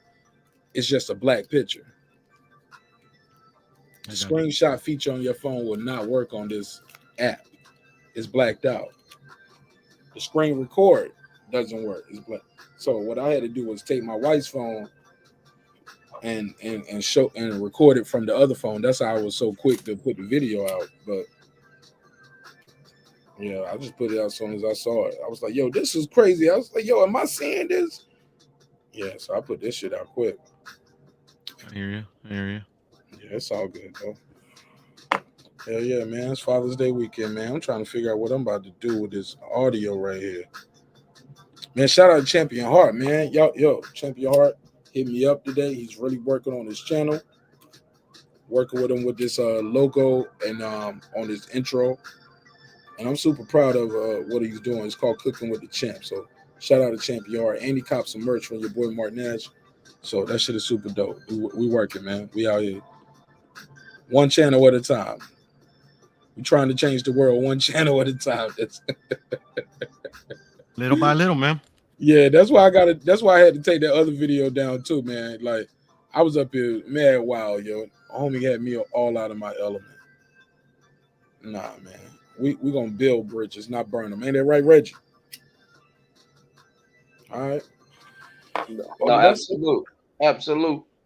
Yeah, I'm gonna get ready to jump off too. Man, you too. I'm actually super inspired. Yo, I'm taking the show to the next level. I went on and invested in myself, man. And we're gonna have some super dope audio. I got that Rodecaster Pro 2. Make some noise for your boy Marq Nash. We investing back in ourselves. That's why when people say, man, how much money you made off YouTube? I said, I ain't made nothing. I was like, because it costs money to keep the show going. You know what I'm saying? The good thing is I don't have to spend it all out of my own pocket no more. We all investing in keeping the show going. That's why I was like, yo, y'all keeping the lights going. Because it costs money for the software, the video, the editing, like everything costs. This ain't my shit. You know what I'm saying? Gotta pay StreamYard every month, you know. So man, I appreciate everybody, helping us keep the show going. Everybody gets something out the show. If you're able to contribute, that's cool. If you're not, that's cool too. You know what I'm saying? But if you want to buy a shirt, you know what I'm saying? Man, go get you a little shirt or a hoodie or something, man, with a little motivational quote. Dreams require sleep, goals require effort. Man, motivational quote. Wear that in the gym. Man, somebody gonna ask you where you got that from. Guaranteed. It's a motivational quote. And yeah, man, get one of these too. What can I say? Definitely motivational as well. That's the one I got. Multi-language shirt. It's an eye catcher. People, you'll see. I'm telling. Hey, Puro, am I lying? When you're wearing the shit, you'll see people reading your shirt while you're standing there. For sure. Most definitely. Yeah, man, it's a conversation piece, man. I've really spent time on coming up with these designs. Like I make these joints. Nobody making these designs for me. I don't outsource it. I really come up with these things based off the conversations we have, based off the music, based off our lives and the stories you guys tell and things we come up with. Never heard of it hoodies coming and t-shirts coming soon. Shout out to Megazord. They are like when we super proud of what we're doing with the branding and the marketing, especially with the merch, because that's something tangible that you can get from the show where people, like you said, Reggie, this ain't no do payer shit. You know what I'm saying? No, man. Give the people something tangible where they can invest in and they can wear it out. They like it. You know what I'm saying?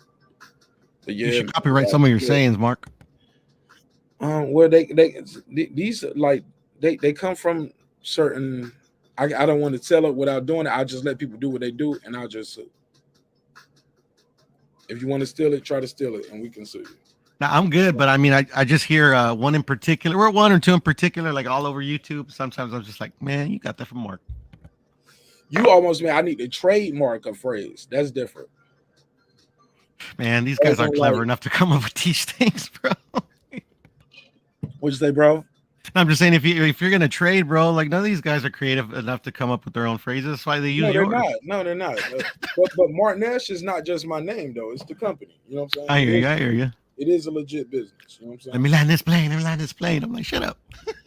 Oh yeah. Hey man, we talking too much on the live. Hey man, but I'm here to help, man. If I can help, man, it's all love. Yeah, but I appreciate it, Marq, man. You always help me out. I got a couple ideas for these. That's why I'm really getting into making these designs, bro, because I love making merch, bro. Like, shout out to Champion Heart. He sent me the picture. I told him, send me another one because you ain't smiling on this one. And you sitting down, you just taking a picture, looking for. I said, man, I need a picture I can post on me. I said, I need that Champion Heart smile. He was like, oh man, I appreciate it. And I said, yeah, I see them big ass teeth over here from Texas, smiling already. He got a big smile. And he was a fighter. Yeah, a lot of people see him in these channels and panels and chats, but they don't even know your boy Champion Heart. It's a fighter. He's a pro. Yeah, not a boxer though. He was like a kickboxer. Yeah, all professional right, cool, kickboxer, champion, Oh like wow. kicking ass, whipping belts. It was kickboxing. That nigga was kicking. That nigga had a roundhouse and an uppercut. Like He could Yoel Judah, he literally was a kick champion, your right? ass. Yeah, huh?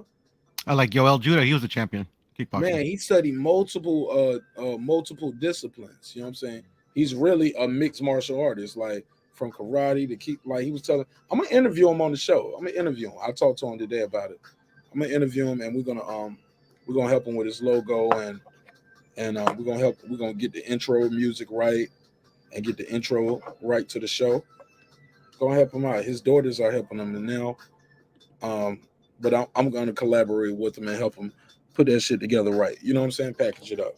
Because if I can do it for me, I can do it for somebody else, right? Yes, sir. Yeah, man. So that's what it's all about.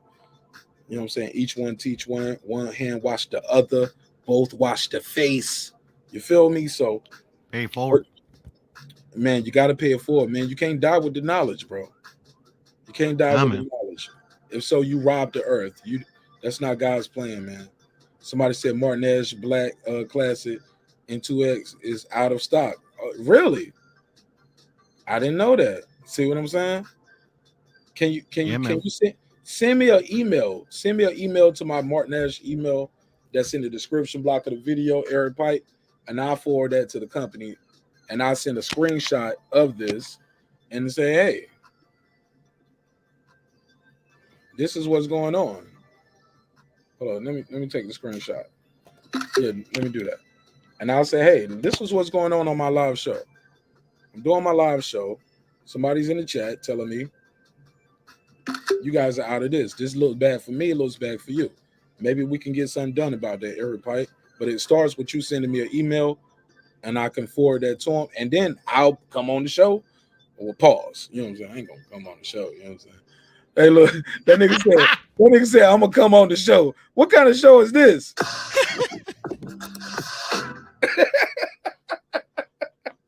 Shit. It's not that kind of show. It's not that kind of show. Oh, I had to do it twice, though. I had to do it twice. Yeah, but he said I take the same screenshot. All right, boom, and send that to me like you sending a complaint, and I'm gonna send a complaint to them because they are the distributor. You know what I'm saying? But I need you guys' help with stuff like that, and make sure you put that promo code in and save yourself 15%, man. That 15% is dope on something that costs about $20. You know what I'm saying? Yeah, man. Yeah, that's about $5. Oh, well, I'm terrible with math. Don't ask me. You know what I'm saying? Shit, I have a complaint manager already. Yeah, man. Let's go. Let's get it. Her name is Helen Wake. This nigga right here. That's why I said let's go. I knew you were doing shit. I knew you voted. Like I said, man, this all love on this side, man. What else we got, man? That's it. Anything else going on out there we need to talk about? Girl behind the mic. Am I missing anything? Any headlines? Any breaking news? Anybody? Let me go to Twitter real quick. Anything major happen? You already talked about Kambosos and the rematch? No. Oh yeah, he did activate his. I ain't talk about that. What? Other than that, I don't see that happening. I think they're gonna pay him off, but I think he got to do his part and activate it. And yeah, he already did. Right, and that's what I'm saying. Mm-hmm. And by him doing that, now if they don't want to fight, somebody got to pay him off. But he's guaranteed a fight, which is going to bring him a certain amount of money. You need to cover his losses. If not, he gonna sue you, rightfully so. Him and Lou DiBella gonna get a check. Shout out to Lou DiBella. Smart business moves. Shrewd businessman too. 508. All right, man. Hold on. Go ahead. Shout out to Lou DiBella. Pura, what you think about that? Shrewd businessman. Say what you want to. Where he had to kiss Bob ass, he had to kiss the man. That dude did what he had to do for his company and his fighters, right? He leveraged the fact that they had all them titles. Go ahead. I mean, yeah. I mean, well, I mean, Lou DiBella doesn't have like any networks he can play with, or that I know of. I mean, he could have gone to any other. He could have gone to PBC. You know, gave the opportunity to Tank.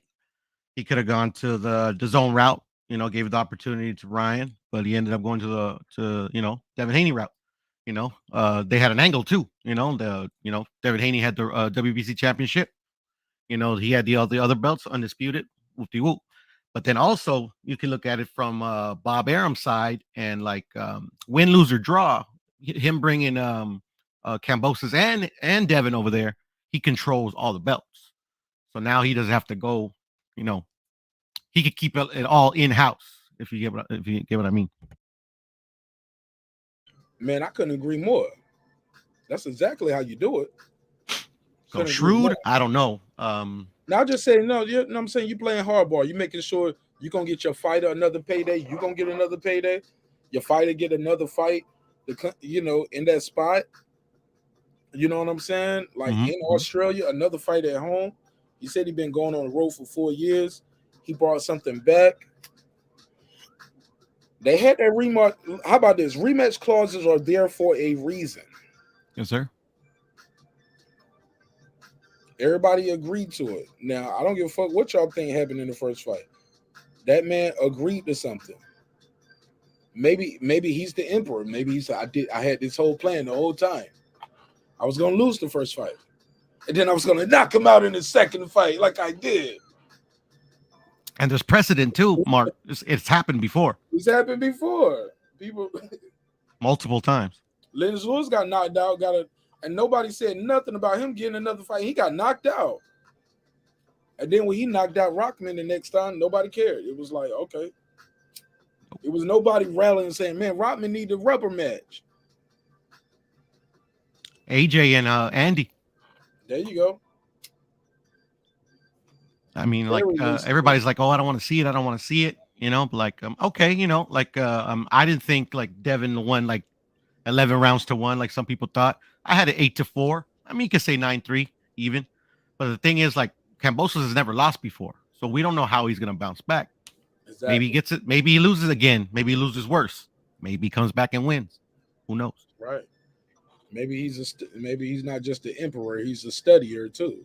Exactly. Because sometimes you know what happened in your training camp. If you didn't run the extra miles, you like maybe he'll do less press next time. Too much flossing, too much Sam Rothstein. You know what I'm saying? He might have been doing too much of that other shit. Yeah, man. I hear you. A lot of shopping, buying houses, a lot of press. Still, he's a grown ass man trying to make 135 pounds, and you got a wife and a kid in the house, homie. Yep. She cooking, bro, wife, and look, in a big house now. Really big house. 10 million buys a big house.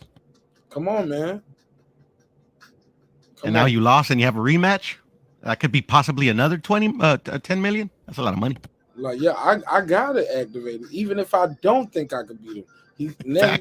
He said, I know for a fact, I'm certain I can beat Devin Haney. I know everything I did wrong. He's already on the campaign. And you know what? People are like, some people are thinking like you thinking, man. When you look back at it, he had a lot of missed opportunities. Yep. Times he didn't let his hands go and let Devin just dictate everything. Next time, he's probably just gonna turn that shit all the way up. Like he gonna make Devin have to knock him out. Yep. And I'm interested to see that. So am I. Can Devin pull it off again? We shall see. And here's the thing too, Mark. Like literally a lot of people were criticizing him of taking like kind of like it's an unfair deal. He only took it because, he wanted it so bad. It's like, okay, we'll take what Loma took. But at the end of the day, if the contract is the way they say it is, if he ends up pulling it off, he becomes undisputed, wins the first fight, which he already did, wins the rematch, and then fights Lomachenko in the contractually obligated third fight, and he beats him. Hold on. I mean, that's pretty impressive. How we know he fighting Loma, big dog? Because that's what they said. That's what the agreement was. I heard he had fight a third fight. I don't know. I didn't hear it was for Loma. I'm sorry. I heard he had a third fight. I didn't hear it was for Loma, guaranteed. No, that's what I heard from the get. When Loma's coming back. Yeah, I know. That's the thing. Like it was for Loma. Is it a time limit on this contract? I'm sure there has to be, because I'm sure like Devin or Kambosos wouldn't wait forever. You said what, sir? I'm saying, like, I'm sure there has to be some type of time limit because Lomachenko is at war or whatever he's doing. Like, they're not gonna wait forever. Man, that Haney is young. He ain't fuck forever. He ain't about to sit around and wait for a year for long. Yeah, inactivity is like bad for a boxer. At the prime of his career, like, well, not even all the way in the prime of his career. He ain't even reached his peak yet in his prime yet. Like, no, I got another weight division I can be going to. I mean, he hasn't had his signature win yet, Mark. No, I'm undisputed. It's signature. It's over. I mean, it's signature as that you collect all those titles, but I mean, like a signature win, like a big win. No, I'm just saying it like that. In my It's a big win. In my opinion, becoming undisputed, it don't become no more signature than that, sir. No, and I hear you, Mark. From that aspect, yes. I got a belt. He got all the other belts. Mm-hmm. No, and I get that. Think about it. Think about it. Go ahead. Some people say he got a French fry belt. Some people saying no, his belt is the real belt, and my belt, and I'm an email champion. Mm-hmm. He beat the man who beat the man. He did, and I get that. But he also said he was going to get rid of the franchise, and now he's saying no, I'm gonna keep it just in case they want to try some shit. I've been said that. I said that before. I said he would be stupid to throw the franchise belt away. That was before the win. That was before I even knew he was gonna fight the fight. I remember this was when T.O. still had it, and he was saying if I that was him saying I wouldn't accept the franchise belt. And then when Kambosos got it, he was like, if I beat him, I don't want the franchise belt. What I said was that would be stupid because now the franchise belt is vacant, and they can do the same shit to you all over again. Now, of course, the people are gonna say, "Well, we know danger," but if they give Lomachenko back the franchise belt, people will be like, "Yo, that's the real belt." You know what I'm saying? He threw the belt away because he didn't want to fight Lomachenko. He was scared. He ran from Lomachenko, so he threw the franchise belt away. People was like, "Man, nah." They emailed that to Lomachenko. He was like, "Man, he the rightful owner. Devin Haney ain't never beat him for the franchise belt." Like that that'll be a whole nother look, man. Just keep the damn franchise belt. I ain't paying no extra sanctioning fee. That shit goes all together, or y'all gotta drop, like, meet me halfway. If y'all want me to respect this shit, we don't know what they got going on with the WBC, because they can negotiate those things. Like Andre Ward said. Maybe they negotiated and so things like that. Well, look, I'll still be the regular champ and I'll be at a franchise belt, but I'm not paying no franchise sanctioning fee. That shit is a trophy. And next time I fight, I ain't got to give it up. Like, or is that part of the guidelines, or is that an optional? Because I heard one time it wasn't transferable, but then we saw it transfer right in front of our eyes. But we heard that the guy put it up. Lomachenko put it up. Like, it's up to them to put it up. Yeah. Theo put it up because in his mind, shit, I'm undisputed. So and the thing is, too, is like you're working with the actual sanctioning body. Like, they wrote the rules. They could change it whenever they want. The way they messed up at is they handed Loma brought that damn franchise belt to the ring, and when he lost, they handed it to T.O. They should have said, no, you can't take this. Take all the other belts. That's on the fighter or the promoter, Mark. For them, they're like, cool, we gonna take it. And the networks, because they marketed it that way. Facts. They tonight during the fight, they said Teofimo Lopez, former undisputed, will return to the ring. Did you hear that? Yeah. Did you hear it? Because I heard it. And you know the first thing that came to my mind? I want to hear that. Because you can't Mark, tell I've me been fighting this fight since this whole mess started, bro. So I know how this has been going. Hey, look, man, we're gonna have some stories to tell these youngins in about 5 years. Because in about 5 years, they're gonna go from being what I'll say about 6 years. Because in about 6 years, they're gonna go from being 13-year-old kids, 12 and 13-year-old kids to 18-year-old dudes that's talking to us about boxing on the internet. And they ain't gonna remember what happened because you was 12. You know what I'm saying? Yeah, I feel you. I mean, there's some 12-year-olds right now, man. Yeah, 6 years on this boxing street. streets. A long time in boxing. Yeah. Shit, 6 years is long anyway. Shit. I don't want to do 6 years in prison. I mean, yeah, I hear you, but I mean, it's kind of like that mob movie, or I forgot who does it. Godfather. Just when I try to get out, they fucking pull me right back in or some shit. No, yeah. That's right. You're right. Yeah, that's a big fact though. Every time I try to get out of it. That's how I feel when I be doing these live episodes, man. I be like, man, I got to end this show, man. Like every episode I go into a Pure, I'm telling myself, this is only going to be a 2-hour show. I'm going to do 2 hours tonight. I promise. Be 6. Every episode I tell myself it's only going to be 2 hours. Hey, I'm addicted to this shit. Fucking Mark, I'm on here every day, man. My lunchtime, my days off. Yeah, that shit dope. That shit dope. I do, man. I love boxing, bro. And you build rapport with people. You know what I'm saying? Yeah, man. I fuck with everybody. You know, I mean, like literally everybody, even the people that I don't like. Whoa. You know what I mean? We had a lot as the youngsters say. We had a lot of weird calls tonight.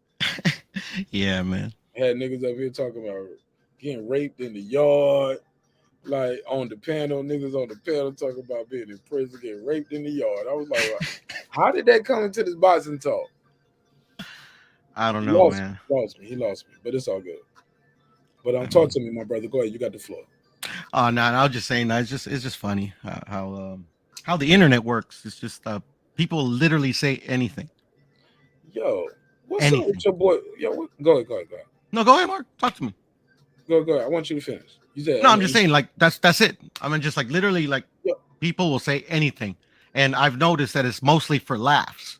Like me personally, I think in real life they wouldn't say these things for laughs, but I mean the internet's weird like that because they know that there's no like really tangible repercussions other than somebody's gonna yell at you or tell you to fuck off. Yeah, absolutely, man. But talk to me though. Man, so at the end of the day, what's up with your boy Beterbiev, man? Who can beat him, if anybody? What's next with Joe Smith? You got the final thoughts on this topic, man, and we can land the plane. Like I said, man, I fuck with you, man. I end up talking to you about some other shit, man. We end up talking about hip hop, other shit like. I love it all, man. I love it all. What's gonna happen next? Like with who's gonna win who gonna win the finals next year? Like they already on this shit. They just like, yo, the Warriors gonna repeat. I don't know if that's gonna be so easy. Like, I've been basketball since the fucking pandemic started, brother.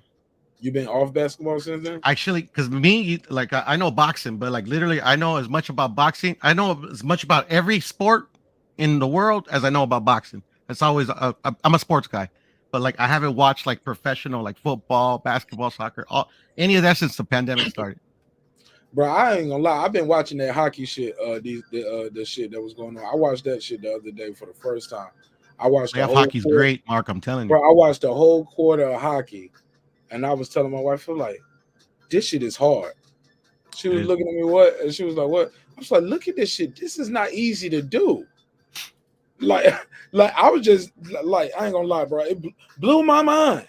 Cause I always just think of hockey like on the surface level, like niggas skating and fighting and shit, nigga. That shit, whatever, nigga. But when you watching, I'm like, moving the stick, the agility, you skating. You got all that equipment on you, sweating, that shit getting heavy. Like I'm just thinking of it from the athletic perspective. You banging up, getting thrown to the wall, you falling down, your ankle could be rolled over, like your knees are going. Like these dudes got to be have some of the worst injuries ever, because these are mammoth-sized dudes too on skates. You get what I'm saying? Yo, imagine The Rock on skates, nigga. Like, God, what the fuck? Oh, nigga, that shit is scary as fuck. Bro, they have dudes bigger than The Rock on skates, Mark. I'm not even lying. Huh? They have dudes bigger than The Rock on skates. Shit like that, though, bro. Shit blew my mind, because as I'm sitting there watching it, you know, they do like football. It's just like football, like for the most part, for as the graphics, they put nigga height and weight beside them, and you know where he went to college and all this. I'm like, God damn, that nigga huge. Fuck, that nigga 6'5". Yeah, I'm looking at him how he moving over. I was like, that nigga 6'5". Facts. 280. Motherfuckers athletic. Motherfucker be like 6'7". Like 6'7", 290. Lean, not even fat. Lean, just like all day muscle. Yeah, 6'7", like 2. You know what I'm saying? Just all solid though. Yep. Motherfucker That's the real big fish out there. The motherfuckers be out there skating on that ice. That shit is amazing, yo. So I did get into hockey, but keep in mind, watching the Stanley Cup Finals, though, you watching the best of the best, though. Yes, sir. So it can trick you into thinking some shit is super dope. But you got to get through a lot of boring shit to see the. It's almost like watching baseball. Like you watching when you watch the World Series. If you ain't into the game, Mm-hmm. I always tell people watch the championship because that'll get you into a sport because now you're seeing the best of the best. You know what I'm saying? Or and then it's like kind of like high. What's the word I'm looking for? High nerves. No. Like because it's like best of 5 series, best of 7 series. It's like there's nothing better than playoff hockey in my opinion. Yeah, momentum can switch, right? Exactly, man. Like I was a season ticket holder to the Kings for like I don't know 5 years. I mean, like I just waited for a fucking playoff season, man, because it's just this great. Hold up, when you're a season ticket holder, you get the playoff ticket there too. If y'all make it, that ticket you get first dibs. Oh man, at your seats. Yeah, okay. No, and like literally because I used to be a Dodgers season ticket holder, and those are worth it because man, fucking like the World Series, man. I remember one year I didn't renew, I missed out on my playoff tickets, so I had to buy like a couple of tickets because they made the World Series that year. I think me and my sister paid like $2,200 a piece. Wow. Yep.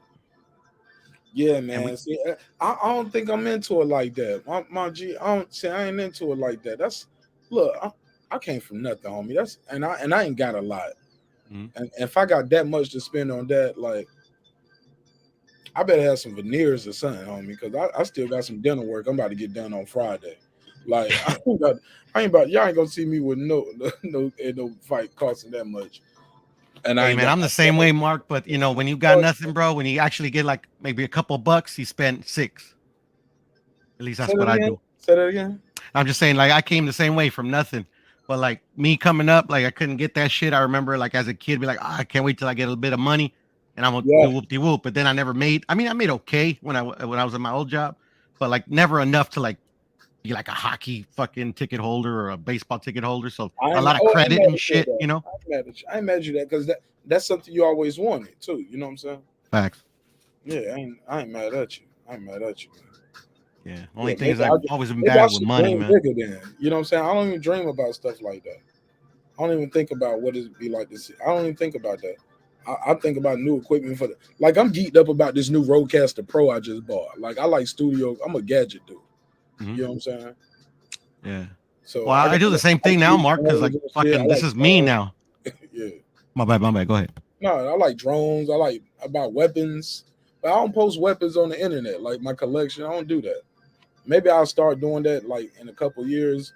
That'll be something I do. I'll probably do but I think that might fuck up my messaging right now. Mm-hmm. You know what I'm saying? Yeah. With the combat sports shit. That'll be something else I do, something else down the line. But yeah, I like weapons. I buy shit like that. And studio shit. Like I buy plugins for Pro Tools. Like I probably got over $30,000 in plugins over here. Yeah, I got you. You know what I'm saying? Shit like that. I love tools. I always have. So I fucking buy tools even that I don't need. Damn. See what I'm saying? Tools, nigga. Yeah, I like working with my hands. Tim the Tool Man Taylor over there. Ain't Seriously, fixing I'm not even shit. lying. Got everything in there. Got Home Depot in the garage. Ain't fixing nothing. Ain't even lying. Yeah, but I just became an electrician, so you know, like, it's an excuse, you know. Oh, absolutely. Same thing with me. I'm an engineer, homie. I that's why I keep the newest Mac. I keep the newest software, best mics, and that's why I had to get this Rodecaster Pro because I'm a perfectionist, man. I want the show to sound better than how it sounds now. I need the audio cleaner. I need the crisper. That's why I'm about to cash out Shelton Moore $3 for a damn battery for a smoke detector. He don't need it, but I'm gonna do it just to let him know that's how much he means to the show. I appreciate your commentary, my brother, but I need to take them beeping out my audio because once we start moving, I want to move the show towards a podcast form where like we can get our jokes off, have a good time. I'm gonna do how I do it. Like if I know you, you're gonna be on the show. If not, that's cool. You know what I'm saying? But if not, I'm gonna just knock my show out. like in a podcast form. Then Okay. I'll open up the panel, the channel, the chat, and that'll be the podcast. The next part will be the live show that y'all seeing right here. But if you follow the show online, you can see on the podcast. You know what I'm saying? I got a plan, bro. I ain't even got to say it all out here, but I got a plan. I know you do, Mark. You've been like coming up like since you started, man. You've been growing your channels like fast. But when you start watching the show, you'll see little things changing with the show, right? Mm-hmm, From the phone line to the graphics to how quick I'm on it too. You know what I'm saying? Thanks. Yeah, man. Even guests coming and going. Like, what happened to that boy? It's all good. We still cool. But I can't, you know what I'm saying? I got to do it my way. Because if it all fails, I'll be mad at me. But I burn it. I throw it in the trash before I let you have it, sir. You know what I'm saying? I feel you. No, and you control your show really good, bro, with the guests, with the trolls, with everybody, man. You move it like clockwork. Hey, keep it moving. Shout out Reggie, man. Reggie taught me that a long time ago, man, when I was watching this show. When I was first getting started before. H Money, man, gave me a chance too. Like, people be thinking I hate H Money. No, man. I ain't got no problem with that dude. That dude is not my enemy. No, that's my homie, man. Now, I ain't say he my homie, he my brother, or nothing like that. I ain't say, you know what I'm saying? We don't have each other numbers. We don't talk in text, but he's not blocked. He's not an enemy to the show. I listened to a show, somebody sent me something like, yo, they cooking over here, pull up. I'll pull up in the chat. I might not even say shit. I might just sit there and listen for a little bit, smash the like button, and listen to the show. I'm like, oh yeah, they are cooking. That's why I was able to tell Ben Israel when he came back over. I was like, yo, YouTube daddy kicked you out last night, nigga. You know what I'm saying? Shout out to Ben Israel. It's funny. Like, I mean, I ain't even gonna get into it, but yeah, that's funny. H Money kicked you out the house, nigga. I was clowning that nigga. How do I know? Because I was watching the show. Yeah, I ain't gonna say nothing. I ain't gonna say we good. So what, bro? I was gonna say something like, I ain't gonna say nothing. We good. Man, but yeah, no, H Money's funny. That's all I'm gonna say. It's free thought. Puro don't want no smoke with nobody, man. You won't even say hit the jokes when you need to hit them, but it's all good. Man. Well, the thing is like I can't yell at like some people do, or fucking tell people to fuck off. To me, it feels so disingenuous if I'm not like in front of you. You know what I'm saying? Absolutely. Yeah, but sometimes you got to tell people to fuck off with them thoughts and the talking points and their, you know what I'm saying? Those false narratives, like they can't even address those things. You know, when you challenge them on their thoughts or what they say. Like the biggest thing for me, the funniest shit ever was when the YouTube daddies was out here saying the Errol Spence Ugas fight was gonna be a free fight, and a lot of people ran with that narrative. Because that YouTube daddy told him, and everybody said it to me. That's when I came up with the phrase. I was like, "Oh shit, nigga, you can't even." Yo, YouTube daddy told you this a free. You think Spence and your YouTube daddy's an old nigga out of touch who can't read Twitter properly, so he don't understand that Errol is replying to this and that, and then he don't said it, and then you don't said it, and now it's out here. Hell no, that's when I knew that shit was. I was like, oh man. Let me make some merch for this shit. Well, there you go, man. Hey, they help you out without even knowing it. YouTube daddy. Yeah, I will say this. And a lot of this stuff taking off. You know, a lot of people be saying this on other channels and panels. Oh yeah, I know it. YouTube daddy. Yeah. I hear it all. That's what I'm saying. You need to copyright some of this stuff because we did it first. They say it and say it and say it and say it. It gets annoying to me, at least. Yeah. When you say it, it's cool because like you came up with it. We did it first. It's out there. Support the show. Now I'm telling you, all the I think on the YTBC, all the catchphrases are probably yours. Damn, man, we did a lot of. I digress. I say that one all the time. How much? I digress. Yeah, man, I say that one all the time. Yeah. I should have been put that on the t-shirt. Yeah. That'll be part, man. Look, I'm telling you, man. That's part of the show, man. Like, look, I'm about to be the Kanye West of YouTube. They were like, yo, that nigga took over the YouTube fashion game. He had all the catchphrases. Hey, man, he does. Yeah, but don't ever get rid of the YouTube daddy one because that's where I make my money. So what, my brother? I said never get rid of the YouTube daddy phrase or don't retire it because that's how I make my money. You know, it's supposed to be temporary. It was only supposed to be for about 30 days.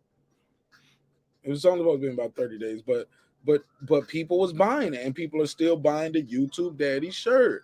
It's like a conversation. People like to laugh and joke because somebody will say, see the picture, and they be like, you wearing it? They be like, run and tell your YouTube that. What does that mean? And now they're gonna ask you, and now it's a conversation, and that's when you tell them, oh, because people be on YouTube. And I'll be on you, and that's when they tell them I'll be on YouTube. They tell them like, yeah, I'll be on YouTube. Oh, you on you? Well, I ain't got no account, but I'll be out there in certain groups. This guy right here, Marq Nash, and these dudes out here be repeating other people talking points. Mm-hmm. Creating content without knowing it. Nothing, bro. You just copy and paste with the flow. You didn't even do a quick Google search and check it. You just saw your daddy. Get him, daddy. You saw your you saw your daddy do his show today, and you was like, I'm gonna do my knockoff brand version of that same shit today. And hopefully somebody gonna send me a super, bro, because it's all for most of these niggas, it's all about a super chat. Man, these niggas is, man, they'll kiss ass brown nose, suck dick for downloads just to get a super chat. Just for YouTube to take 30%. Right. Man, fuck that. Man, to me, it's deeper than that too, Mark. But I told you a little bit about that. Nigga, I'm hustling everything on this shit. Nigga, I'm hustling beats. You want some beats? We got the instrumentals. You can listen to the music. We're gonna teach you how to make the videos. I ain't gonna die with all the knowledge. Look, you're gonna have your own bit. You're gonna learn how to make your own shirt and everything. All of that.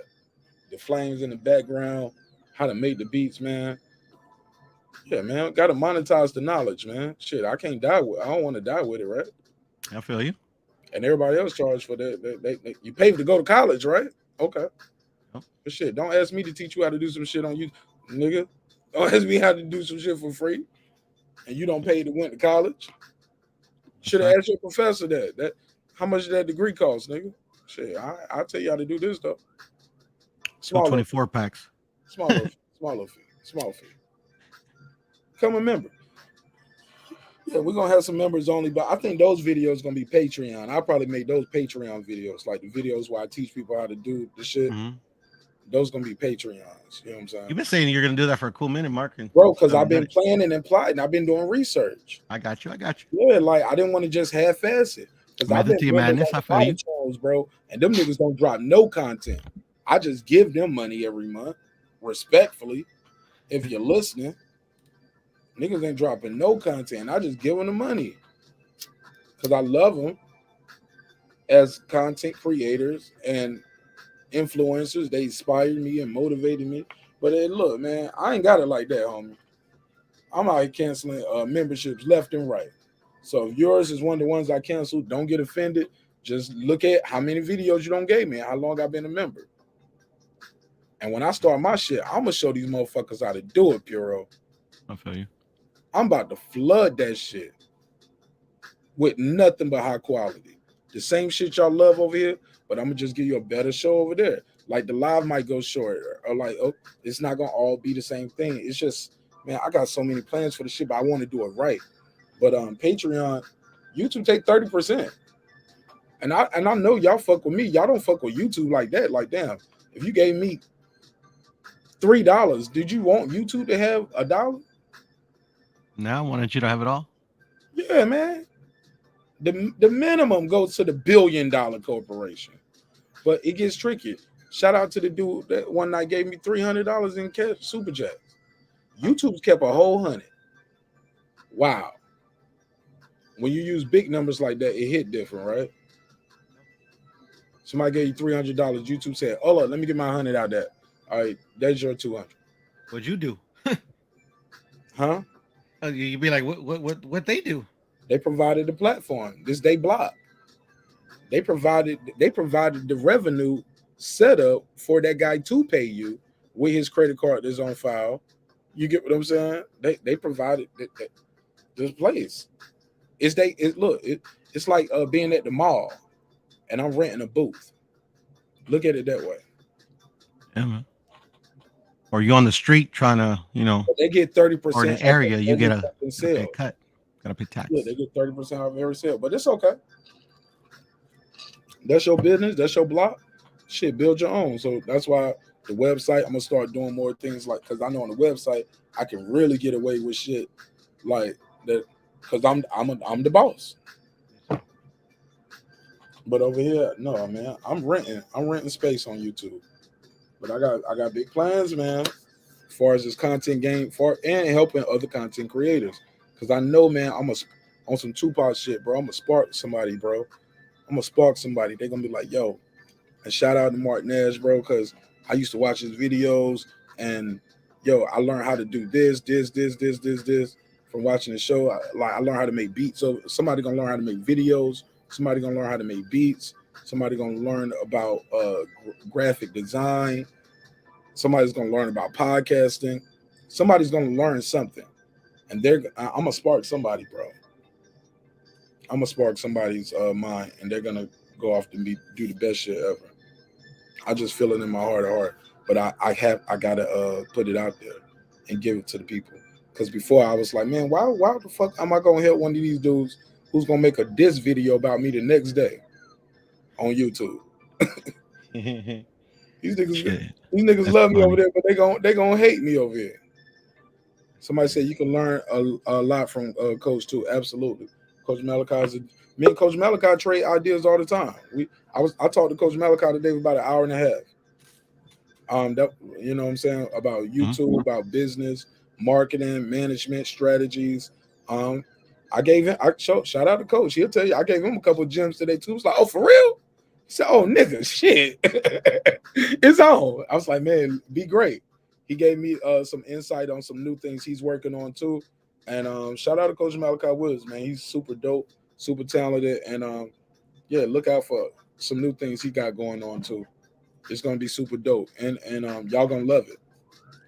Same coach, but it's just gonna be a different type of content. Same energy though, same vernacular, same delivery, same fluid of movement in the motions of the way the flow can flow and function, the way he can deliver it. Like, yeah, he's not gonna be up there all day.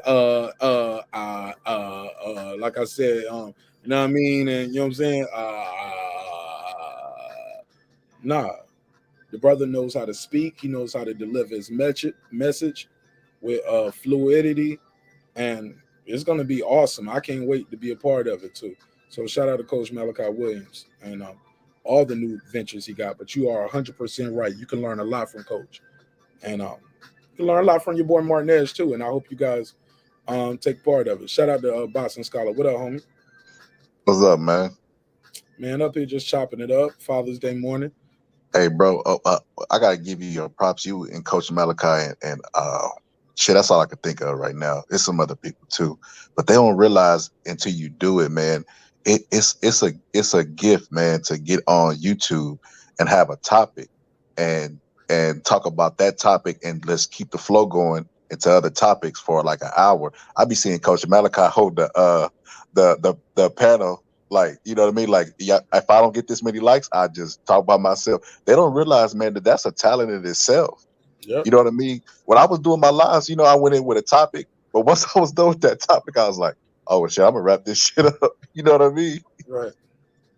But you and Coach Malachi, y'all have that gift. Y'all keep like a river, man. Y'all just keep flowing and flowing and flowing. I recognize the talent. You know what I mean? I don't know if anybody else. I ain't gonna lie, I'm a lot nicer than Coach. I'm a nice guy. Really? Yeah, I'm good cop. Coach bad cop. I didn't know that, man. I watch his show. Cop, he man. seemed pretty nice when I'm on there. Forget. Coach Malachi, I tell you, man, I got beef for niggas from 40 years ago. Nigga, it's on for life. Nah. Once you cross me, you lost me. Coach don't say it. Like, nah, nigga, once it's on, it's on. But he even admit though, like, yo, I used to take the shit personally, but then I realized, oh, these niggas out here just hustling. You know what I'm saying? I get it. And that's when he turned up to another level. And that's when we're gonna run niggas off the block. I've been saying it too, Coach. I was like, I'm gonna run niggas off the block, homie. Yeah, I throw it all away before I let you have it, fuck nigga. I'm sorry, respectfully. It's too early for that. Part of my vernacular on this good Father's Day. What's up, Boston Scholar? What's on your mind, big dog? Man, I was earlier when DJ was on the panel. You know what I mean? Y'all got to the football talk. You know, I stay in my lane, so I don't get ran over. I know a little bit about football. Man, we literally lost 50% of the audience when we got there. We was at like 70, 80 people in here. We started talking about football. We dropped down to 40. I started giving you 2 tips. We dropped another 10. But it's okay. The show's over, man. So you said if you want to be here, but the main show is over. you said earlier, you brought up a good point, and you said, you know, you wanted to see more, and you felt kind of bad about that, and I know why, because you're a good guy. You know, he just got to win. You don't want to shit all over his win, but you can't ignore the stuff that you see in the win. Like when I was going back and looking over the film study, I noticed that he does not move his head, and the mark of a great fighter, you have to have good defense, or at least B-class defense. You got to move it sometime. If you don't move your head, your opponent's going to move it for you. It's just plain and simple. And you know, he walks through shots, and you know, and I was noticing that, like, damn, he's walking through these shots. But one day, boxing is the only sport. You know, in football and baseball, you know what I mean. You don't find out on game day. You know what I mean, that you don't have it anymore. Boxing is the only sport where you get in there, you be like, God damn, I ain't got it today, and that's the wrong place to find out that you ain't got it that day. You know what I mean? Roy Jones found out that his reflexes wasn't the same against Tarver. And boy, if it was now, he would be a meme, but he never let that people never let that knockdown go. Roy's knockouts to him and Glenn Johnson. Sir, with all due respect, not to cut you off. What you mean if it was now, he'll be in the meme? You know the song Lean Back, that is the line. Forgot about that. You're right. You absolutely. He was trying to get it, Fat Joe. You right about that. Roy ran down on that nigga about that. Like, hey, don't talk about me getting knocked out. You absolutely right about. I forgot all about that shit. Oh yeah. But yeah. So the thing I was bringing up to when I was trying to make the point that I was making, they was looking at it like I was shitting on them. I was telling them like, oh shit, that's what Reggie talked about. He said, "Oh Lord, the Boston Scholar came back on the show to hit on better." Hey, you can hop on, Reggie. You can talk about Canelo. We can just have a hate party, right? Hey, like facts aren't hate. I'm sorry, y'all. When Sheldon Moore was here, all I hear is the smoke alarm and the won't. Man, like I said, I'm gonna hook Sheldon Moore with some good sound. Because if I can invest almost $1,000 in some new equipment, because that's how much I believe in the show, y'all think I'm gonna still be putting up with bad audio? No, you ain't got good audio, homie. I ain't about to deal with it. I ain't even about to deal with it for a second. Like I'm investing too much time and energy into this shit for it to be half-assed. I ain't getting this game to be second place to nobody. You know what I'm saying? So I'm gonna see how far my talent and these good conversations, my ingenuity is gonna take me. But we gotta have a good audio show more. I'm dead ass with that. But love you though, bro. So I missed all of that. You was hating on Beterbiev, they said. I guess so. I mean, even though I bet on him and won money on him, I guess I was hating on him. What the fuck they talking about then? Like, nigga, like, you the Boston Scholar. You picked the round tonight. $20 got you $500. How are you hating on him? What did I miss? I don't know. I said look at Jimmy Graham in the chat. Get him, Daddy. Reggie, cook him. Get him, Daddy. Cut that soft shit up. Facts are hate now, I guess. Jimmy Graham. Puro, get him, Daddy. I think they think I was hating when I compared him to Bud. But you know, you can't even mention Bud. When you say Bud's name, Spence fans squirm and get uncomfortable and just you don't even have. I was trying to make a greater point that they don't give Bud the credit, and the guy said, oh, they do give Bud the credit. Then why was everybody so mad at the Hall of Famers who know boxing for picking Bud over Spence if he gets the respect? They had something to say about all them niggas. It was like, he worked for this network. He punched drunk. This dude right here, he mad because of this. This dude, I was like, damn, it's like everybody hates Spence. Not everybody hates Chris. I should have made that error. Yeah, I'll do it. Let me write that down. Everybody hates Spence. Put Errol Spence up there.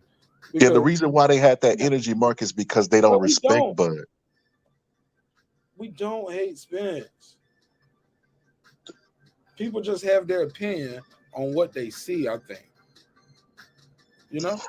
Nobody likes the person that they like to be talked about, and it's just is crazy to me because like you said, like I've learned, man. Like when I was younger, couldn't nobody say shit about Mike Tyson.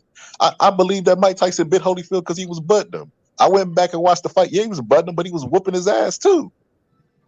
Yeah, but you heard what Hussein Rodman said. Oh yeah, he said he was a notorious head butter, didn't he? He said I see why Mike Tyson bit his ear. He said Holyfield's the smartest fighter in boxing history. You know why? He know how to use his head. He does. He would land combinations off of a headbutt. No. It was that's his little joke. He was like he's the smartest boxer in boxing history because he know how to use his head. He says he'll headbutt you, and then he'll unleash the combinations, so it'll look like the damage of the punches instead of the headbutt. The punches. You know what I mean? He said it clearly, and he took hits to the head. All I did was take a couple shots tonight. Damn, fucking up. Shout out to The Rock, man. I'm gonna reach out to The Rock, man. See if I get another interview with him. Then that Coach Malachi told me Coach Malachi said I was in the top 3%. I googled that shit. It's 1.75%, bitch. Yeah. Need to lay off the ripple there, Mark. 1.75%, 10,000, man. That's pretty damn amazing, man. For somebody who ain't even been doing it 2 years. It is. Fuck you mean? Hey. Oh, now that nigga there, he talking to me. Marq Nash, get him, daddy. Ain't nobody off limits. Not even me. Not even me. Jokes on I don't like that humble talk. I like when you talk them numbers shit, Mark. I don't see the benefit of being humble. You know who you're supposed to be humble around if you ever meet Bill Gates. Be humble around him because you can learn some shit. Don't be humble around other YouTubers who can't build their channel or get it off the ground. Because it's not gonna do you any good. They're gonna hate you any fucking way.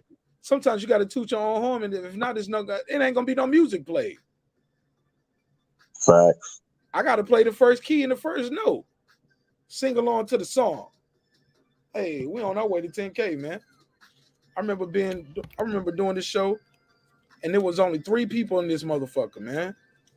For a long time, it would be 3 people, and one of them was my wife in the living room. One was me on the laptop, and the other one might have been my sister or my brother that tuned in. Maybe one of my homeboys for a long time. But you know what helped the show? Reaching out to other content creators, applying my skills and talent. That's why I know I'm about to take it to another level. That's how we got here. Because when you watch their show, I got the intro and the outro. I might have made the logo for one of your favorite YouTubers right now. You don't even know it. You know what I'm saying? We working behind the scenes, man. Like trying to get fighters fights. Real talk. We trying to get fighters fights. So I'll do it. Matter of fact, I'll do this tomorrow. Matter of fact, if you know somebody, matter of fact, I won't do it this way because I got to reach out to the matchmaker to make sure that's okay. Because that might not be legal. That might not be what she want or how she want it done. But I got a matchmaker I'm working with out of Vegas. And we're trying to get fighters fights. And there's some events coming up in August. I know who the opponent is, but we need somebody for that weight class. I'll say the weight class. Matter of fact, I can do it this way. Matter of fact, I'll do it that way. That'll be the way I do it. Matter of fact, I'm gonna try to do an interview with her. We already talked about it, but she busy. I'm busy, man. Y'all already know how I give it up, man. I don't really like doing interviews too tough no more. I like to chop it up with the panel, the chat, talk my shit. The interviews are cool, but it got to be somebody we really want to interview. You know what I'm saying? Like I interview Stitch Durant any day of the week. You know what I'm saying? But I don't want to bother the nigga neither because he's working it literally damn near every weekend. Whether you watching MMA or boxing, you're gonna see Stitch Durant somewhere out here on your TV screen. Am I lying, Pierdo? Nope. But the fact that I got 4 interviews with Stitch, man, I'm good for life, homie. In my mind, if he never do another interview with me. But I don't be wanting to bother him. But every time we interview, he's like, man, you said you weren't gonna take so long again. I'm like, man, I don't be wanting to bother you. But this time, when we hit that 10K, I'll be like, Uncle Stitch. Man, shout out to Stitch Durant, man. He and I even came up with the idea for a business venture. He said, if you make it, I'll be the spokesman. Bro, I've been working on that shit since. But I keep talking to y'all goofy niggas all night for 5 hours, so I ain't gonna never make it. Joking. I'm joking. Y'all ain't goofy niggas. Y'all my family. But yeah, I'm joking. Damn, man. I gotta play the Kevin Hart drop every day? Y'all ain't goofy niggas. Y'all the family, man. Damn, I slap myself. Slap! I'm sorry. I shouldn't have called y'all goofy niggas. Damn.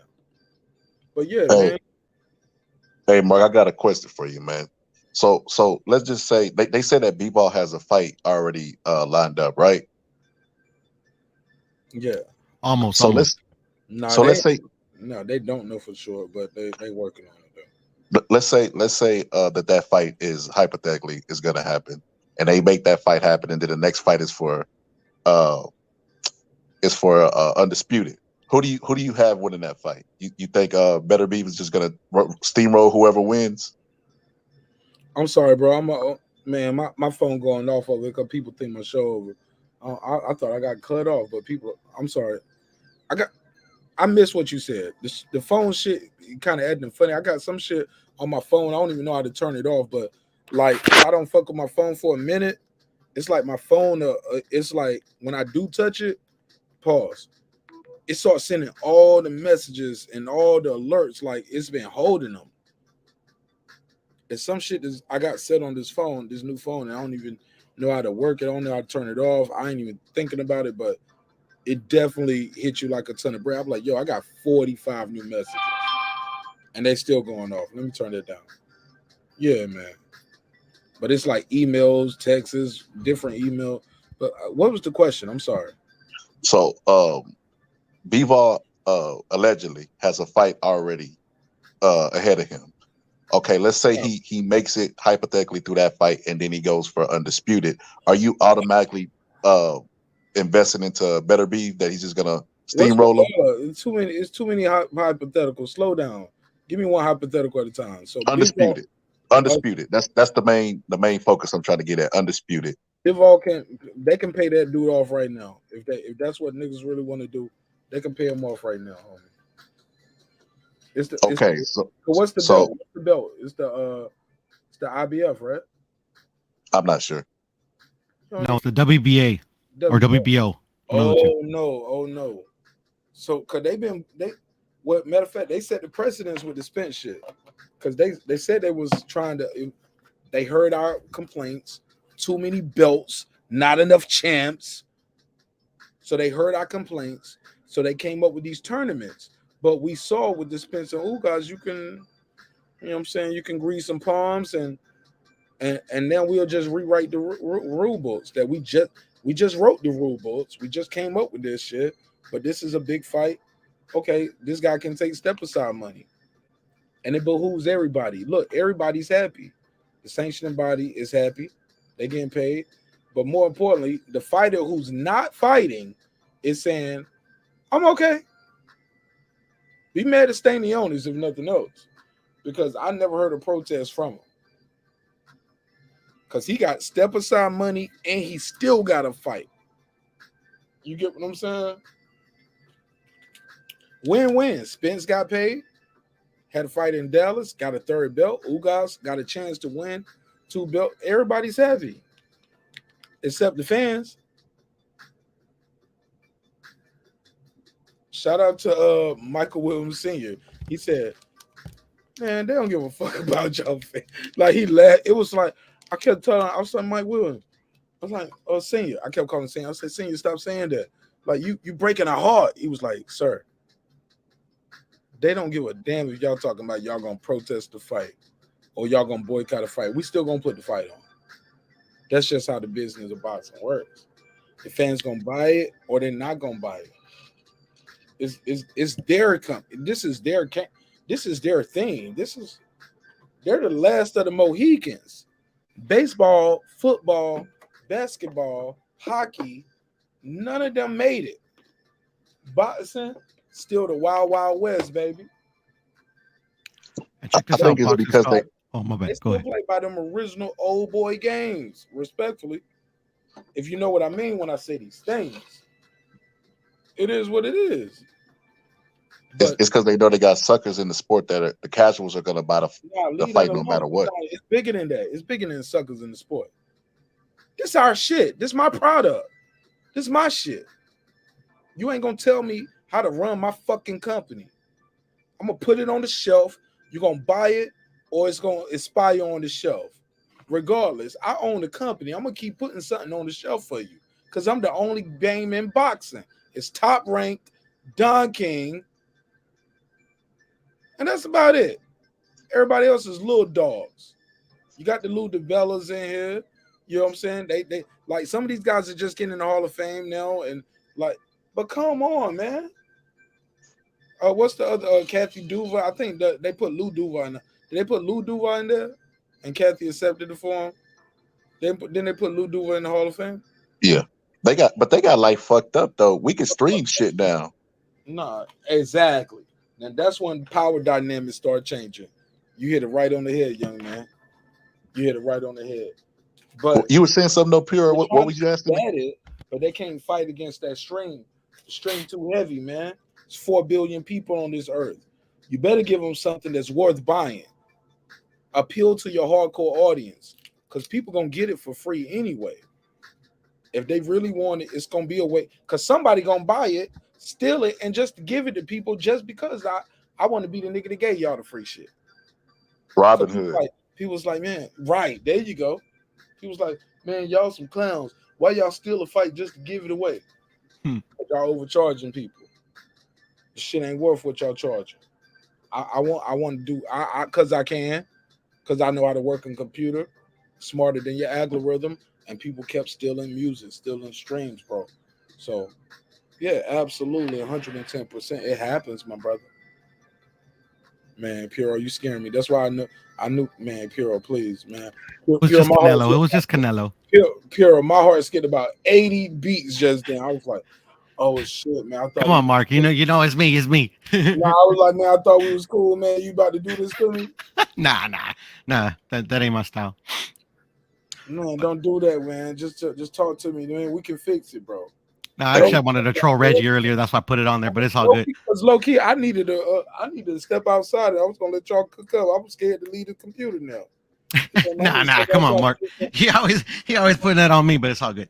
I can take it. You taught him how to do it. Or Puro. Yes, sir. Can you teach us a YouTube trick yourself? Can I teach you what? Okay.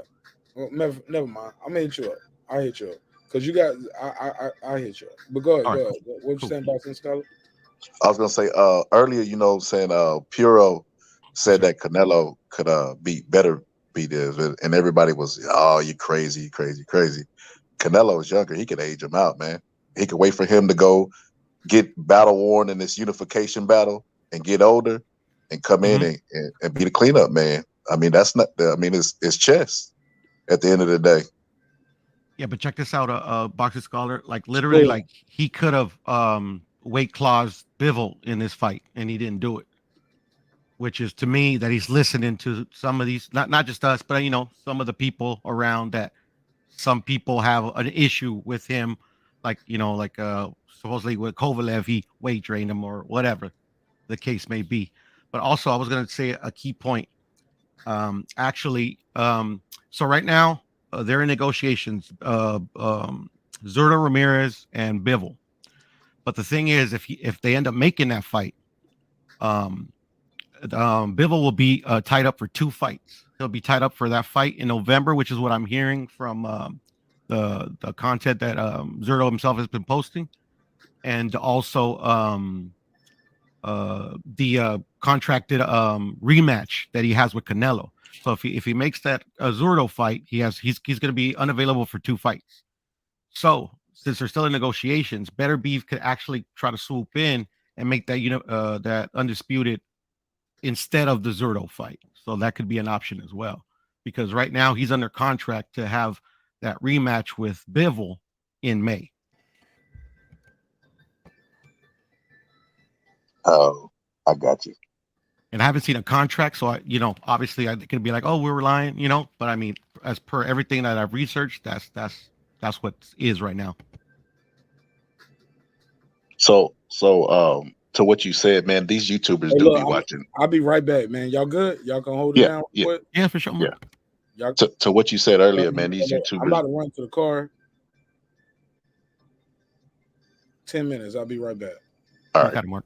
Because I'm gonna go to The water and I'm gonna take a piss. So I'll be right back. 10 minutes. the fighters do be watching the YouTube videos, and you're right. I think he has been listening to the noise, but it doesn't matter what Canelo does. People are going to complain. It's the same thing with Floyd. When you're the cash cow, everybody has a list of people that they want you to fight, and if you don't fight those people, they're going to put an asterisk by your name and be mad at you for not fighting the person that they think you should fight. But you're one person, like Canelo told, like he said, I'm booked up. Go fight each other.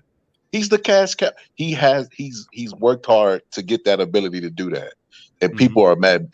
One guy commented on one of my videos, and he was like, "I don't like Canelo," and I was like, "Why?" He was like, "He didn't fight Boo Boo." I was like, "Well, do you think he if they fought tomorrow, who would you pick? Canelo would beat him, right? Yeah. So why are you mad at him? It doesn't make any sense. They put themselves in a little box and don't let themselves out." No, that's true. And then a lot of people, I think, well, the content creators, I mean, some are aware, some aren't. But to me, a lot of these channels are used as a tool for promotion. It's kind of like the PR arm for like Top Rank, PBC, and some of these like commenters are like kind of like unwillingly moving a narrative that these promoters want to push. Hey, look, low key. Before you go, before I go, I said before you go. What's up, brother? I'm about to go. that can be true, but on the flip side of the coin, me, Marq Nash, I promise y'all, I don't know what a PBC check look like, bro. Where is mail from? I can show you a Google AdSense check. I can show you where a check come from iTunes. I can show you a check from DistroKid spot. Like I can show you, like I ain't gonna show you how much I got. That's my business. But I can show you, like, yo, this is what the address, like the envelope, like it's real business. People think it's just like what I don't know what niggas think, because Jake Paul and Logan Paul, KSI, like it's YouTube millionaires out here left and right. You know what I'm saying? Facts. Left and right, more than one. Like Tasha K ain't no broke bitch. You know what I'm saying? She got sued by Cardi B, went to court, fought it, she lost, but she's making big bread, bro, and been making big bread off of YouTube. You know what I'm saying? For a long time. For the person in the chat thought I was hating on Tasha K. No, I was covering the story. But I said that to say this, my brother. Motherfuckers have a team in place to handle certain things at certain points. Sometimes your team outgrow you. Sometimes you don't know what's going on. Like I don't know what's going on right now. I lost my spot. But I forgot where I started from. But it's all good. I'll be right back. That's all. You ain't receiving a PBC check, and you don't got to say that, Mark. Oh, yeah, that's what I was about to say. So, look, that's what I was about to say. I had PBC in my chat, the real PBC. You get what I'm saying? I know it. So, but some people will argue that I got paid off. That's why I wanted to go with it.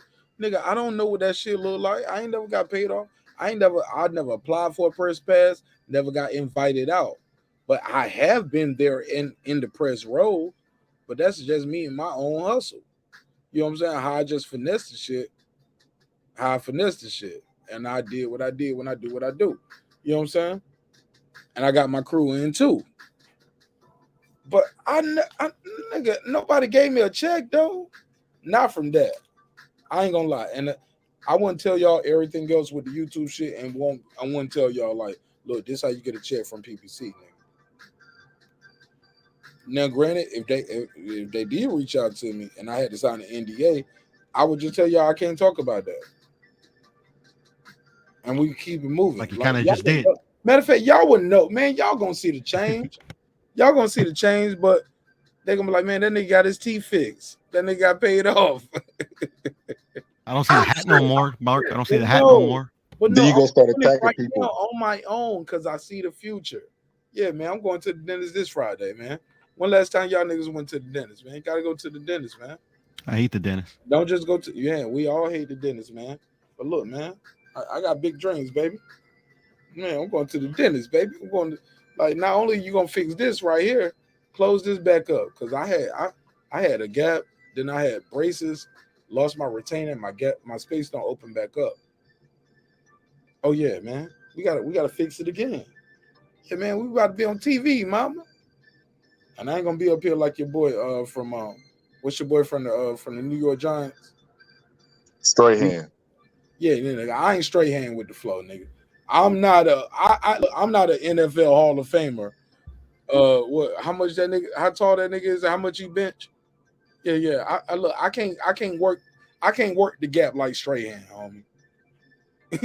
Not on the football field.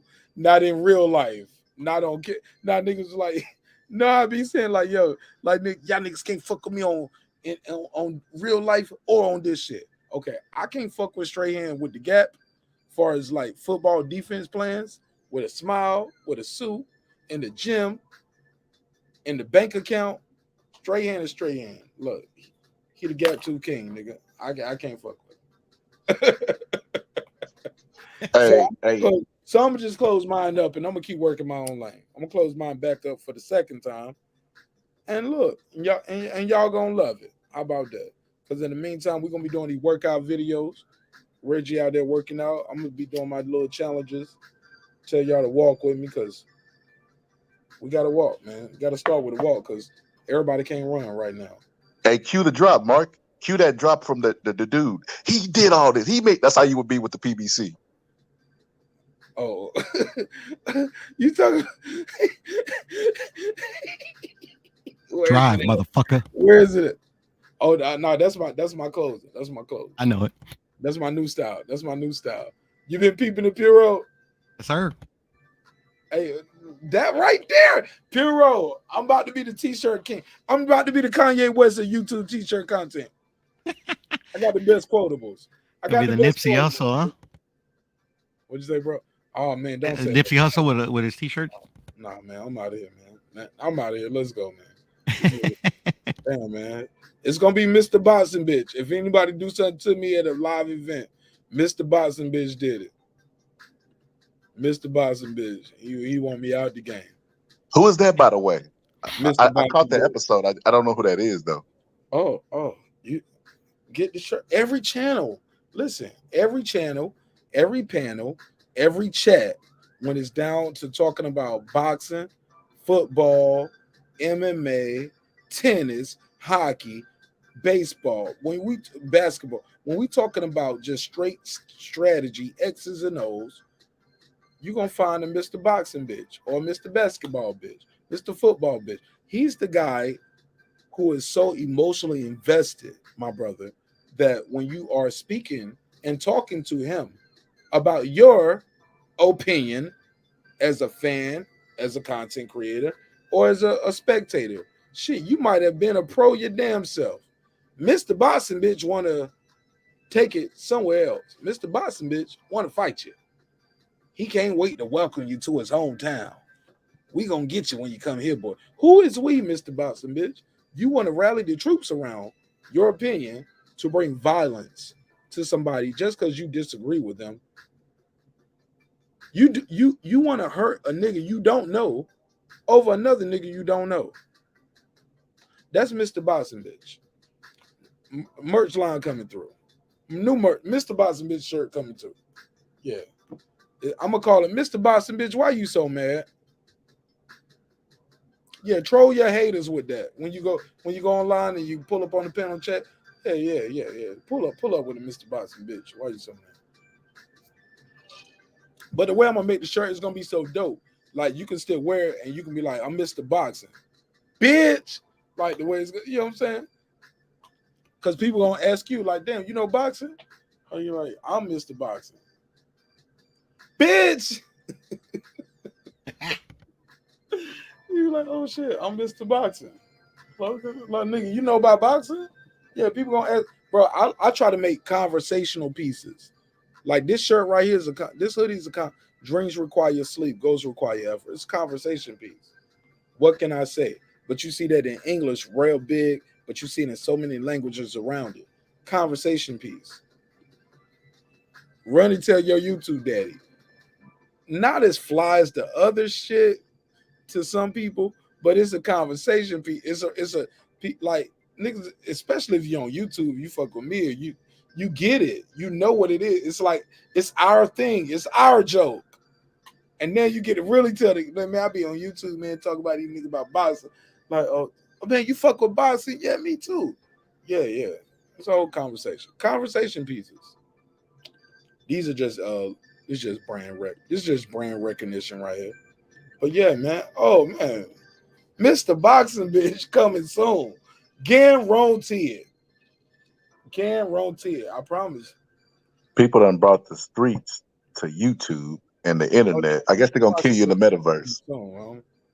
Mr. Boxing bitch, because everybody know one. Everybody know one in the chat, bro. Everybody know one. Everybody think they Mr. Boxing. I'm Mr. Boxing, but I'm Mr. Boxing. Oh man, you the most, nigga. You the nigga that go on every panel. You want to hijack the host panel. You want to take over. Let me ask everybody a question. I got a question. Yeah, I got a question for the panel. Nigga, man, can you answer the question that's on the docket? Can we talk about the topic that's on the screen?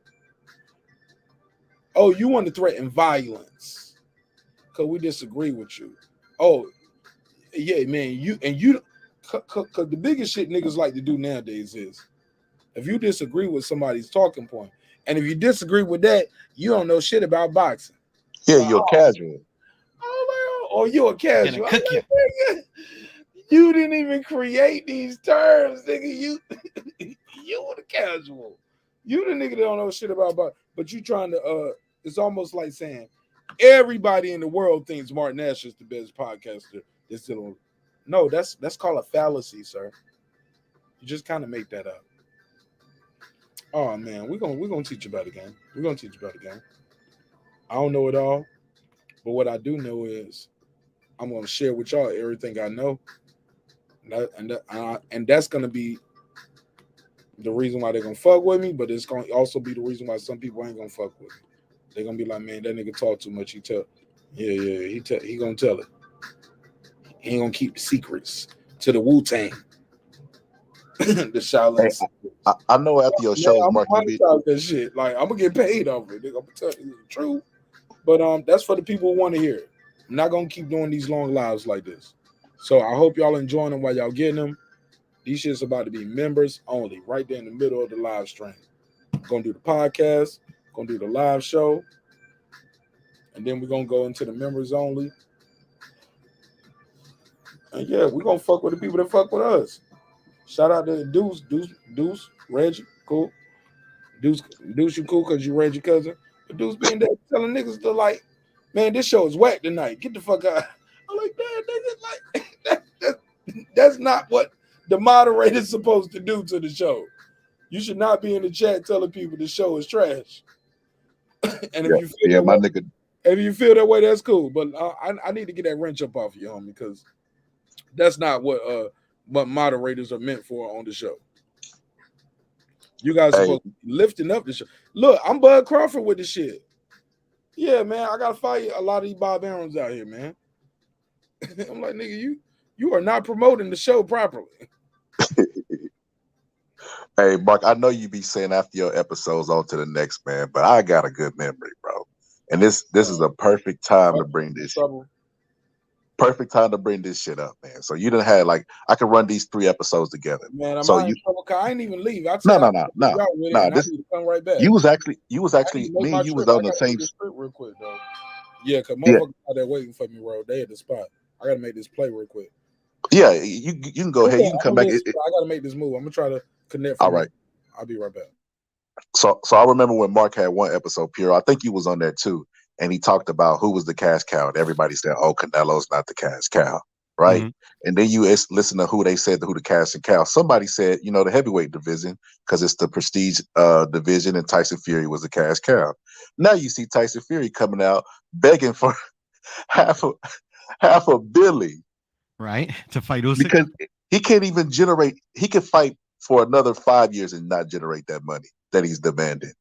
But that shows he's not the cash cow. I remember Mark had a show, and he said, which fight is going to do better, Bivol versus Canelo or Tyson Fury versus White? And people was angry at me that I said Canelo was gonna do better because he's the cash cow. And guess what? They didn't release the numbers for Fury and White.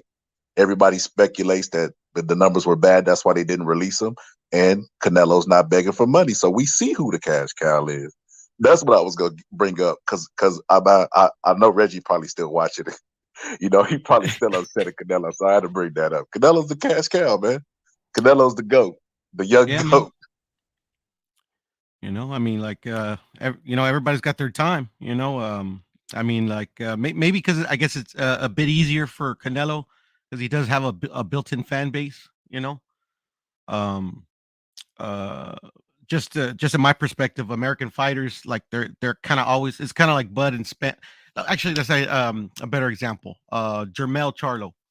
Like, literally, like, I think this guy, you know, some people, he rubs them the wrong way. You know, he's done some, you know, dumb stuff, you know, like he's been filmed doing, but like without nobody asking him, and it's not like, oh, he's doing like something extra. It's just, you know, all the opponents that he needed were kind of like, you know, at PBC, so it was a little bit easier.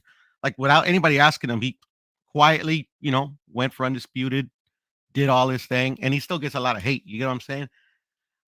You know, like, I mean, like, you get what I'm saying? It's kind of almost like hypocritical. I'm not saying like people in this panel or anybody's panel, but just in general, like, I actually went to that undisputed fight because it was over here by my house. I'm staying at my sister's house because they're working on my roof or whatever. But I live in Carson, so the fight was right there. So I went. I mean, to me, it was like a sin that it was an undisputed fight. It was an American, and like literally the half of the stadium was empty. You get what I'm saying? Yeah. It's just it's unfortunate, you know, because like, you know, some of these guys are actually like doing their thing how they supposed to without like, oh no, he needs to be doing this, he needs to be doing that, you know, quietly. And then, you know, when the big time comes, you know, it's like me in a half empty tennis arena, you know, cheering for Jermell. Yeah, Jermell. That's how I go, bro. Boxing, unfortunately, bro, is the free market, and with the casuals that everybody gets called on, at some point on YouTube, those guys make up a majority of our sport. So it has a lot to do with the promoters too. Like, you know, the days of yesteryear, there was a lot of free fights on TV, so you could build your star, you could build Sugar Ray Leonard. Right now, I mean, the casual fans don't know who the people are outside of pay-per-view. That pay-per-view came in and just fucked up the market. Like it dried the money up to only a couple names. Like they weren't able to produce more stars. Yeah, and I totally agree. And yeah, and like you said, it's like the promoters. It's like the Terrence Bud Crawford situation, or any fighter where they're like where like you know, like, why isn't he as big as this dude or that dude? Like I could argue that Tank probably has a bigger following than Bud, and Tank has done less.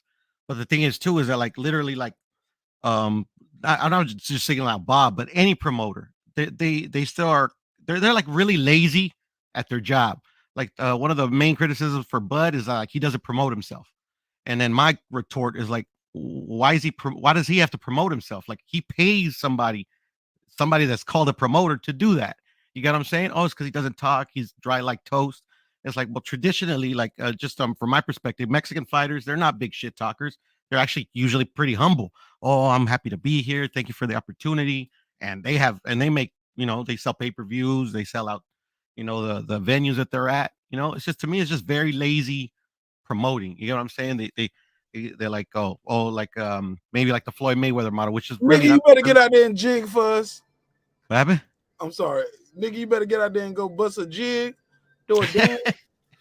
You better go do something. Chavez is a perfect example of what you were saying. He didn't do a lot of talking. Beat your bitch. You can't make the news.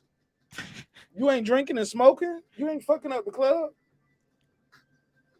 We need you to go out there and be spectacle. But like you said, on the flip side, somebody else who don't even speak the language clearly, other than thank you so much, God bless you, good night. They go out there like Russell Simmons, and that's okay. That's enough. They're fighting, and their skill is enough. But the nigga got to be. They want everybody to go out there and be colorful. Be colorful. You colored, ain't you? Well, be colorful. I'm sorry. I had to come back for that. I'm sorry. I'm still looking. It's like Shelton Moore said, if they don't like you, They just don't like you. It just is what it is. They're gonna find a reason not to like you. Like we see people do stuff, the same stuff all the time, and one person will get critiqued for it, and the other person will get a pass from it. Like, I mean, Gervonta Davis out of the ring experience is kind of similar to Adrian Bronner's in some aspect, but they'll criticize Bronner and call him stupid for doing it, and then say, "Oh, it's in the past for Gervonta Davis." I mean, if they like you, they like you. They gonna ride with you. If they don't like you, they gonna criticize you. Yeah, that's facts.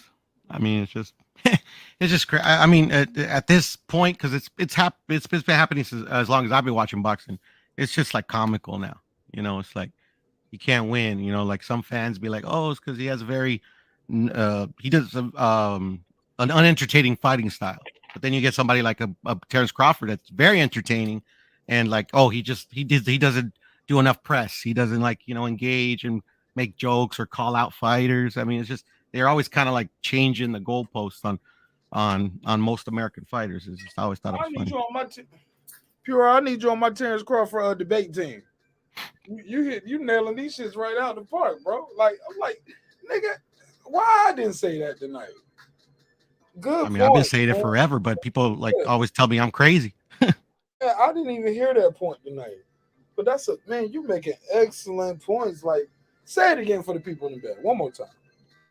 Well, yeah, just and it's like I was telling a boxing scholar, it's just traditionally for like our American fighters, it's just the lazy way of promoting, so traditionally, especially African American fighter, like somebody like Floyd, and then not even like Pretty Boy Floyd, but like Money Mayweather. Oh, he runs and stuff like that. He's boring or whatever, so he has to create this persona about he's kind of brash or whatever, and people pay to see him lose. But then you got a guy, and then now people are off-putted by that type of character or type of way of promoting yourself. And then you got a guy like Terrence Crawford, very quiet, doesn't say nothing, doesn't talk a lot of shit, doesn't show his money around, but he fights. Like, I mean, he's entertaining, but he can't sell a wing dinner. And then it's like, oh, like he needs to do this, he needs to do that. I mean, like they want to assign blame to Right, everything bro. but what it He's should be. not a promoter. Exactly. He pays Like a y'all be promoter letting to him do that shit. got no hey, look, his fighting ain't enough. They be like, man, he don't talk good, or he don't talk enough, or he don't do the interview. He don't promote himself. He pays a promoter millions of dollars A fucking to shitload of money. fucking promote him. Like maybe maybe we'll see how good he can promote himself when it's all said and done. Like, give him some time, because remember they said that about Floyd. Floyd couldn't talk. Remember they said Floyd couldn't talk. They said the same shit about Tank, but now doing the Rolly shit, Tank's starting to come out of his shell a little bit. Yep. You get what I'm saying? Yeah, 100%. A lot of these dudes are introverts, bro. They do one thing. A lot of people are lucky to do one thing in life good. Most of us, if we're lucky enough, we're able to do husbandry good. We're able to be good fathers and good husbands and great dads and great. But outside of that affects you guys. Most of us aren't good business planners, directors, fighters. Add that one caveat into it, because everybody ain't no good dad. Most of us don't even come from good the moms and a good dad at the same time. That's a rare. Because so most of us would be better off in life and society. So imagine how hard it is for somebody to be good at one thing, let alone to be good at a couple things. And then you put on TV on a pedestal. Oh my God. It's you they're social introverts because they spent so much of their life doing one thing, shooting jumpers, 1,000 shots a day. You know what I'm saying? Mm-hmm.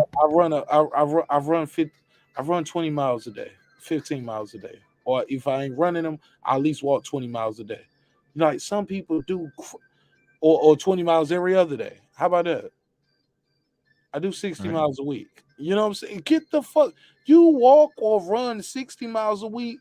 If not that, I'm on the bike. 60 miles every week. Mm-hmm. It's 10. Yeah, every day. Yeah, I mean, 7 days in a week. I take a day off, but those other days, I do 10 miles. Yeah, 10 miles. Whenever.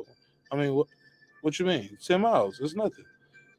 I'm training for a marathon. I got to do it all. You know, Like, get the fuck out of here. Facts. I'm exaggerating into it's some hyperbole here, of course, but these dudes are social introverts, man. They pay people millions of dollars to go out there and talk for them. You go into their mama's house, sit on the couch. They just came out the Olympics and said, "Hey, I'm gonna make your son a big star." Your job is to make him a big star. Do your fucking job. Put him, give him the platform. Put him in the know the market. You know what I'm saying? Put him on the Breakfast Club more. Put him on Sway in the morning. You know what I'm saying? You can't put him on Good Morning America. You can't put him on Rachel Maddow. Like, okay, what's his name? Not Rachel Maddow. What's the dude? The dude of hip hop? Ari. You can't put him over there with Ari Melbourne. He got Wu Tang over there. You can't get the fighters over there. Nope. Yeah, Like, that's find a way. Find a way. Find your audience. Know where your audience. A lot of these dudes don't know their audience. They don't know their audience. They don't know their market. They don't fucking know their audience, bro. And it's not all their fault. Nope. Blame the promoter. The promoter, a lot of these promoters are out of touch. That's why they keep saying you guys are still in fight. Y'all don't know how to do, y'all don't giving us what we want. Give us a card that make us pay $100 for it. Stop putting everything on pay-per-view. Y'all motherfuckers gave us Charles Martin, Luis Ortiz talking about pay-per-view. Keith Thurman missed the get back fight. Respectfully, he's a hell of a champion, hell of a fighter. Him and Barrio should not have been on pay-per-view. Right after the 1 month, less than a month after y'all just gave us Luis Ortiz and Charles Martin on pay-per-view. Like, and then y'all want to start giving us the big fights that we really want to pay for, which and come on, man, like in April and May. So y'all just got over me on the Christmas billing cycle, the January, come on, man. Every cable bill I gotta add $100 to the month for Lewis or well, it won't $100, Mr. Mark. It was $50. That's still too much. Exactly. It's on Fox. That's how y'all got me into supporting your business model. You told me this shit was gonna be y'all was bringing free fights back to TV. What happened to the Spike deal? Cause this shit used to be on Spike TV too. What happened to the Fox shit with the free fights on Fox? Every Fox shit I seen for the last couple fights been pay-per-view. Fuck what the price was. It was pay-per-view. What happened to the Spike? Why are we paying for pay-per-view? I get it. Espinosa did an interview. He said that no. They're not paying for that. The network's got to buy that. Like I've been telling y'all for the longest, dummy. It's like buying a TV show. Y'all was mad Power. Why Power only got 10 episodes? Because that's all Starz was buying. Starz said we're buying 10 episodes from you. And the show, the producers produce 10 episodes and give those to Starz. That's it. They're not buying the fights that PBC is putting on, unfortunately. But I think we need to put some better fights on. But go ahead, man. I found my keys, man, and I gotta go. Some motherfuckers blowing me up. I'll be right back. Y'all cook up. Handle. what was we talking about earlier, Piro? Shit. Fuck what that nigga was talking about. Let's go back. I lost my train of thought, man. We was saying something. We started with Beterbiev and the Bivol situation. That's what we was talking about. So bro, I heard you say something earlier. If I can't remember exactly what you said word for word, but you said something to along the lines of that Bivol eventually is going to run into somebody that can take his punch, and then he's going to Beterbiev. Excuse me, yes. Beterbiev is going to run into somebody that can take his punch, and that's what happens with all punchers, bro. I don't know why that statement was so shocking. This is a 37-year-old man. You know what I mean? He is a hard puncher. We give him that. But nobody thought Tyson Fury would knock out Wilder. Wilder's a devastating puncher. He punches harder than Beterbiev. I mean, pound for pound, not just because he's a heavyweight. He literally one shot will put your ass to sleep. Beterbiev is an accumulation type of puncher. He's like Triple G. He's not going to just catch you one shot clean and just knock you cold as a milkshake. But I don't know why that statement was so appalling to people. People, like I said, when people support you, man, they're 10 toes down. They don't know how to be. Because I can remember at one point when I was a kid, not thinking nobody could beat Roy Jones. They literally called him Superman. But he got knocked out, and I found out then there was no such thing as Superman. Humans are humans. This guy does not move his head, and he walks forward and takes a lot of punches. Joe Frazier had that same style, but one time Joe Frazier got in the ring, and it wasn't there no more. His punch resistance wasn't there anymore. And I think this 37-year-old is going to find out the same eventually. When I brought that up, they said, well, who could beat him? Who could beat him? I'm not talking about a specific person. I'm talking about a punch. He takes punches for a living. He's not going to have the same punch. You get out of the ring less than what you got in. Every fight takes something out of you. And he's walking through punches with no defense. There's a reason why Floyd Mayweather lasted. There's a reason why Bernard Hopkins. It's because they mastered the fundamentals of defense. Mm-hmm. This guy doesn't have a good defense. So to say he's going to get it, I think what you said is actually going to be a prophecy. If he stays around long enough, he might unify and retire. But if he stays around in boxing, what you said is going to come to pass, and everybody's going to be so shocked and be like, "Oh wow, I never seen it coming." Or they're going to make excuses to why he got his ass whooped. But he can't continue to keep walking through punches, man. And that's facts. I mean, it's the age-old cliche. Father Time is undefeated. And I mean, and then it's just another cliche that, I'm trying not to use less and less is styles make fights.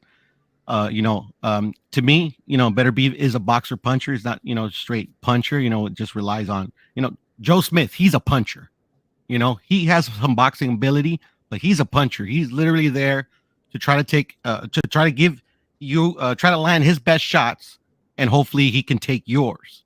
Unfortunately, in this situation, it's just Beterbiev hits so hard. And this guy, like, they're almost like mirror images of each other. It's just Beterbiev just can box better than he can. You get what I'm saying? So, like, literally, like, yeah. I was gonna tell this to Shelton. I just recently watched earlier on a live Pernell Whitaker versus George Paez. I don't know if you know who that is. But I'm not familiar with that fight. I know Pernell Whitaker. I don't know the Paez guy. Yeah, Paez is a Mexican guy at a Mexicali, Baja California. It was for Undisputed, and he was challenging Pernell. So Maromero Paez, he was very athletic because he actually came from a family of like circus folk. So like for him, he was kind of just like Joe Smith, came forward. I mean, he did have head movement. He actually had very good head movement, but sometimes he could get kind of stiff. But he had a very active guard. So that's what I was trying to tell Shelton is that when you're a champion and you're trying to unify with another champion and your defense, your head movement or your defense is not on point, you can learn something like an active guard in a camp, in a couple of camps. So when you eventually face that dude where you're going to have to apply a bit of defense, if you even have a chance on winning, is that like is to apply to an active guard. So he would come out in a high guard, kind of like Bivol does or like Canelo does sometimes, but then he switches to a Philly shell and he moves his hand, so he parries a lot of shots. So he was taking a lot of shots from Pernell, but he was able to last the whole 12 because he had that active guard. And to me, that's not something that you need to like. It doesn't take a whole career. You don't need to learn it when you're coming up young. You can learn that in a couple of camps or even in one camp. You won't master it, but it's better than like having no defense at all. You get what I'm saying? Got you. When you have good defense, it's easier to predict the outcome of the fight. When you don't have Beterbiev depends on his offense. His offense is his defense. But exactly. Like you said, what happens when you run into somebody that can take your punch or they have a really, really good defense? Now you know what I mean? Are you going to be befuddled like Wilder was or any other puncher in history, Tyson, who you name them? Yeah. And that's the thing too. It's like, that's why I said Canelo and Bivol, because around the weights where Beterbiev's at, they have they literally have the best defense in boxing other than the smaller guys. You know what I'm saying? Like, even though like a lot of people think like, Bivol dog walk Canelo, like I thought Canelo clearly lost, but I mean, it was a defensive masterclass put on by both fighters. Like literally, Canelo only landed, I believe, like 84 shots, but Bivol only landed 150 shots. Like literally, like Bivol missed like almost 600 punches, and Canelo missed almost 400. But their offense was not good. I mean, like Canelo, in my opinion, tired himself out by literally just like throwing a power punch, which is, to me, I mean, he's never really, even before he became this iteration that we know now, like he never just threw all power punches. You know, he had accuracy. You get what I'm saying? So like, I mean, the fight was kind of weird, but I mean, to me, I mean, both fighters, like on the offensive standpoint, was pretty subpar, to be honest. But their defense was on point, which is why to some people, I think, you know, I mean, I'm just generalizing. Most people don't know how to score a fight. I mean, I had the fight me personally 8-4, but 7-5 to me is not beyond the realm of possibility, especially when none of these guys, other than Bivol was more active, were like not landing a lot of punches as shown by the CompuBox stats. Which, even I have to put this little caveat, I don't like to base my my whole opinion on the CompuBox stats, because the judges don't have that information when they're making their determinations. You get what I'm saying? It's just kind of like a tool for us fans to see, okay, now I kind of get what these judges were kind of seeing.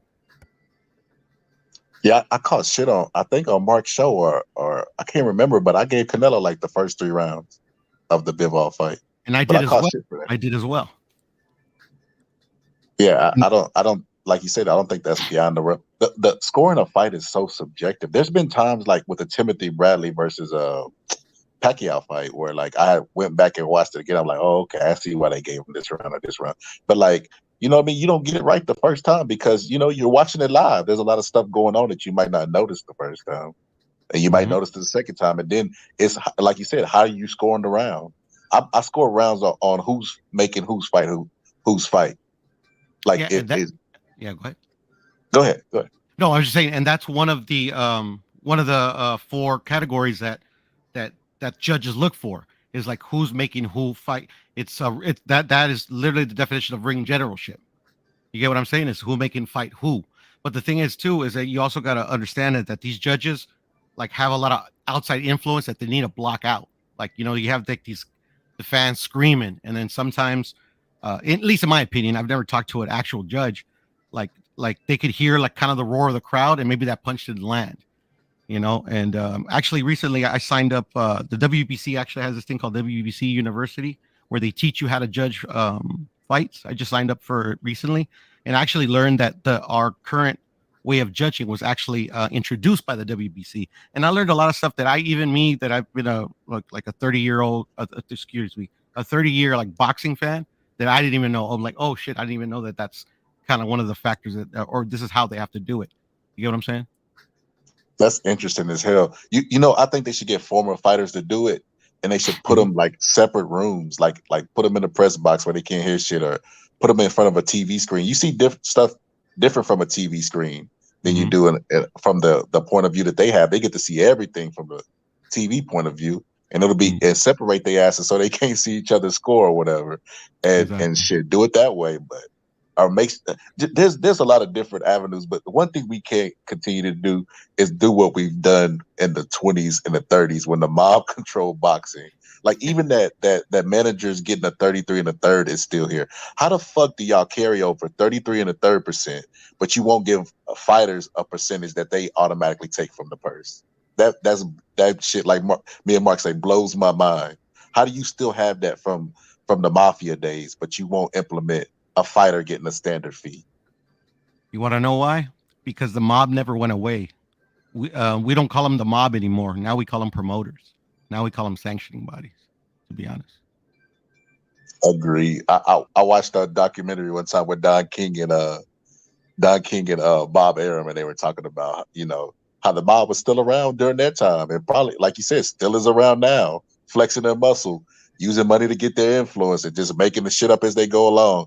Oh, we're going to give this guy the belt, but there's our rules. Oh, we're going to let this guy be the exception to the rules. But yeah, that shit is all just like the Wild Wild West, man. It's just crazy. No, it is. Unfortunately, it's the most corrupt sport that exists right now. And unfortunately, boxing, at least in my opinion, is a very personal sport.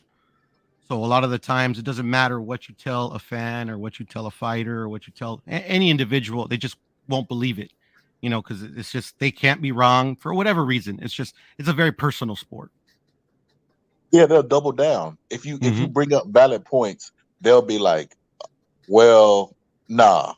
This is what the sky is still red because I said it was red when we started the argument. They just double down. Even if you make really, really valid points, it still won't change their mind. Their mind's made up. Yep.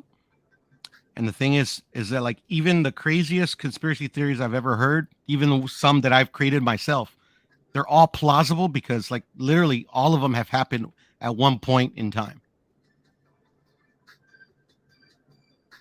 What conspiracy theories you believe in? Just like the traditional hype job. Just kind of like if you see like certain fighters that like, okay, like this fight, there's just no way that this fighter should have like literally been that outclassed, especially when this fighter or like when a fighter fights kind of differently than they always have. You get what I'm saying? And that's kind of just a conspiracy. Like I think of those because just to try to like kind of like just trying to rationalize it in my head. But with the years of me seeing how fights have played out, okay, I kind of rationalized that in my head, but I truly don't believe in them. I still kind of believe that at the end of the day, the best man wins. You get what I'm saying? It's just sometimes it's kind of in your face. You get what I'm saying? It would be like the Joe Smith fans today saying Joe Smith threw the fight. But in actuality, man, before the fight, man, during the face-off, he broke eye contact.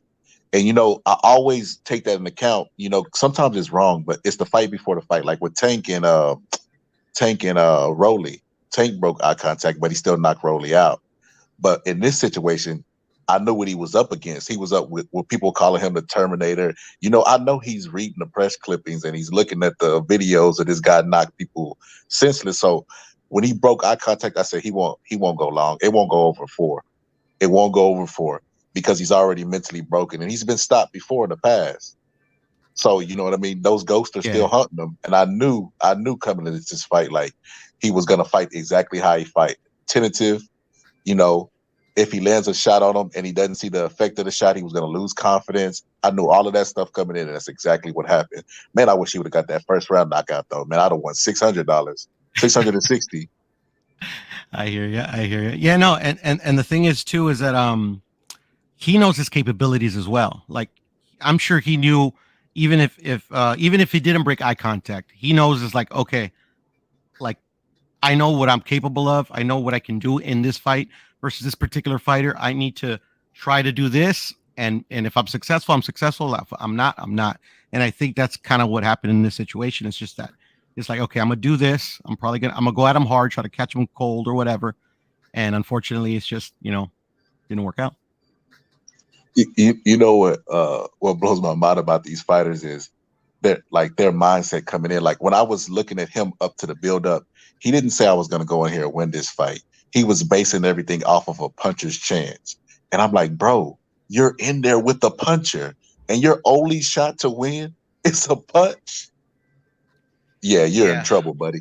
You're second class to him as far as punching goes. How are you going to your only game plan wasn't to go in there and use my feet, use my jab, use my fundamentals, clinch him a lot, anything other than, I'm going to land this shot. He knows your only shot is to land that shot. You think he's going to cooperate with you and let you land that shot? Exactly. Bad game plan, bad strategy. That was horrible. When I seen him go straight in there, I'm like, oh, man, he looks like Peter McNeely. When Peter McNeely fought Mike Tyson, he went straight at Mike Tyson. Ran straight into the propeller and got his ass chopped up. I felt like he did the same thing. He ran straight at Beterbiev, and he wasn't throwing a lot of punches. At least Peter McNeely went at him, swarming him, throwing punches. He just ran and stood straight in front of him. Yeah, I got you. Yep, stood straight in front of him and accepted that punishment. And I'm just like, yeah, that was not wise. And then, like I said, Max Kellerman, I don't know if this is true or not. In Google, I didn't have enough time, but during like the weigh-in, Max Kellerman said he fought at heavyweight and super heavyweight as an amateur. I'm like, yeah, oh my God, it makes perfect sense to me why his punches are so like hard. He has dense bones. He's a big guy. If he could put that much weight on and compete with those guys, he's a dense guy. So I was like, oh man, he definitely can't take this punch. Then no, I don't know if anybody in that weight class can take it. They better. Maybe not. That's what Max Kellerman said. I didn't Google it. Like I said, I haven't Googled it yet. Super heavyweight. So he came down from what, like 225? No, Super anything heavyweight. over 205 in the Okay, amateurs. 205. So he's a guy that's naturally like, wow. And they call Errol Spence the weight bully for doing exactly what he's doing right now. Oh, that makes sense, bro. That makes sense. He weighed in. They're all weight bullies, fellas. I'm telling you. Bro, somebody said that a long time ago. I heard somebody say that a long time ago. Hope I wasn't going too long, man. I ended up chopping up with somebody real quick. Y'all know me, Mr. Marq Nash. I'm promotional, man. I keep some business cards in my pocket with my YouTube channel on it at all times. Smart Yeah, man. YouTube. Yep. So when I saw somebody, they heard y'all on the phone. I was like, "Oh, you fuck with boxing?" He was like, "Hell yeah!" I can't wait for Terrence Crawford. But I was like, "Hey man, take my card." I don't even want to know who you think gonna win. He's like, "I'm just telling you what." I'm like, "No. Just take my card." Come on the channel and tell us there. Yeah, there you go. Yeah, take my card, man. Here's the channel. Here's the you know what I'm saying, the email address, the phone number to the show. Link to the music. You can scan that shit and bring you right to the show. Actually, bring you to my music channel. So I'm gonna make some new business cards because I want them to scan it and then take them right to the YouTube channel. You know what I'm saying? Yeah, for sure. But these are old cards. But hey, hell yeah, still got my YouTube channel up there. We still grinding, man. Got the show phone number up here. We working, baby. It's funny that both of y'all said that. You like, hold up. So this your show and you hit like, yeah, nigga. I had to make a move real quick. Well, yeah, I can't see this nigga, but I'm out though. Peace. Back to it. Right around the corner. It's funny that both of y'all said that most fighters are weight bullies because y'all ain't lying, man. I put a clip up of Joe Rogan talking with people about the UFC fighters, and they were saying, you know, how they respect the UFC fighters for jumping up in weights because they be looking at everybody posting pictures of they salad because they don't want to jump up 5 pounds to fight the guy above them. They butcher and kill their body to stay at their weight because they don't want to face somebody who's bigger. They care that much. And they were saying how they respect Canelo and other guys who jump up in weight because they realize how much that is. It matters so much that fighters are killing themselves to make a certain weight so they can be dominant in that weight. Yep. Damn, I just pulled up. We got some smoke in the chat. Oh shit, yeah. They going at it. Yeah, they going at it. Let me read this shit. I see somebody added me in this bitch. Marq Nash, Mungia. First of all, I don't even know what it's about because I have not said the name Hanya Mungia in the 6 hours I've been live. Other people talked about it. I didn't even comment on I don't think I comment on the Morel Mungia. I don't comment on none of this shit. All I said was if Morel is ready, if he say he ready, his team say fuck what fans saying, like, nah, I don't think he ready. Throw his ass in there. Shout out to Shelton Moore. Yeah, man. I fuck with Shelton Moore. Everything except the smoke detector beat. Everything except the bad audio. I fuck with Ben Israel, except the bad audio. My only issue with most of these niggas is their audio. That's why I got to make sure my audio is A1. Because if we ain't got good audio, we ain't got nothing. And I want to have my headphones on and monitor the whole time. Like it's the engineer in me. I gotta hear the show. I need the headphones on me. And the old setup wasn't working for me. No. I need the headphones. I need the sound effects. I want my drops. I want the visual drops, the audio. I want everything. I want it in the middle of the show when somebody is saying something, I can hit a button, and then we talking later, and he say he didn't say that, and I hit a button instantly, and I'll do the callback. Or if somebody said that wasn't the question, I'll be like, boom, I hit the button, and you will hear my voice over the live show, and you'll hear me talking back to y'all saying, so the topic on the docket is blah, blah, blah, blah, blah. Oh, yeah, I told you what the topic was. You know what I'm saying? Oh, man, I'm about to have fun with this shit, man. And you guys going to have fun with me along the way because I'm going to show you guys how to do it, too. So I'm just so excited about the future. My bad. I kind of went on a rant right there. You good, Mark? I forgot my spot. Damn. That'll be every time I talk, I'm gonna start hitting the button. I'm gonna have that button hit for me. Like, Boom. Whatever I'm about to say, let me hit this guy. I might lose my spot. Cause I read the comments, bro. I be reading these comments in real time.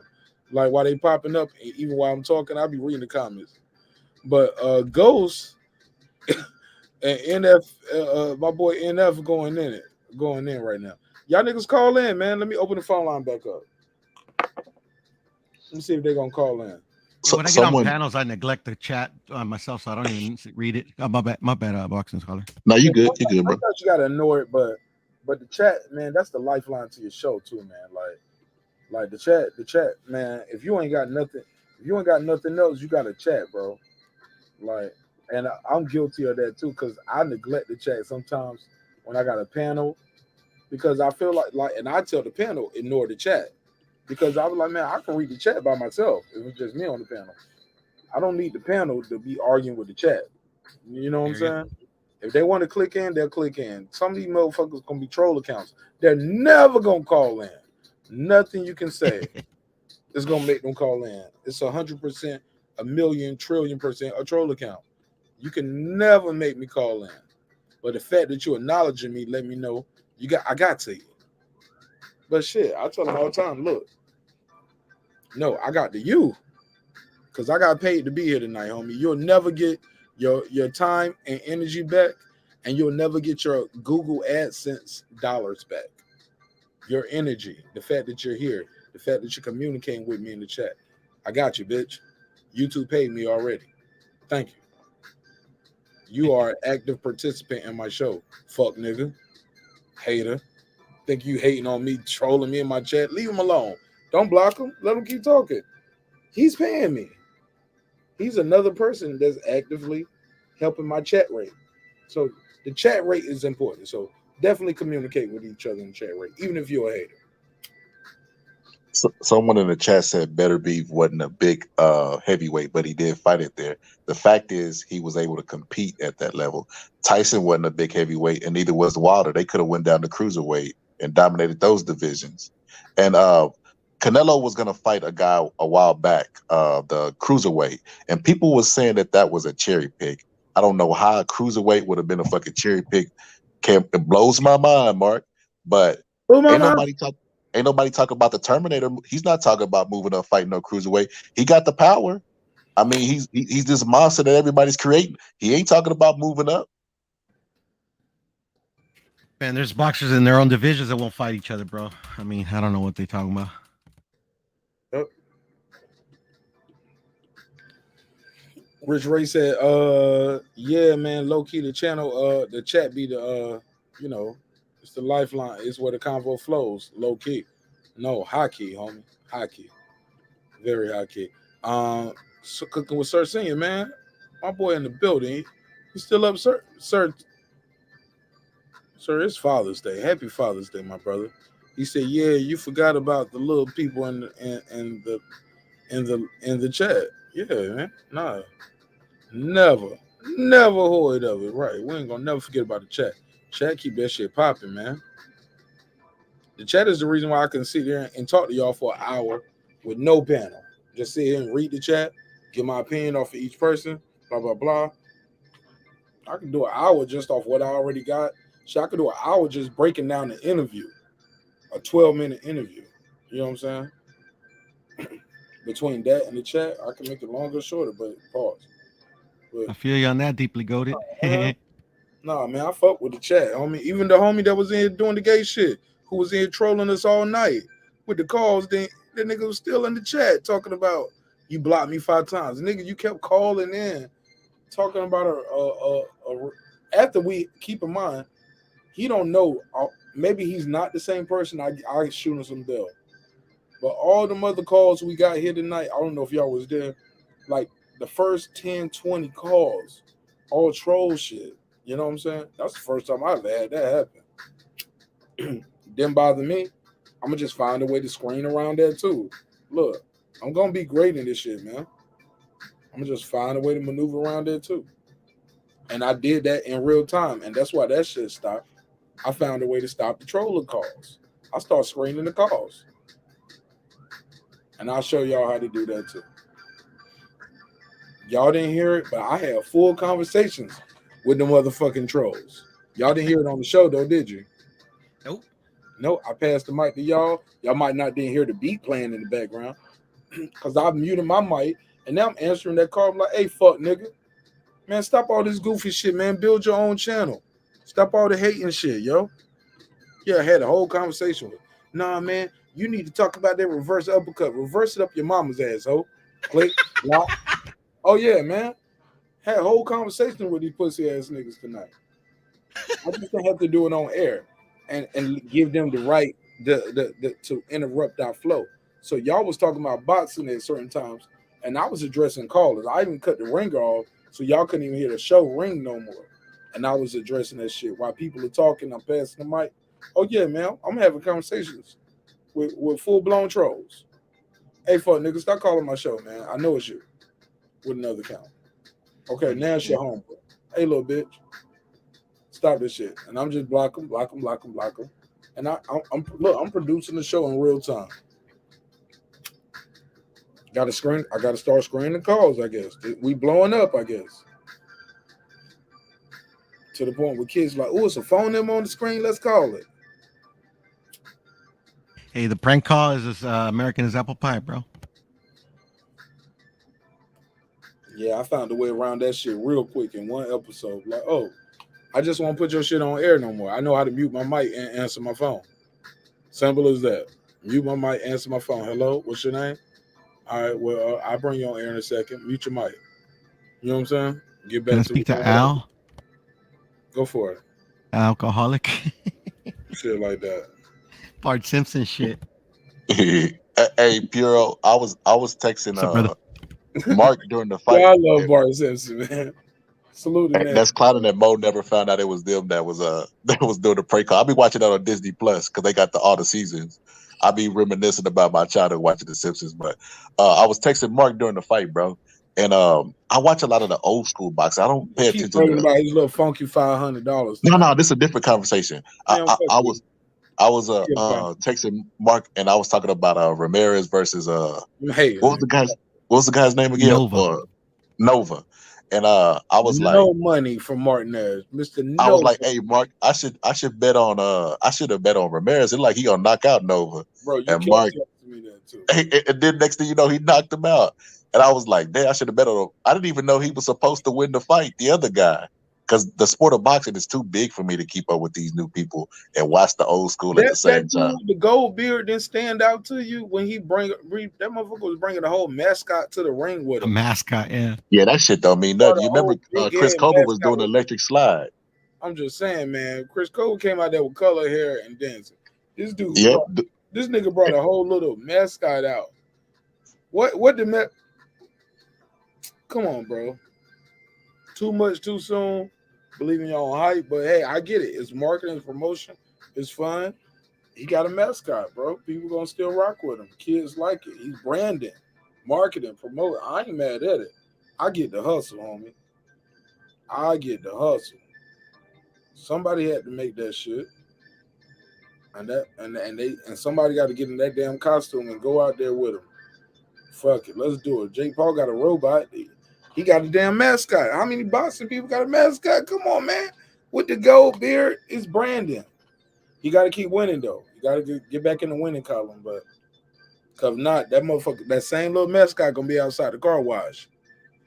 Golden car wash. Get the beard of your truck washed down right now. Nigga. I'm joking. But y'all get what I'm saying, right? You got to get back in the win column. All right. Nobody feeling that joke. Bad joke for Martin. It was funny to me, motherfuckers. Shit was funny to me. I was laughing my ass off. Hey, look, that nigga, that same mascot gonna be in front of that Better Call Saul logo. With that little, what's that little air thing they blow up in front of buildings and shit? Selling y'all the bullshit tax refunds and shit. Oh, I don't know, like a sock, like an air sock? I know what he's talking about. I don't know what the name of it is. That nigga gonna be right there beside the air sock. With the golden beard. I'm the logo. I'm the boxing logo for the nigga who owned this car, used car lot. Come file your taxes at Tax and Hewitt. If you're lucky enough to own a used car lot, how about that? Shit, that ain't no easy shit to do. Nigga might have a hot dog stand. Nigga, we got Frank's. It's a good front used cars lot. And then you got golden frames beside the used car lot with the golden sock. Look for the golden sock flapping in the air. And the midget in the golden beard. Yeah, man. That motherfucker, man, you gotta keep winning, man. Fuck all that branding and marketing and shit. If you ain't winning, you shit. Shout out to Ron Garcia. Ron Garcia found a way to get a Gatorade deal, homie. Yep. You know why hindsight is always 20/20 in boxing, Mark? Niggas hate on Oscar De La Hoya so bad. Oh, he ain't shit. Golden Boy ain't shit. I was shitting on Golden Boy earlier this year. But I was the Golden Boy ain't putting on no events, man.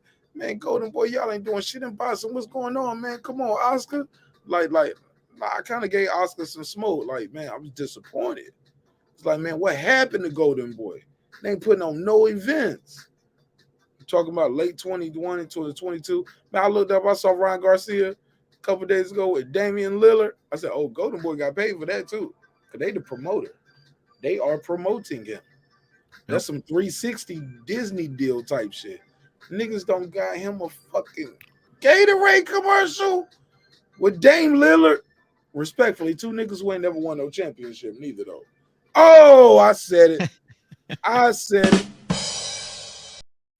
Yeah, I said it. I fucking said it. Two niggas who ain't never won the big championship. A lot of talent. Great in the preseason.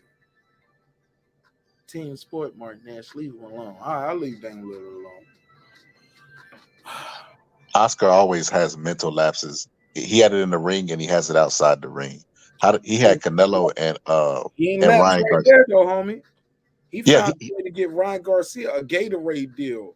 He can score the ball, but when the championship is on the line, he gonna fumble it. He gonna lose Ryan Garcia. That's what I tell you. Oscar De La Hoya is what, 6th division champion or 7? Is it 6 or 7? Pacquiao is the only 8. 6. Yeah, Pacquiao's the only 8. Here we go. When Oscar, you can't say he gonna fumble the big one. He a gold medalist. Yeah, I'm not saying Oscar's a bum. Oscar was very talented. No, don't say he gonna fumble the big one either. But listen to me. Check me out. Check my point out. Check my point out. When Oscar's talent couldn't carry him where he needed to go, and he had to rely on character, because that's what happens when you're at the elite level. Sometimes both of y'all's skill will cancel each other out, and you have to go to character. Oscar always fumbled the ball. Always.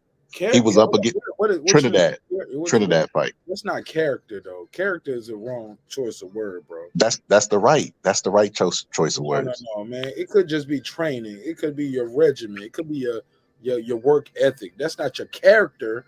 Work ethic is character, Mark. Or like, do you beat your bitch or you don't beat your bitch? Nah, that's not character. That's not character. You work out when you need to dig deep. What's that called? So what, bro? Let's say when you need to dig deep. What's that called? Will to win, I guess, but that's part of your character, Mark. No, it's not. No, man, your character. Like, cause a character has a will to win, and your character can. I think character can be. Everybody can be on the even playing field on that. I think character is one thing. We all can have the same level, but some shit I'm just physically can't do that you can do, bro. I just physically can't do it. That ain't my character. That's just how God made me. I just can't dunk, bro. That ain't my character. You can dunk.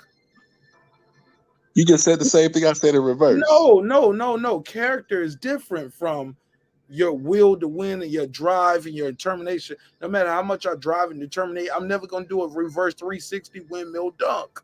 That's not my character. It's maybe gumption is a better word. It's physical. So, like in a boxing match, some of that shit is just physical too. It's mental. That's not your character. That don't mean you're a good person or a bad person. Like, character is like, I think when I hear the word character, I think of more morals. That's why I think we deferring that right here. When I hear the word character, I think of morals, good versus right, integrity, things that are not tangible, but they are also intangible. Like, they're priceless, but you can't measure that shit on a scale. Yeah, talking about you can measure on a scale with just will and integrity. Like I mean, not with will and integrity. With like, how many miles can you run? How fast can you jump? Some of that shit is just gonna be how God made you, but character, that's doing the right thing even when nobody's watching. Like, I'm still gonna do the right thing. Character is right beside morals, integrity. It's no physical. You can be paralyzed and still have good character, good morals. You know what I'm saying? But you ain't gonna be Michael Jordan. You can have more character. And look, Michael Jordan had terrible character a lot of times. He would pay people so his bag would come out first, knowing he betted with his teammates that his bag gonna come. That's poor character. Does that mean he's not physically able to beat the other people in the game? No, but that's a team sport. We got to keep it on fighting. Fighting is 1-on-1. Fighting, you know why most of the poor fighters make it. Is a poor choice to word. Can we put that in the thesaurus and get a different word? But that's all I know. That's what I learned from the old school trainers. They say character. Customato talked a lot about character. Them niggas one of the best well-read people. So maybe can we get a thesaurus and get a better word, respectfully? I can't do it. I can't change the word. I can't change the word for Marq Nash liking. I can only tell you my definition of it. Oh, go ahead. Check this difference out, though, fellas. Michael Jordan more than likely will not lose a piece of himself or die in his sport. A boxer can, and sometimes needs to pull out a fight. Right, character. A person who cheat in a fight versus somebody who say, I'm gonna give it all I got and I'm gonna stay within the rules. That's character. I just think the word character in the context that you might have been using it might not have been fair to the full definition of the word and this point. But go ahead, finish what you were saying though. You got the floor. Yeah, but that's pretty much it. I mean, I don't know what word you would put on it. I mean, I guess will. I mean, gumption, I think was a good word. Eric in the chat was saying, because and that's kind of like what I wanted to touch on when you guys were talking about Ryan and the Gatorade and stuff like that. At the end of the day, like at least how I still think about boxing and who I would say, I guess how it used to be with certain fighters, like you wouldn't put the horse in front of the cart in front of the horse, if you kind of get what I'm saying. Like I could see, I'm not saying this is going to happen, but I could see there's going to be a moment in the fight where Brian's going to have to make a choice, either like bite down on his gumshoe or gumshoe, whatever they call, and do what it takes, beyond what he can do physically, but I guess maybe mentally do what it takes to win this fight. And I just think, like when you already have what you set out in this sport to get, it could kind of like weaken that. Am I making any kind of sense? Go ahead. I'm listening. Yeah. So that's where I can see, because I think Ryan's uber talented, and I mean, to me, even though Devin's got all the belts, and Tank has a so-called Reggie belt, and Ryan, is a model, as some people say, or whatever, which is ironically what they used to say about Oscar when he was coming up. But anyways, I digress. Like literally, they're all pretty much on the same level. But the thing is, like, I'm not trying to, I don't know Ryan personally, but like, Tank came up like real rough, he got lucky that he had a Calvin Ford, got him into boxing, whatever. He's kind of like a father figure for him. But like, I can see him like kind of being in a fight and kind of remembering, like, if I don't win this fight, I can go back to that because this is all I got left. Whereas in the case of Ryan Garcia, well, I already got the Gatorade, I already got this, I already got that. Like, I don't need to go to that other place to win this fight because I'm set. I don't need to win this fight to keep it going. You get what I'm saying? Go ahead, OG, Boxing Scholar. Talk to us. $500. $500 man. Yeah. So character. So if me and Marq, you know what I'm saying, make which one you want me to play first? I want you to set the clips up though. Set it up for us. So Customato is basically where I got the character from. Clip for the second. The first one, we could stop it short. I just wanted him to talk about character and discipline. Character is the ability to depend on yourself. That's why a lot of poor fighters go on to be great fighters because that's their his background. Though, right?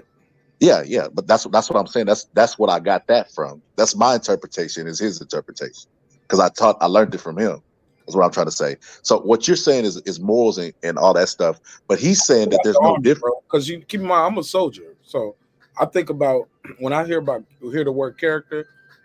To me, it's like synonymous with integrity, which means doing the right thing even when nobody else is watching. And that's your character. That's your integrity. That's who you are. And you know, it has nothing to do with your ability to win or lose a fight. You're just doing the right thing even when nobody is watching. But I get it how it ties into boxing. As I'm talking to you and I'm saying it now, okay. We interviewed Freddie McGregor. Not Freddie McGregor. I mixed two coaches' names, but Buddy McGirt. So what? Were you saying Buddy McGirt? Yeah, but I said Freddie McGirt accidentally, but you know what I mean. But we interviewed Buddy McGirt, and he was talking about like, no, I ain't standing over fighters while they do their mouths. I want to know if you did your mouths, how you look in sparring, if you're making weight.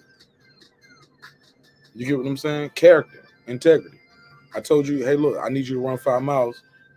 Get up in the morning, run 5 miles. I'm gonna see you at the gym at 2:00. I'm gonna know if you ran the 2 miles. I mean, them 5 miles in the morning or not. I don't have to stand over you. I don't have to run. This ain't like Rocky and shit where I gotta run with you, you know.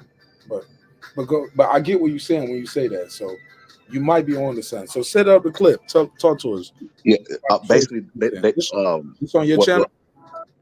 No, it's not on. No, you don't send me somebody else shit, nigga. Yeah, I didn't know. I didn't know. I thought this was your video. No. I didn't. I can make one tonight. I can make a short and send it to you. I play the audio though, but go ahead, set it up. Basically, Customato doesn't see. Mark was right about character, but he doesn't see the difference in it. He's saying when your natural ability fails you, character is what you can rely on. The ability to be reliable and belief in yourself, because a lot of poor people, you know what I mean, they had brothers and sisters that they had to care for. You know what I mean? So they're dependable inside the ring. He's saying there's no difference. He's saying when your ability fails you, character is what you have to rely on. And if you have good character, morals, and integrity and all that stuff, it'll show in the ring. Oh, man, I ain't seen this in a long time, man. This shit right here mean more than a super chat. My man said, that's true, Mark.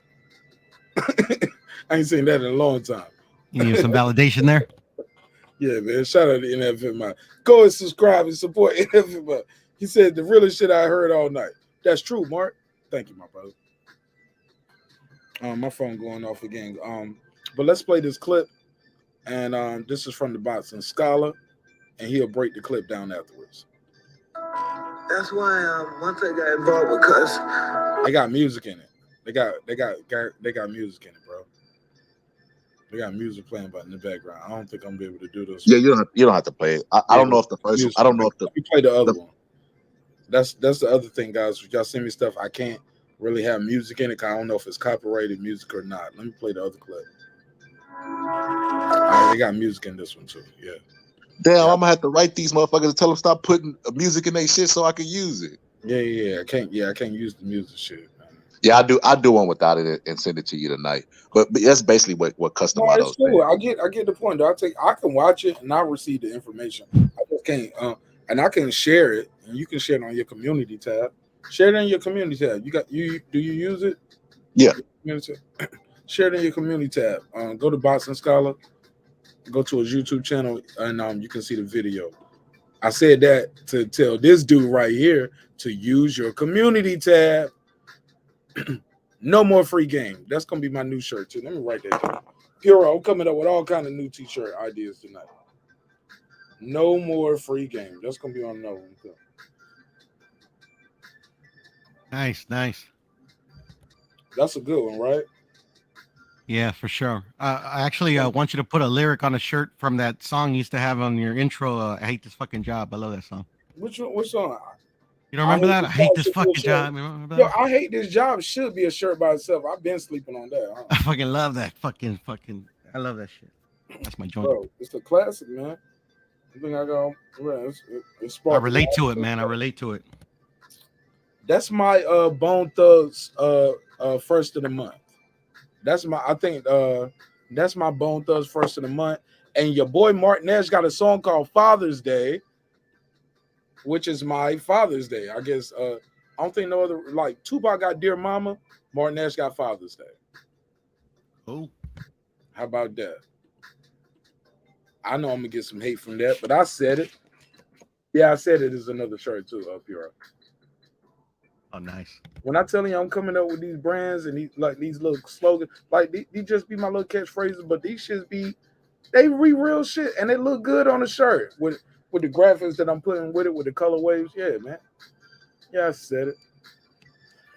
Man, y'all got anything else? Because look, low key, I can talk to y'all about it all day, but as the shirt says, dreams require sleep, goals require effort. I can talk to y'all about the merch all day. I gotta sit down and come up with the design and put the designs together, like I did this one, like we did these. You know what I'm saying? Gotta make them look dope. I ain't just putting no like this shit is fly. I ain't gonna lie, man. I ain't just saying it because it's me. This shit looks good with some jeans, look good with the t-shirt, the hoodie, the tank top, at the gym, wearing it out at the grocery store. You will see people reading your shirt. They be like, sleep, effort. Like, what's going on? Dreams require sleep. Goes, oh man, that's dope. Where you get that from? Guaranteed. Sir Senior tell you. But go ahead. I was gonna say, I actually got to get going myself because I can and I have and I will talk boxing all night and all day. But come on, man. I got to and get then it's going. gonna look, and at some point it's gonna get to a toxic point. Man, you just hating on cause he black. Like, hold up, nigga. I've been here on. That's every day in all the channels and every channel that I go to. You know, I saw your boy What Rep It, and I love What Rep It. But What Rep It was wilding that one day, man. He said Shakur don't throw no combinations. I mean, when it comes to that point that What Rep It says, I'm in 100% agreement. I think Shakur is the biggest hype job in boxing. Him and Boo Boo. But that's just me. That's my personal belief. I could be wrong. All I know, I was at that fight. Remember when I went live before I went in there?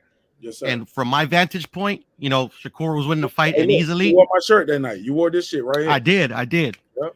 But all I could say in my head, because sometimes, not just that fight in particular, but other fights and just kind of the way boxing is right now, I was just praying in my head, even though I had money on Valdez and I wanted Valdez to win, I was praying to God that Shakur knocked this dude out.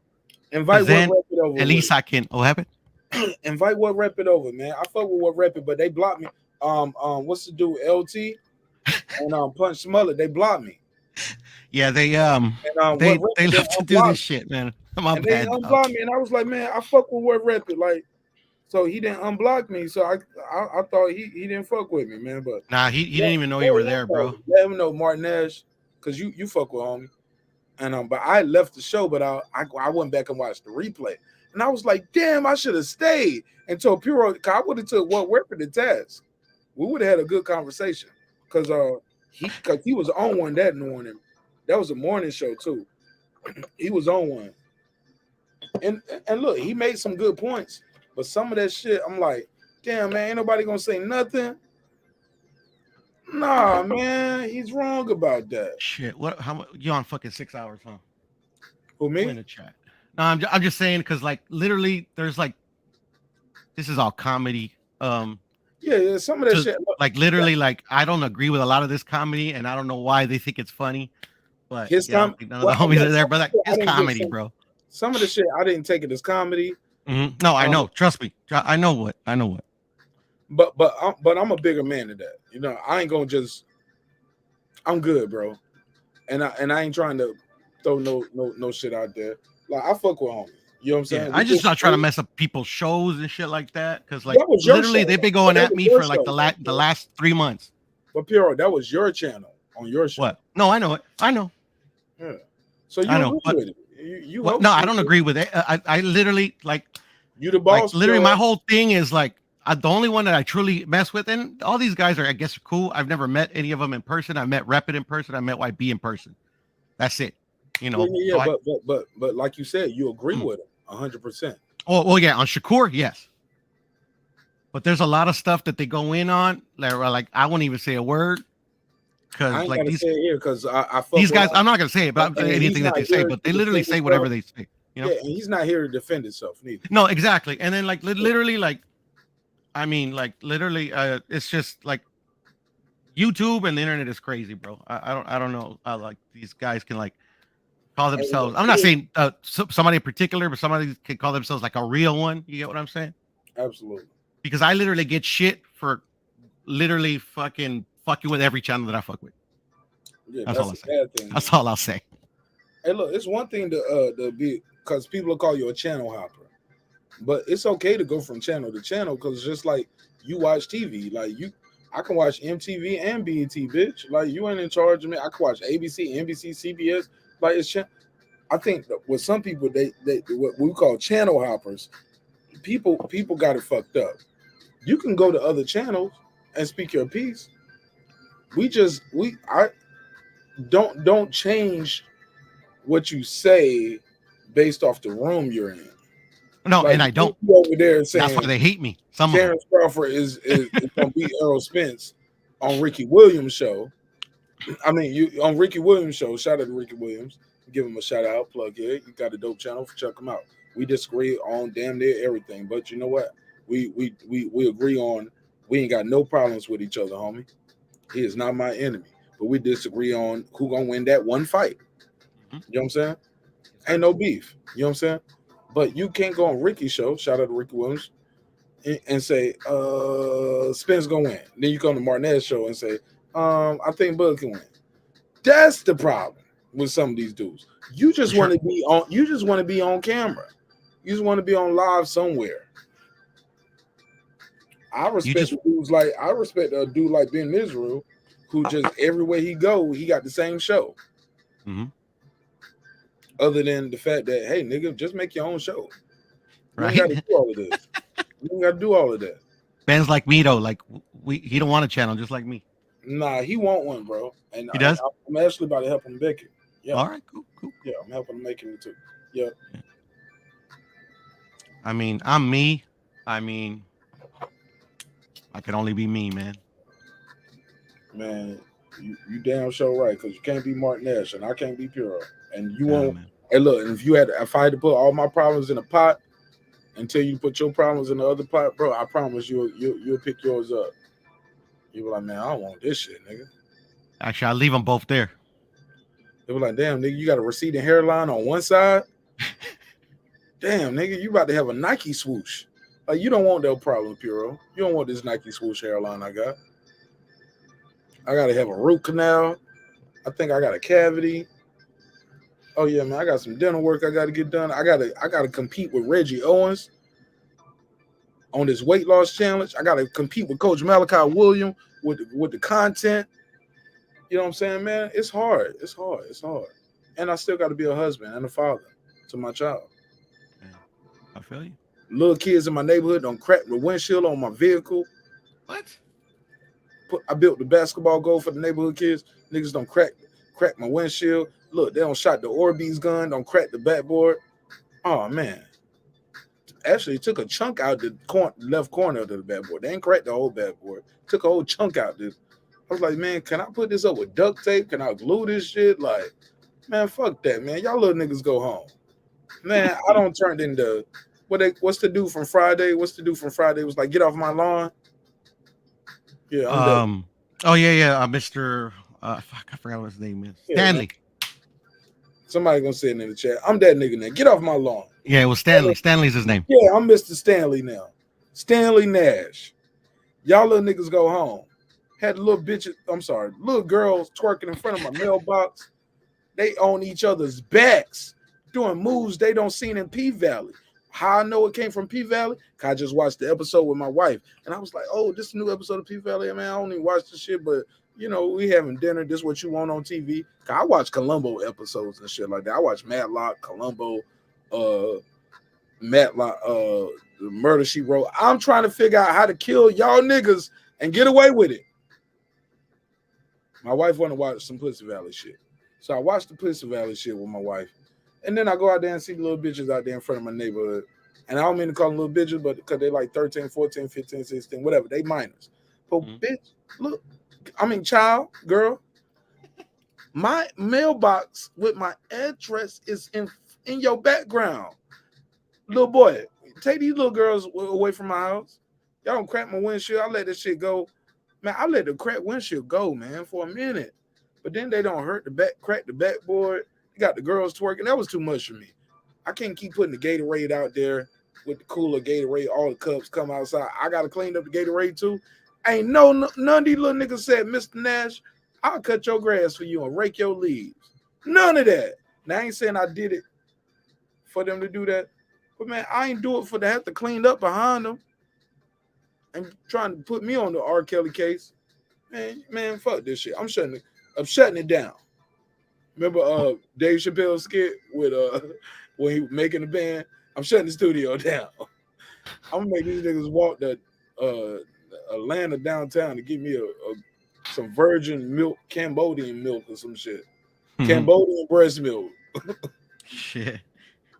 Welcome to the generation of entitlement, Mark. Man, blew my mind. It's crazy.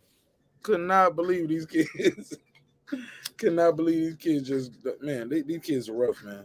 And these ain't the same kids, man. These ain't the little kids that I had out here when I built the goal. Because them little kids, they play on teams now. This the other little generation coming up.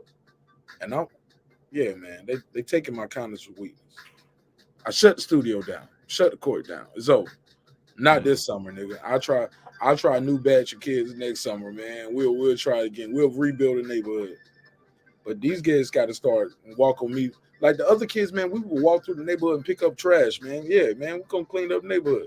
I had the headgear on. I was teaching them about boxing and shit. Then they wanted to play basketball more than boxing. I was still fucking with them. Then we playing football. Man, none of these kids boxing no more. That's what I got into it for, with the boxing. All this other shit was to keep them in shape for boxing. They tricked me. Yeah, then they man. got hoes then they got little 14, 15, 16-year-old hoes twerking in my parking lot. You know what I'm saying? Like standing on the other bitch back like she on a pole or some shit. Like, bitch, get off the tree. Get your ass off that tree. Hanging from the tree on my property on another bitch back twerking with my mailbox right here with my no.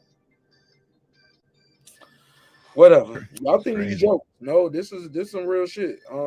If it's funny, it's funny, but I'm telling you, these ain't jokes. This is real life. If you know me, you know. Like, yeah, that nigga told me about that shit. One of those jokes that are funny at first, and you just start trailing off the laughter at the end. Mark done got cut off.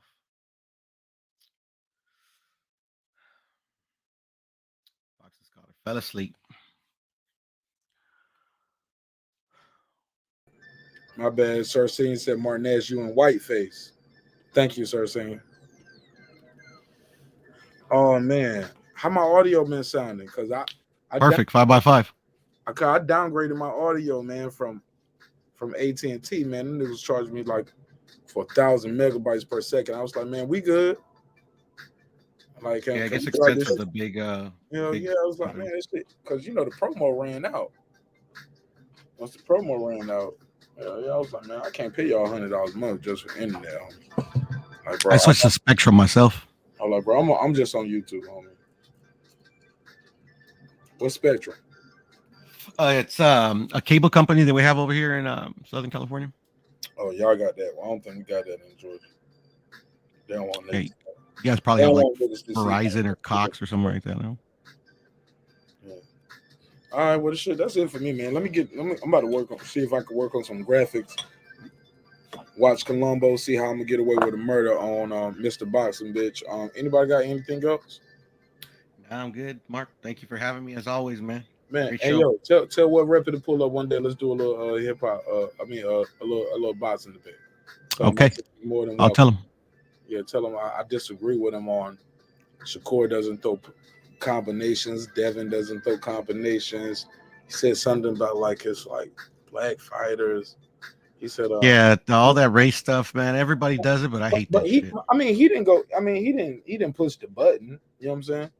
Yeah. It ain't like But a lot of the chat and a lot of people do. I'm not saying these niggers. Like he didn't go there. You know what I'm Yeah, I hear you, man. But I mean, it's just corny shit, bro. I mean, I don't even see how people think it's funny. Man, I just feel like, man, you can't say certain guys or this and that, and like they still ain't everybody ducking you. Like call it. I just want them to call it fair. You know what I'm saying? Because I'm a hold these black fighters to the Marq fight. Nash disconnected my headphones. I can't hear you. Hold on. All right, I can hear you now. And you heard what I said, Puro, with your bitch ass, nigga. What? You didn't hear me? Nah, because I got up because I threw my cigarette and then I want to light the garage on fire. I'm fucking with you. I know. Yeah, I didn't say that. I heard you say you dropped your phone. I'm fucking with you. No.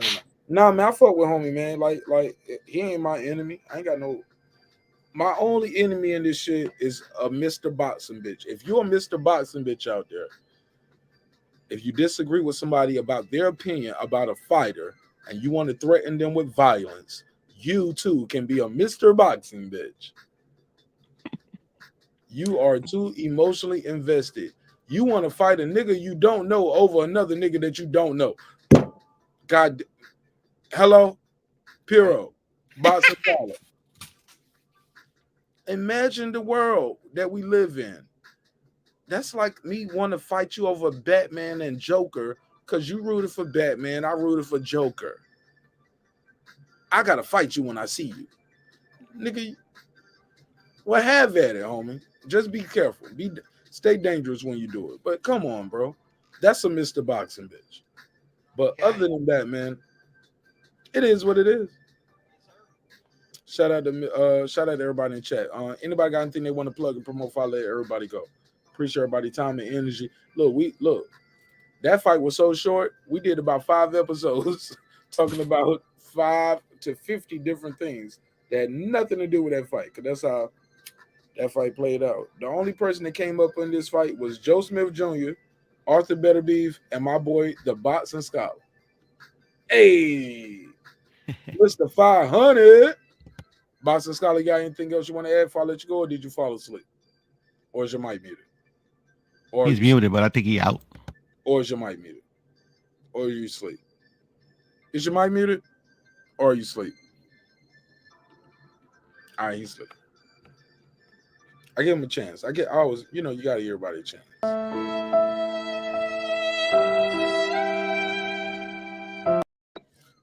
Follow my boy, the Boxing Scholar, on all platforms. DABOXING Scholar. That man made $500 off a $20 bet. So all y'all motherfuckers talking about he don't know boxing, Mr. Boxing Scholar, you don't know shit. You the boxing elementary teacher.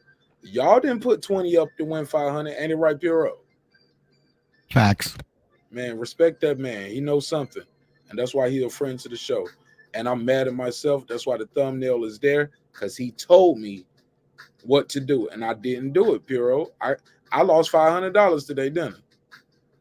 Yes, sir. Because I could have just put the 20 up. See, he bet 100 and he spreaded it out in prop bets a certain way. So really, technically, he won 400, but I lost 5. He won 400. I lost 5. But when he called me, he didn't tell me about no other prop bets. He was like, man, just put the 20 like this. You know what I'm saying? First, second round, $500, man. He gonna beat this dude, man. He gonna beat him easy. Joe Smith Jr. I want it, blah, blah, blah. Been looking at fights. I got the data. I got the research. I wrote about 3 term papers on it. I'm the Boxing Scholar, bitch. I didn't listen to him. I lost $500 today. I feel sick. And I still got to pay for this Rodecaster Pro off my credit card, right? So Marq Nash needs some help. If you like the content, don't send the super chat. Send a cash app or buy a t-shirt or a hoodie. Like, I'm gonna let y'all know that shit mean more to me than anything. Shout out to Champion Heart sending me the new pictures today because he got some new merch. But yo, that shit mean more to me than anything. When I see a motherfucker pull up, take a picture, or pull up on the panel and they got the damn t-shirt, like, yeah, bitch, it's me. And I support the show for real, nigga. I got the Marq Nash t-shirt, not the hoodie. Not these other. Nah, nigga, I got this shit. Like, yeah, nigga, you the homie, man. You my brother, man. I buy a Jay-Z shirt. I buy a Tupac shirt. I'm gonna buy a Marq Nash shirt, and I ain't gotta wait for you to die to do it. Man, I love y'all. Hope y'all love yourself. Shout out to Puro Central. Plug your channel. Let's do it. Let's do this outro. Puro Sur Central Boxeo. I don't go live a lot, but I, Stop saying that. Stop. Let me do the drop. Stop you do it, saying brother. that. Cause This is a certified. Oh shit! Oh shit! nah, man, you are about to start going live. Cause you did a hell of a live the other day. That shit hit my radar. I tapped in. I said, "What's up?" I shared this shit to the point where motherfuckers hit me back like, "Oh, you co-signed this part?" I'm like, "What happened?" I wasn't there for the whole show. Like, yeah, timestamp, bitch. I shared it in my Facebook group. Cool. I was like, "Hey, man, shit. Well, that ain't my show, but okay, I'll talk about it." But that's the chat. That's that person. That's this person. Everybody got their own thing. But you go live, Piro. You got a show. You got a good show too. Yeah, I mean, I like to talk boxing, and then I like to laugh. A lot of these guys, other than the stupid, goofy shit, it's pretty funny. And I saw you even participating in the comedy that one live, talking shit about Andy and shit. That was funny. Well, Andy who? Andy Ruiz. What I say about Andy Ruiz? I forgot. You said something about I don't know. You put something about Andy and a couple laugh emojis, but I just thought that was cool that you were participating in the comedy. But I do like Andy Ruiz though. No, he's a good fighter. Yeah, I don't think I said nothing disrespectful about nobody. No, never. I mean, I know who you are, Mark. At least I think I know who you are since I started coming to your channel. Disrespect to Errol Spence. That's probably the only fight ever. But I took that back though. I don't know if he'll ever forgive me. His fans probably never. I just said that to fuck with his fans, but I had to be the flip side to the coin that said Terrence Crawford was a slave. So, we had to balance the scale out a little bit. I hear you. Good for the goose, good for the gander. Hey, there's no such thing as bad publicity. Especially when you're on camera kissing men, nigga. Like, okay. We'll never forget. 9/11, nigga. I never forget. Just like a lot of y'all ain't gonna never forget this belly button. Oh, I deleted the picture. Okay. God don't make mistakes. Okay. All right. Well, that's it, man. I'll see y'all on the next one. Thank you for your time and energy, Piro. God bless you, my brother. What's today? Sunday, going to it's Father's Day. I might do a Father's Day pop up tonight. Just talk about the importance of being fathers. Like, if you guys want to tell a story about your dad, whether you know your dad, what your mom was the father's dad, but it's gonna be some bitches out there saying Happy Father's Day to me. No, bitch. It's Happy Failures Day to you. If you gotta do that. I'm sorry. Oh, do I got to do that? Can I do it? Or should I do it? I might do Happy Failures Day to the single moms tonight. Hey, man, do what you feel you got to do. I'm gonna let God lead my heart and my spirit. But y'all can't be out. Look, just be quiet. You know what I'm saying? Y'all ain't got to post nothing. Just let the day go by. But I don't want to hear no Happy Father's Day to me from the single moms out there. I'm sorry. No, you are a mom, not a dad. You do, and look, I get it. You want your flowers. You want another holiday because Mother's Day was last month. You want another holiday real quick. Just no. You got your gifts last month. Your birthday in June. This ain't your month. Leave it alone. Talking about Happy Father's Day to me. Happy Failures Day to you. Oh man, I think I might have my topic already. Piro. So pull up. It might be lit. For sure, I'll be there. God bless, my brother. God bless you, Mark. Peace out, man. Peace to the chat. And tell what's repping is all love, man. For sure. Tell him I he love knows, him. And we know. Tell him I love him, and there ain't nothing he can do about it. How about that? For sure, Mark. For sure. My brother and Allah. Yes, sir. And Christ. Whatever he pray to. Tell him we still my brother in that. There it is. All right, my brother. Peace. All right, then, Mark. All right, peace. Boston Scholar, you still asleep? Going once? Going twice? Boston Scholar like, man, I'm just waiting to talk to you backstage, man. Fuck this show. I'm done. All right, cool. Man, it's been another great episode of Breaking Beats. You already know what we do. Yeah, man, we lit this motherfucker up tonight, man. We had a good time tonight. We talked about everything from business, entertainment, art, technology, sports, and anything else you and I feel like talking about. It's a hip-hop political sports show with a comedy twist. We like to let the jokes fly. You know why? Because life is serious enough. What about me? What up? He said, you don't want your chick to look like Andy Ruiz, though. If she can cook like Andy Ruiz, I might be happy. Because Andy Ruiz definitely cooking. If not, he know he got the low-key plug to every drive-through in LA. Ghost. Is this the same? Ghost, someone need to fight. Ghost, you owe me that. What happened to the Andre camp, Ghost?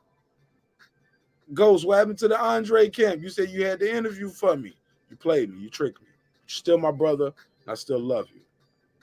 Even if you don't love yourself. The neighborhood loves you over here. But you did me dirty, man. Supposed to have that set up. You didn't even get back with me. I've been reaching out to you. But it's all good. I ain't going to hold it against you. It ain't your fault.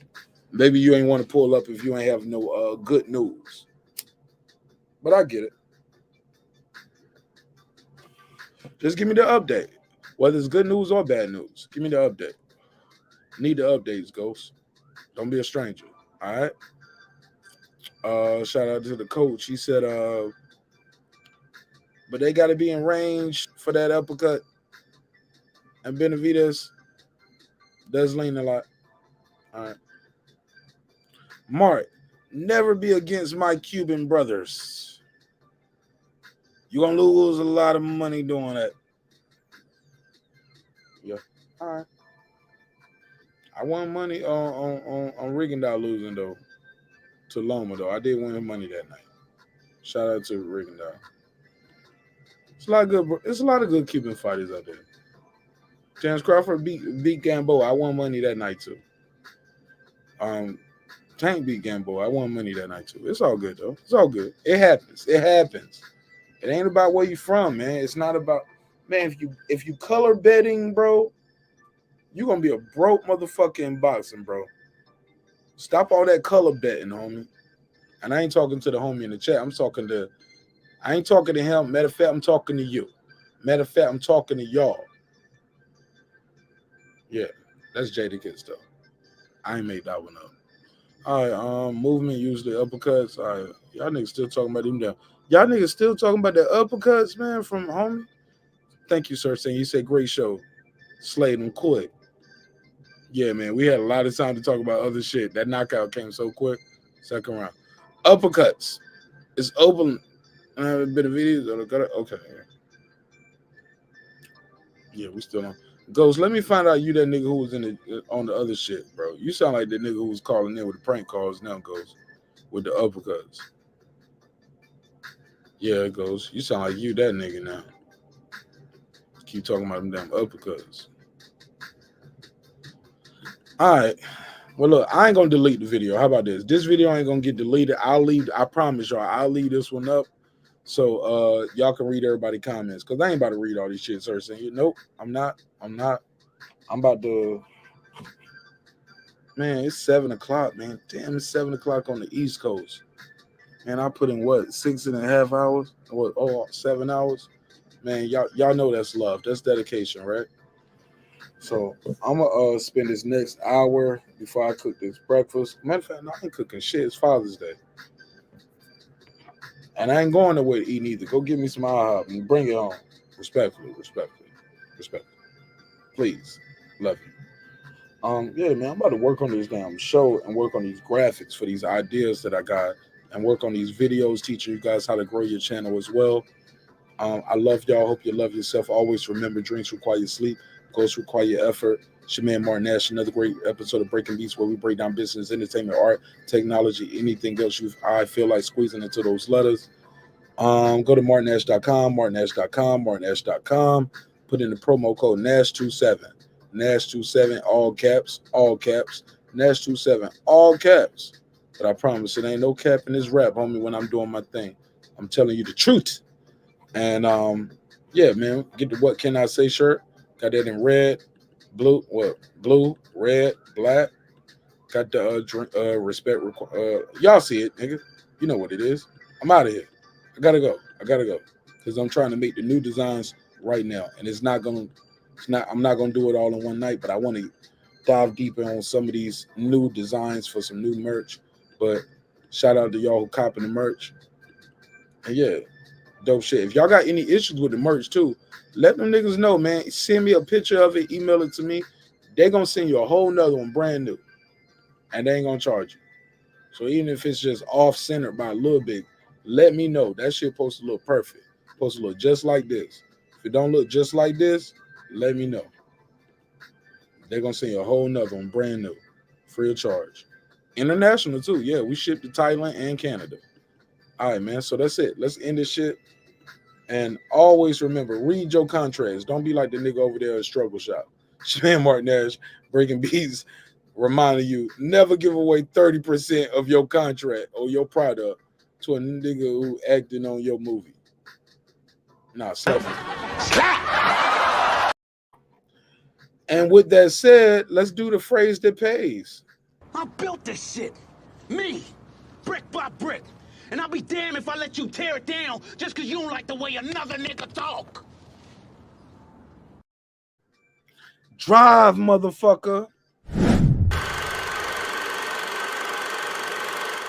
This that squad sound.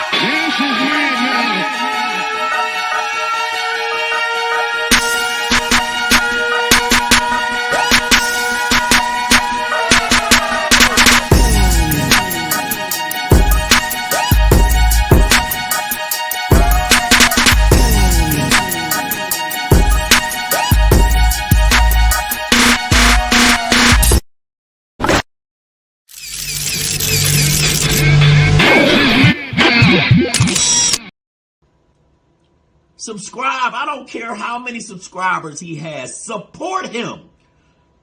So he made all this possible. He made this possible. Nope.